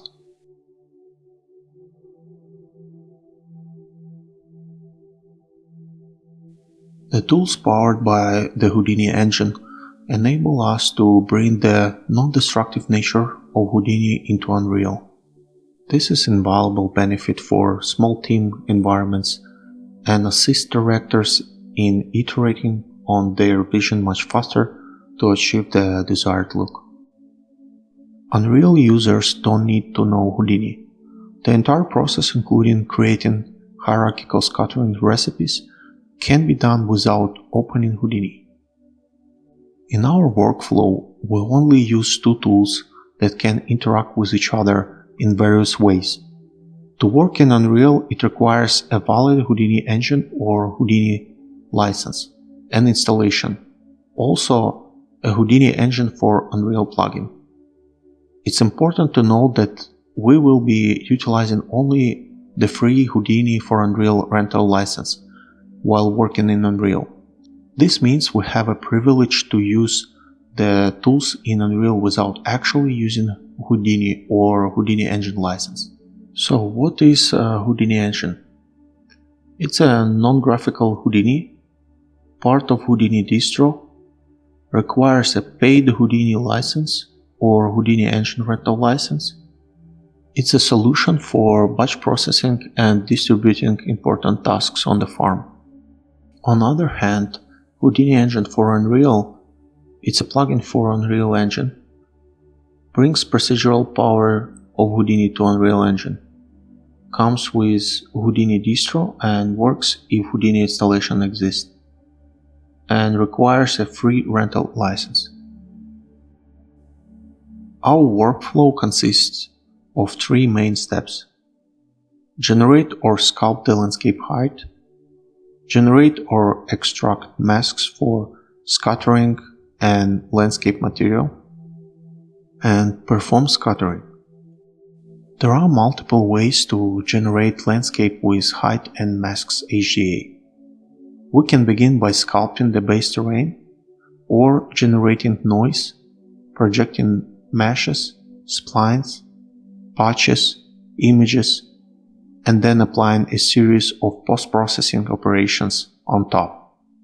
However, on the Builder Brothers project, we typically modeled or sculpted the base terrain in the DCC tool of the artist's choice, and then added post-processing operations if required.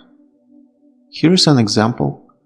We start with the base sculpted terrain and then add a series of effects to introduce more details.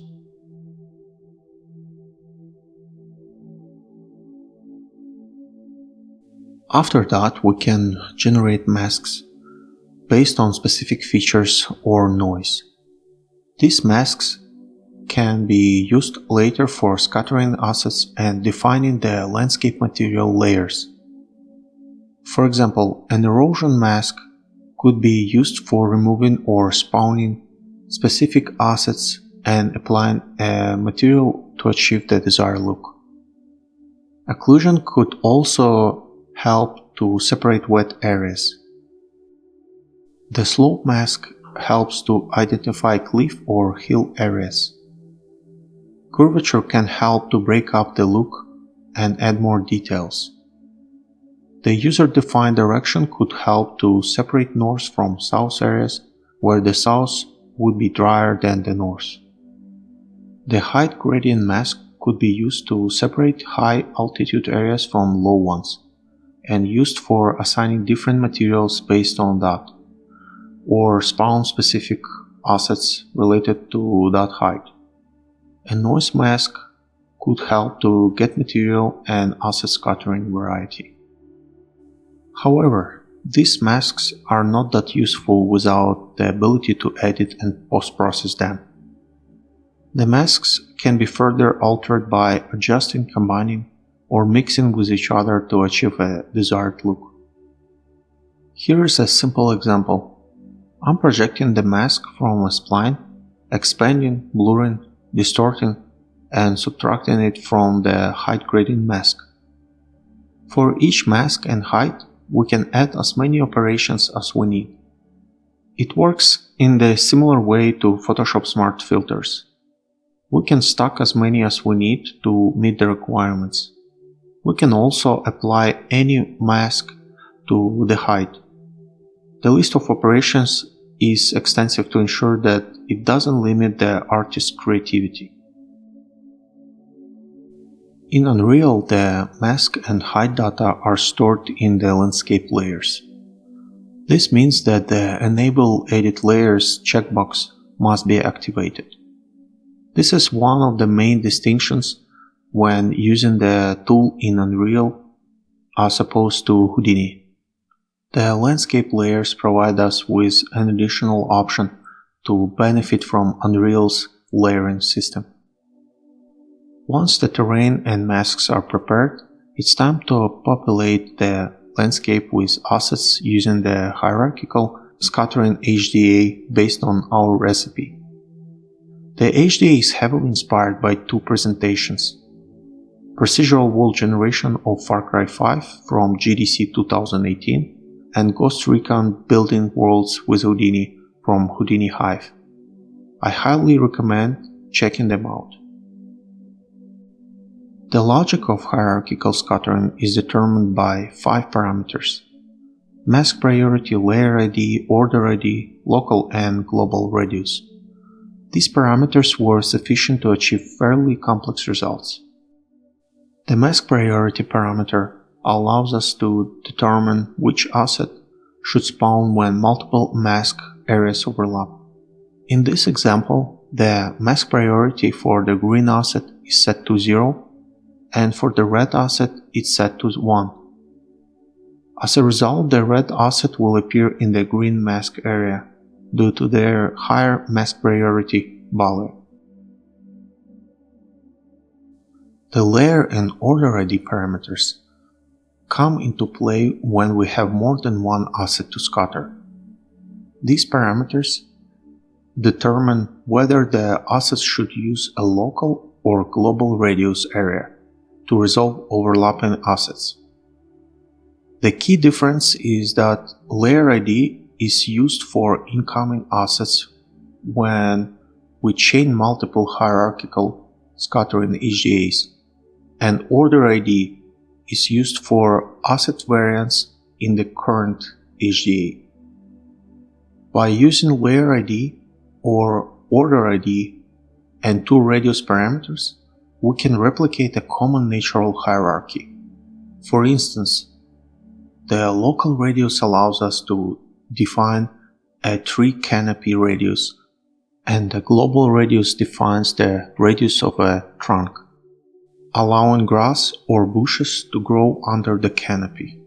Here is an example. We scatter only one asset and adjust just the local radius parameter, which is represented in red. As you can see, when the circles overlap enough, the asset disappears. In this scenario, I have 2 assets scattered with 2 HDAs. The pine tree was scattered first and has layer ID set to 0, and the bush was scattered second and it's set to 1. The green circles represent the global radius parameter, and as you can see, only the bushes are disappearing, and the pine trees are not affected. If the layer ID were set to 0 or 1 for both assets, then the global radius wouldn't have any effect, and the tool would treat them as assets on the same hierarchical level. The local radius would control the removal of both assets overlapping. In this case, I have both assets scattered in one HDA as asset variants, and I have order ID set to 0 for bushes and 1 for pine trees.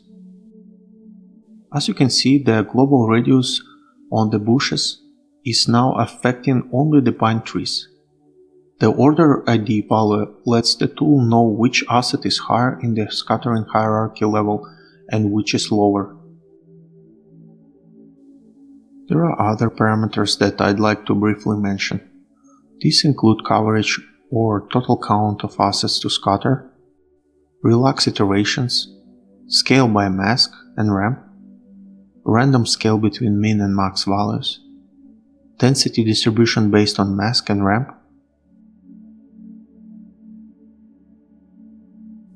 align to surface normal, global rotation, random rotation between min and max values, global translation, and random translation between min and max values.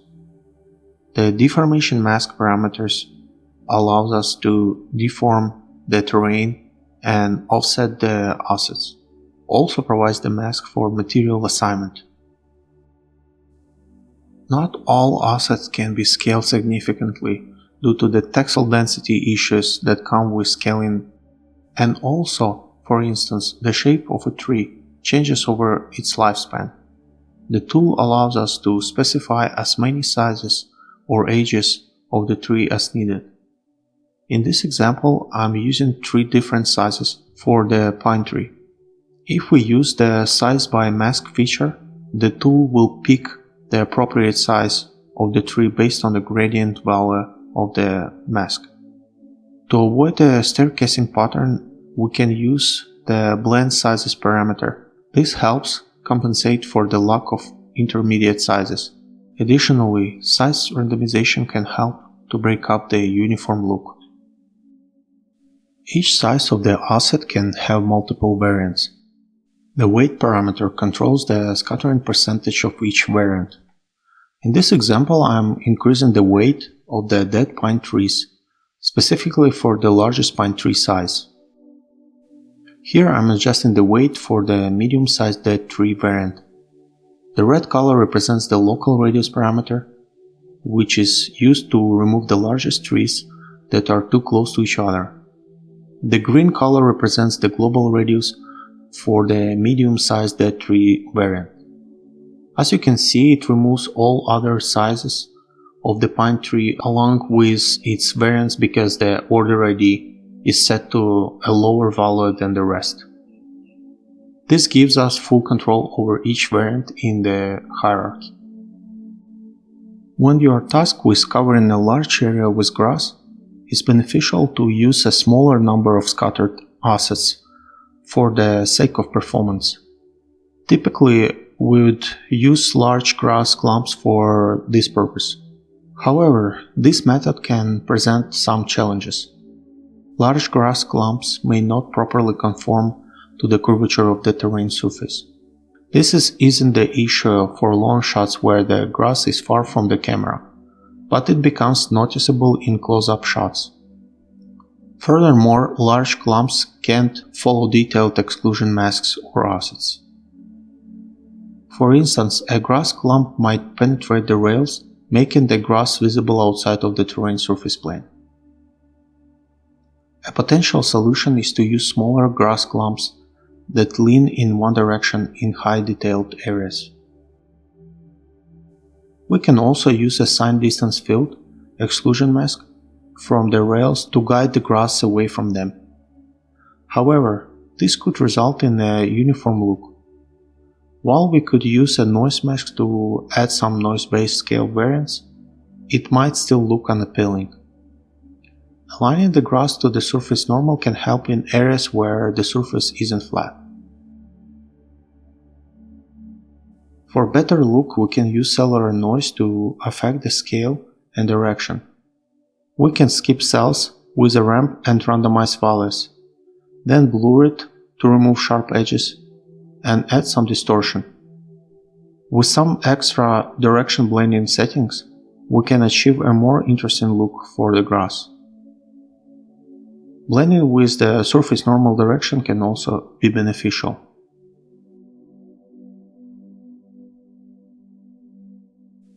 Now the grass nicely avoids the rails and doesn't look uniform anymore.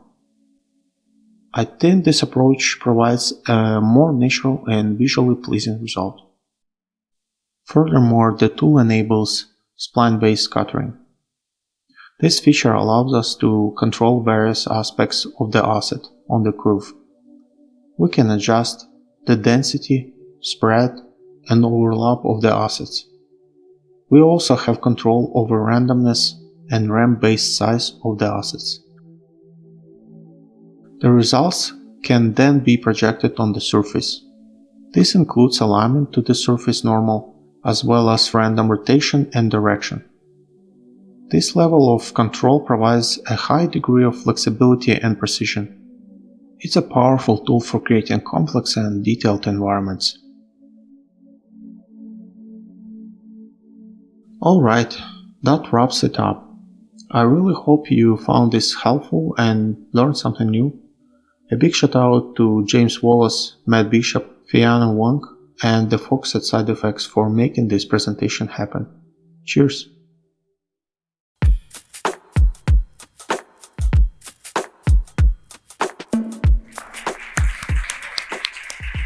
Hola, ¿cómo están? Qué bueno, yo también. Bueno, mi nombre es Francisco Valdés, soy artista 3D, trabajando ya en esto hace unos 10 años, especializado hace 3 o 4, ya no me acuerdo porque estudié Houdini en pandemia, entonces ahí pasaron cosas. La charla de hoy y lo que les voy a mostrar trata en específico de cómo se puede aprovechar la naturaleza procedural de Houdini para trabajar en proyectos full CG, ¿ya? Bueno, para empezar, yo trabajo en este estudio que se llama Gizmo Studios, un estudio argentino que se dedica principalmente a hacer animación, CGI, y que se ha especializado con el tiempo a producir cinemáticas para diversos juegos y diversas compañías que ustedes pueden ver ahí. Disney, Square Enix, cosas para Final Fantasy, Speedstorm, y bueno, Call of Duty. Yo entré bueno, primero, el estudio es un estudio relativamente pequeño comparado con los estudios de Canadá, donde un estudio mediano trabajan 600 personas, acá somos entre 30 y 40, ¿ya? Es un estudio que está dividido por departamentos, muy bien organizado, debo decir, no porque trabajé ahí, y el departamento de FX somos 3 personas, mi supervisor, Julián, mi compañera que vive en Colombia, que también trabaja remoto, y yo que trabajo remoto desde acá, desde Chile. Entré ya al estudio hace unos 3 años aproximadamente. Esto que estoy mostrando es mi reel que generé entre el 2022-2023 aproximadamente, donde está un poquito lo que me ha tocado hacer como artista de efectos y simulaciones usando Houdini, ¿vale? En el estudio, si bien el pipeline no está centrado solamente en Houdini, en el departamento de effects usamos Houdini todos los días, a cada rato, todo el día. Estas son algunas cosas que me ha tocado hacer desde que entré al estudio. Fuego, explosiones, nieve, electricidad, agua y cosas raras. En el departamento de effects, todo lo que no se pueda meter dentro del departamento de animación, de asset, de rig, toda esa cosa rara nace del departamento de effects, ya una geometría extraña que hace algo extraño. Bueno, lo dejamos hasta ahí para no mostrarles el final. Bien, llega entonces el proyecto Warzone, ¿vale? Y el proyecto, cuando se nos da el brief, se nos dice que consta de un tiroteo, un callejón con luces, neones y todo eso, y el proyecto trata de que este personaje, para el juego, ¿no es cierto?, este personaje estrena esa arma que está ahí, ¿ya? Entonces, toda la cinemática se va a basar en un tiroteo que va a ocurrir en este lugar. Este personaje se ve sorprendido por sus enemigos, y él tiene que guarecerse detrás de ese auto que ustedes ven al fondo, donde sus enemigos le disparan constantemente, ¿ya? Esa es la cinemática. Entonces, nos pasaba lo siguiente. Primero, los enemigos son personajes que están animados y que tienen que apuntar en una dirección. Ya ustedes entenderán que no se le puede pedir al departamento de animación que los personajes efectivamente apunten a un lugar. Ya ellos le dan una pose al personaje. Eso es lo primero. Lo segundo, los impactos van dejando marcas en todas partes. Y por lo tanto, el tiroteo, si bien ocurre en 3 o 4 shots, después siempre se nota sus efectos en el resto de la cinemática, ¿ya? Entonces, tuvimos que recopilar primero referencias de cómo los impactos iban a afectar a los otros elementos. Eso quiere decir al resto de la geometría que estaba, digamos, dentro de la escena. Tomamos estas referencias. Una referencia muy importante es la película Fuego contra Fuego, o HIT, de Michael Mann, que dura como 3 horas, pero es buenísima. Y todas las cosas que necesitábamos generar sobre la geometría de los elementos que estaban en la escena. Y desde ahí empezamos a desglosar las necesidades de la producción para generar estos efectos, ¿vale? La primera, control, ¿ya? había que disparar a un punto específico y los personajes en animación no están apuntando a ese lugar. Continuidad.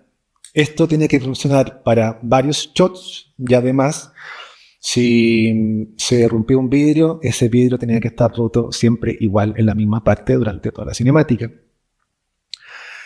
Necesitábamos que esto fuese procedural. ¿Por qué?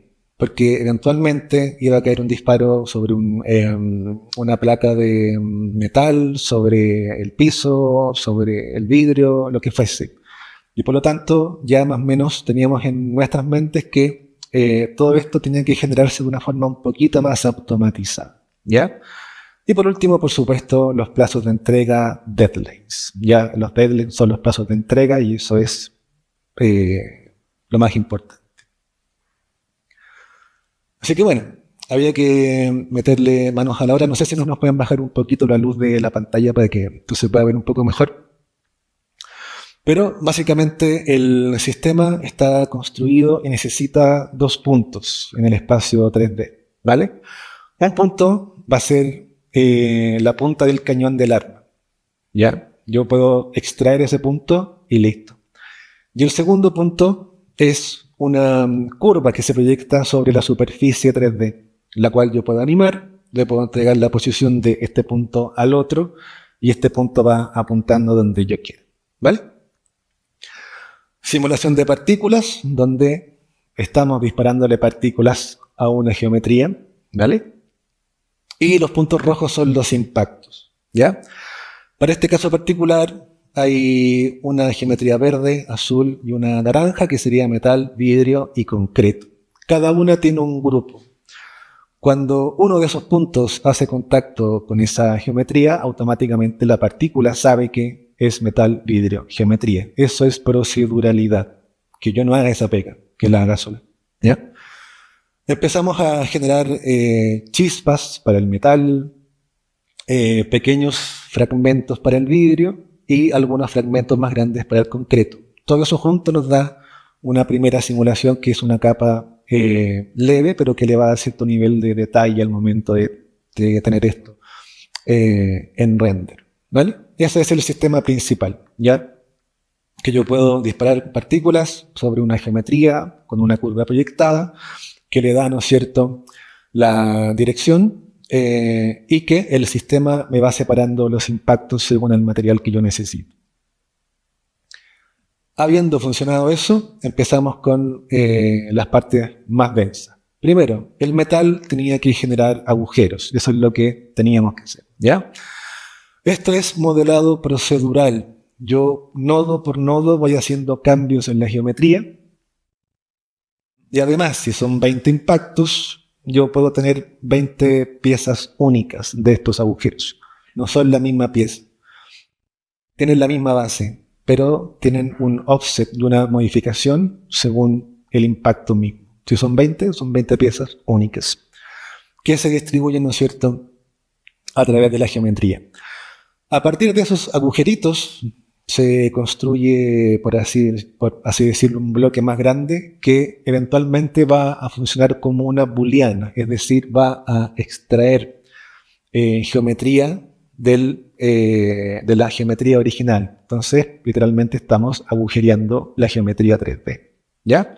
Todo junto, funciona, mantenemos la avidez y además, para exagerar un poquitito la fuerza del arma, cada vez que se crea uno de estos agujeros, estamos creando un atributo que es dinámico, ¿ya? Digamos que cuando impacta una bala, el atributo es 1 y en la medida que pasa el tiempo se va reduciendo a 0. ¿Para qué va a servir eso? Para que en el momento del look dev, el metal que está ahí esté al rojo vivo y después se apaga, ¿ya? Es un atributo que va a ser entregado al atributo de emisión del material o del shader. Hasta ahí, digamos, muy felices. Vidrio y concreto. Para hacer esto hay que hacer algo que se llama simulación RBD, Rigid Body Dynamics, ¿vale? Donde tenemos que fracturar la geometría, ¿ya?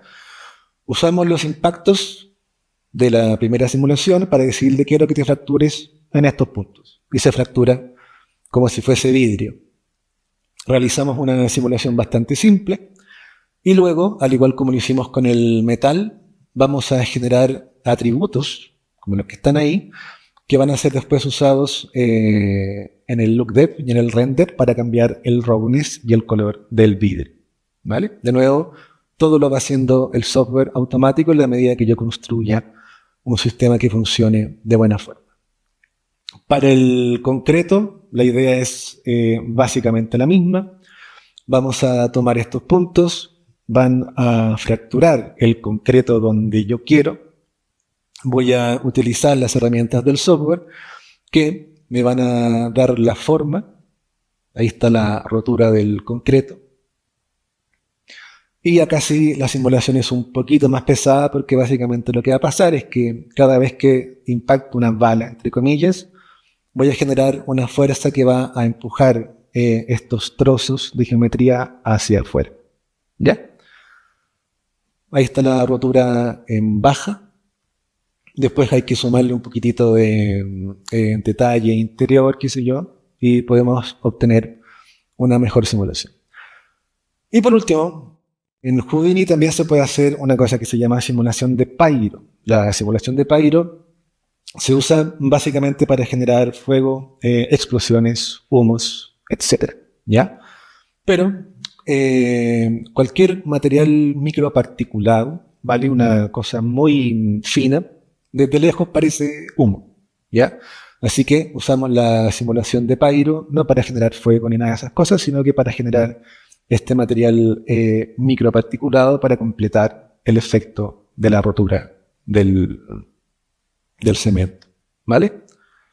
De nuevo, estamos usando todo lo que viene de antes para generar una simulación nueva e irla sumando como capa. Al igual como en otro tipo de procesos, los effects se trabajan por capas, por layers. Nunca es solamente una simulación, sino que pueden ser 5, 10, 20, las que hagan falta. ¿Ya? Eso lo decide después el render. Cuando tomamos todo esto junto, ya tenemos toda la simulación completa de lo que nosotros queríamos, ¿vale? Y todo esto partiendo del punto inicial y el punto de proyección. Todo lo otro me lo está haciendo el sistema, no digamos que de forma automática, sino que de forma procedura, ¿ya? Que es lo que nos importa. Bien, teniendo esto, y ya sabemos que funciona, empezamos a trabajar también los materiales, ¿ya? Porque acá pasa algo particular. Al departamento de effects nos llegan los assets de los otros departamentos, animación, environment, etc. Nosotros sabemos que vamos a generar cambios en la geometría que nos llega y tenemos que devolver esa geometría con lo nuevo, con el efecto, ¿ya? Así que hay que pasar por un proceso de look depth y de ver que los materiales están funcionando de manera correcta, ¿ya? Este render en baja fue hecho para eso, solamente para sensoriarnos que las cosas que están funcionando bien. Lo bueno de trabajar de esta forma es que cuando llega el momento de la producción como tal, nosotros tenemos el sistema listo y está funcionando. Por lo tanto, lo que nos toca después es trabajar ya con elementos del shot. Ya está el auto, tiene una simulación relativamente parecida a cómo va a ser en la cinemática final y las cosas que están funcionando bien. Hablamos con dirección. Vemos si quieren más chispas o menos chispas, si el vidrio se rompe de una forma o quizá más de otra, si los agujeros en el metal pueden ser más grandes, más chicos de una forma o de la otra, etc. Empezamos a trabajar ahora en una parte no tan técnica, sino que más artística en relación a la pieza gráfica que vamos a realizar.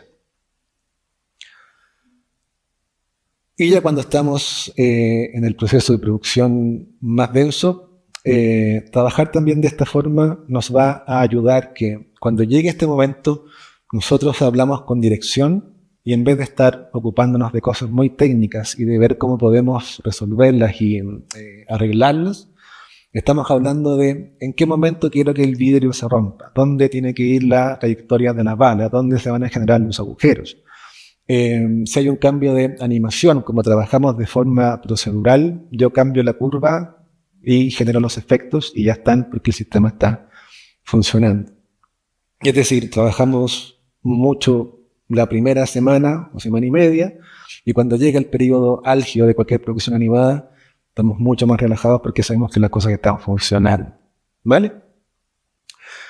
Después de como 5 o 6 semanas de trabajar en los efectos y de los meses que tomó realizar toda la producción, desde hacer los assets, el guión, animación, el rig, el shader, con el trabajo de todos los departamentos de producción, de dirección, podemos tener ya la pieza final.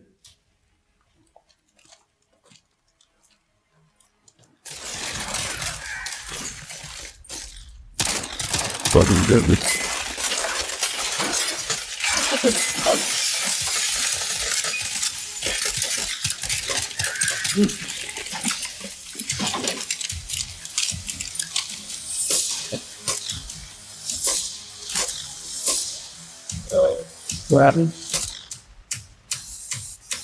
Sí.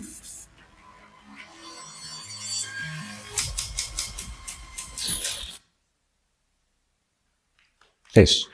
Bueno. Bien. Como conclusión, ¿qué cosas podemos tomar de esto, no? Bueno, son para mí esas 4 cosas. Primero, la naturaleza procedural de un software nos entrega un cierto nivel de eficiencia a la hora de trabajar en CGI o en animación. Usualmente cuando partimos en esto, nos quedamos harto con lo artístico, perdón, ¿ya? Sin embargo, se nos olvida que hay un tiempo que cumplir, hay una entrega, que hay una hora de salida y queremos irnos a la casa. Trabajar de una manera procedural, sobre todo en 3D, nos permite trabajar menos, que es lo que todos queremos acá, ¿ya? Nadie quiere estar hasta las 1 de la mañana haciendo algo, ¿ya? Y la proceduralidad nos ofrece eso, trabajar 1, 2 semanas, 6 meses, arduo en un sistema que funciona, ¿ya? Cuando llega el momento álgido de producción y cuando se acercan los deadlines, lo vamos a agradecer. Unificación. Yo también es bien importante porque los sistemas procedurales básicamente permiten que si yo, por ejemplo, armé ese sistema y me voy de vacaciones, el resto del equipo también lo puede usar, porque el sistema funciona, básicamente, ¿ya? Y porque además, en términos de producción, muchas veces pasa que yo empecé con algo y por alguna razón alguien más lo tiene que tomar y relevarme en ese puesto, ¿ya? Cuando yo puedo construir un sistema procedural que funciona por sí mismo, la persona que lo toma, sabiendo cómo funciona, también lo puede hacer funcionar, ¿ya? Eso es importante. Bueno, esto ya lo dije, trabajar menos, pero trabajar mejor, ¿ya? Va a ser súper importante para quienes están estudiando y en su futuro laboral poder irse a la casa a la hora que tienen que irse para la casa. Yo en los 3 años que he trabajado en Gizmo nunca me he quedado hasta más tarde. Y por último, cosa importante que también deberían verse como a nivel de estudio, y es que esos renders que están ahí, yo los tomé ahora para esta charla, y tomé el sistema y el sistema sigue funcionando, ¿ya? Lo tomé con la versión nueva de Houdini, tiré un render en Karma, funciona, no tuve que hacer nada. Le di a el play que guarde el caché de toda la simulación, render, y sigue funcionando el sistema. Por lo tanto, en el estudio ahora hay un sistema de disparos que va a funcionar siempre que nos haga falta, ¿ya? Lo podemos seguir desarrollando para generar, por ejemplo, ahora impactos en el agua, en la ropa, en una nave espacial. Después da lo mismo, el sistema funciona y ahora es parte del estudio. Una cosa que se ve poco y de la que se habla poco es que un estudio de animación o de CGI tiene que tener desarrollo interno propio, generar sus propias herramientas. Y en este caso, con cada uno de los proyectos que hemos hecho hasta el día de hoy, todos esos sistemas de efectos van quedando para el estudio, ¿ya? Lo que también es muy bueno porque eso quiere decir que si llega otro proyecto de otro juego, de otra cinemática, lo que sea, y hay disparos, ya tengo cómo hacerlo. Y vuelvo a trabajar menos, mejor, más relajado. que en esta industria no siempre es tan fácil de ver. Muchas gracias por venir y por escuchar.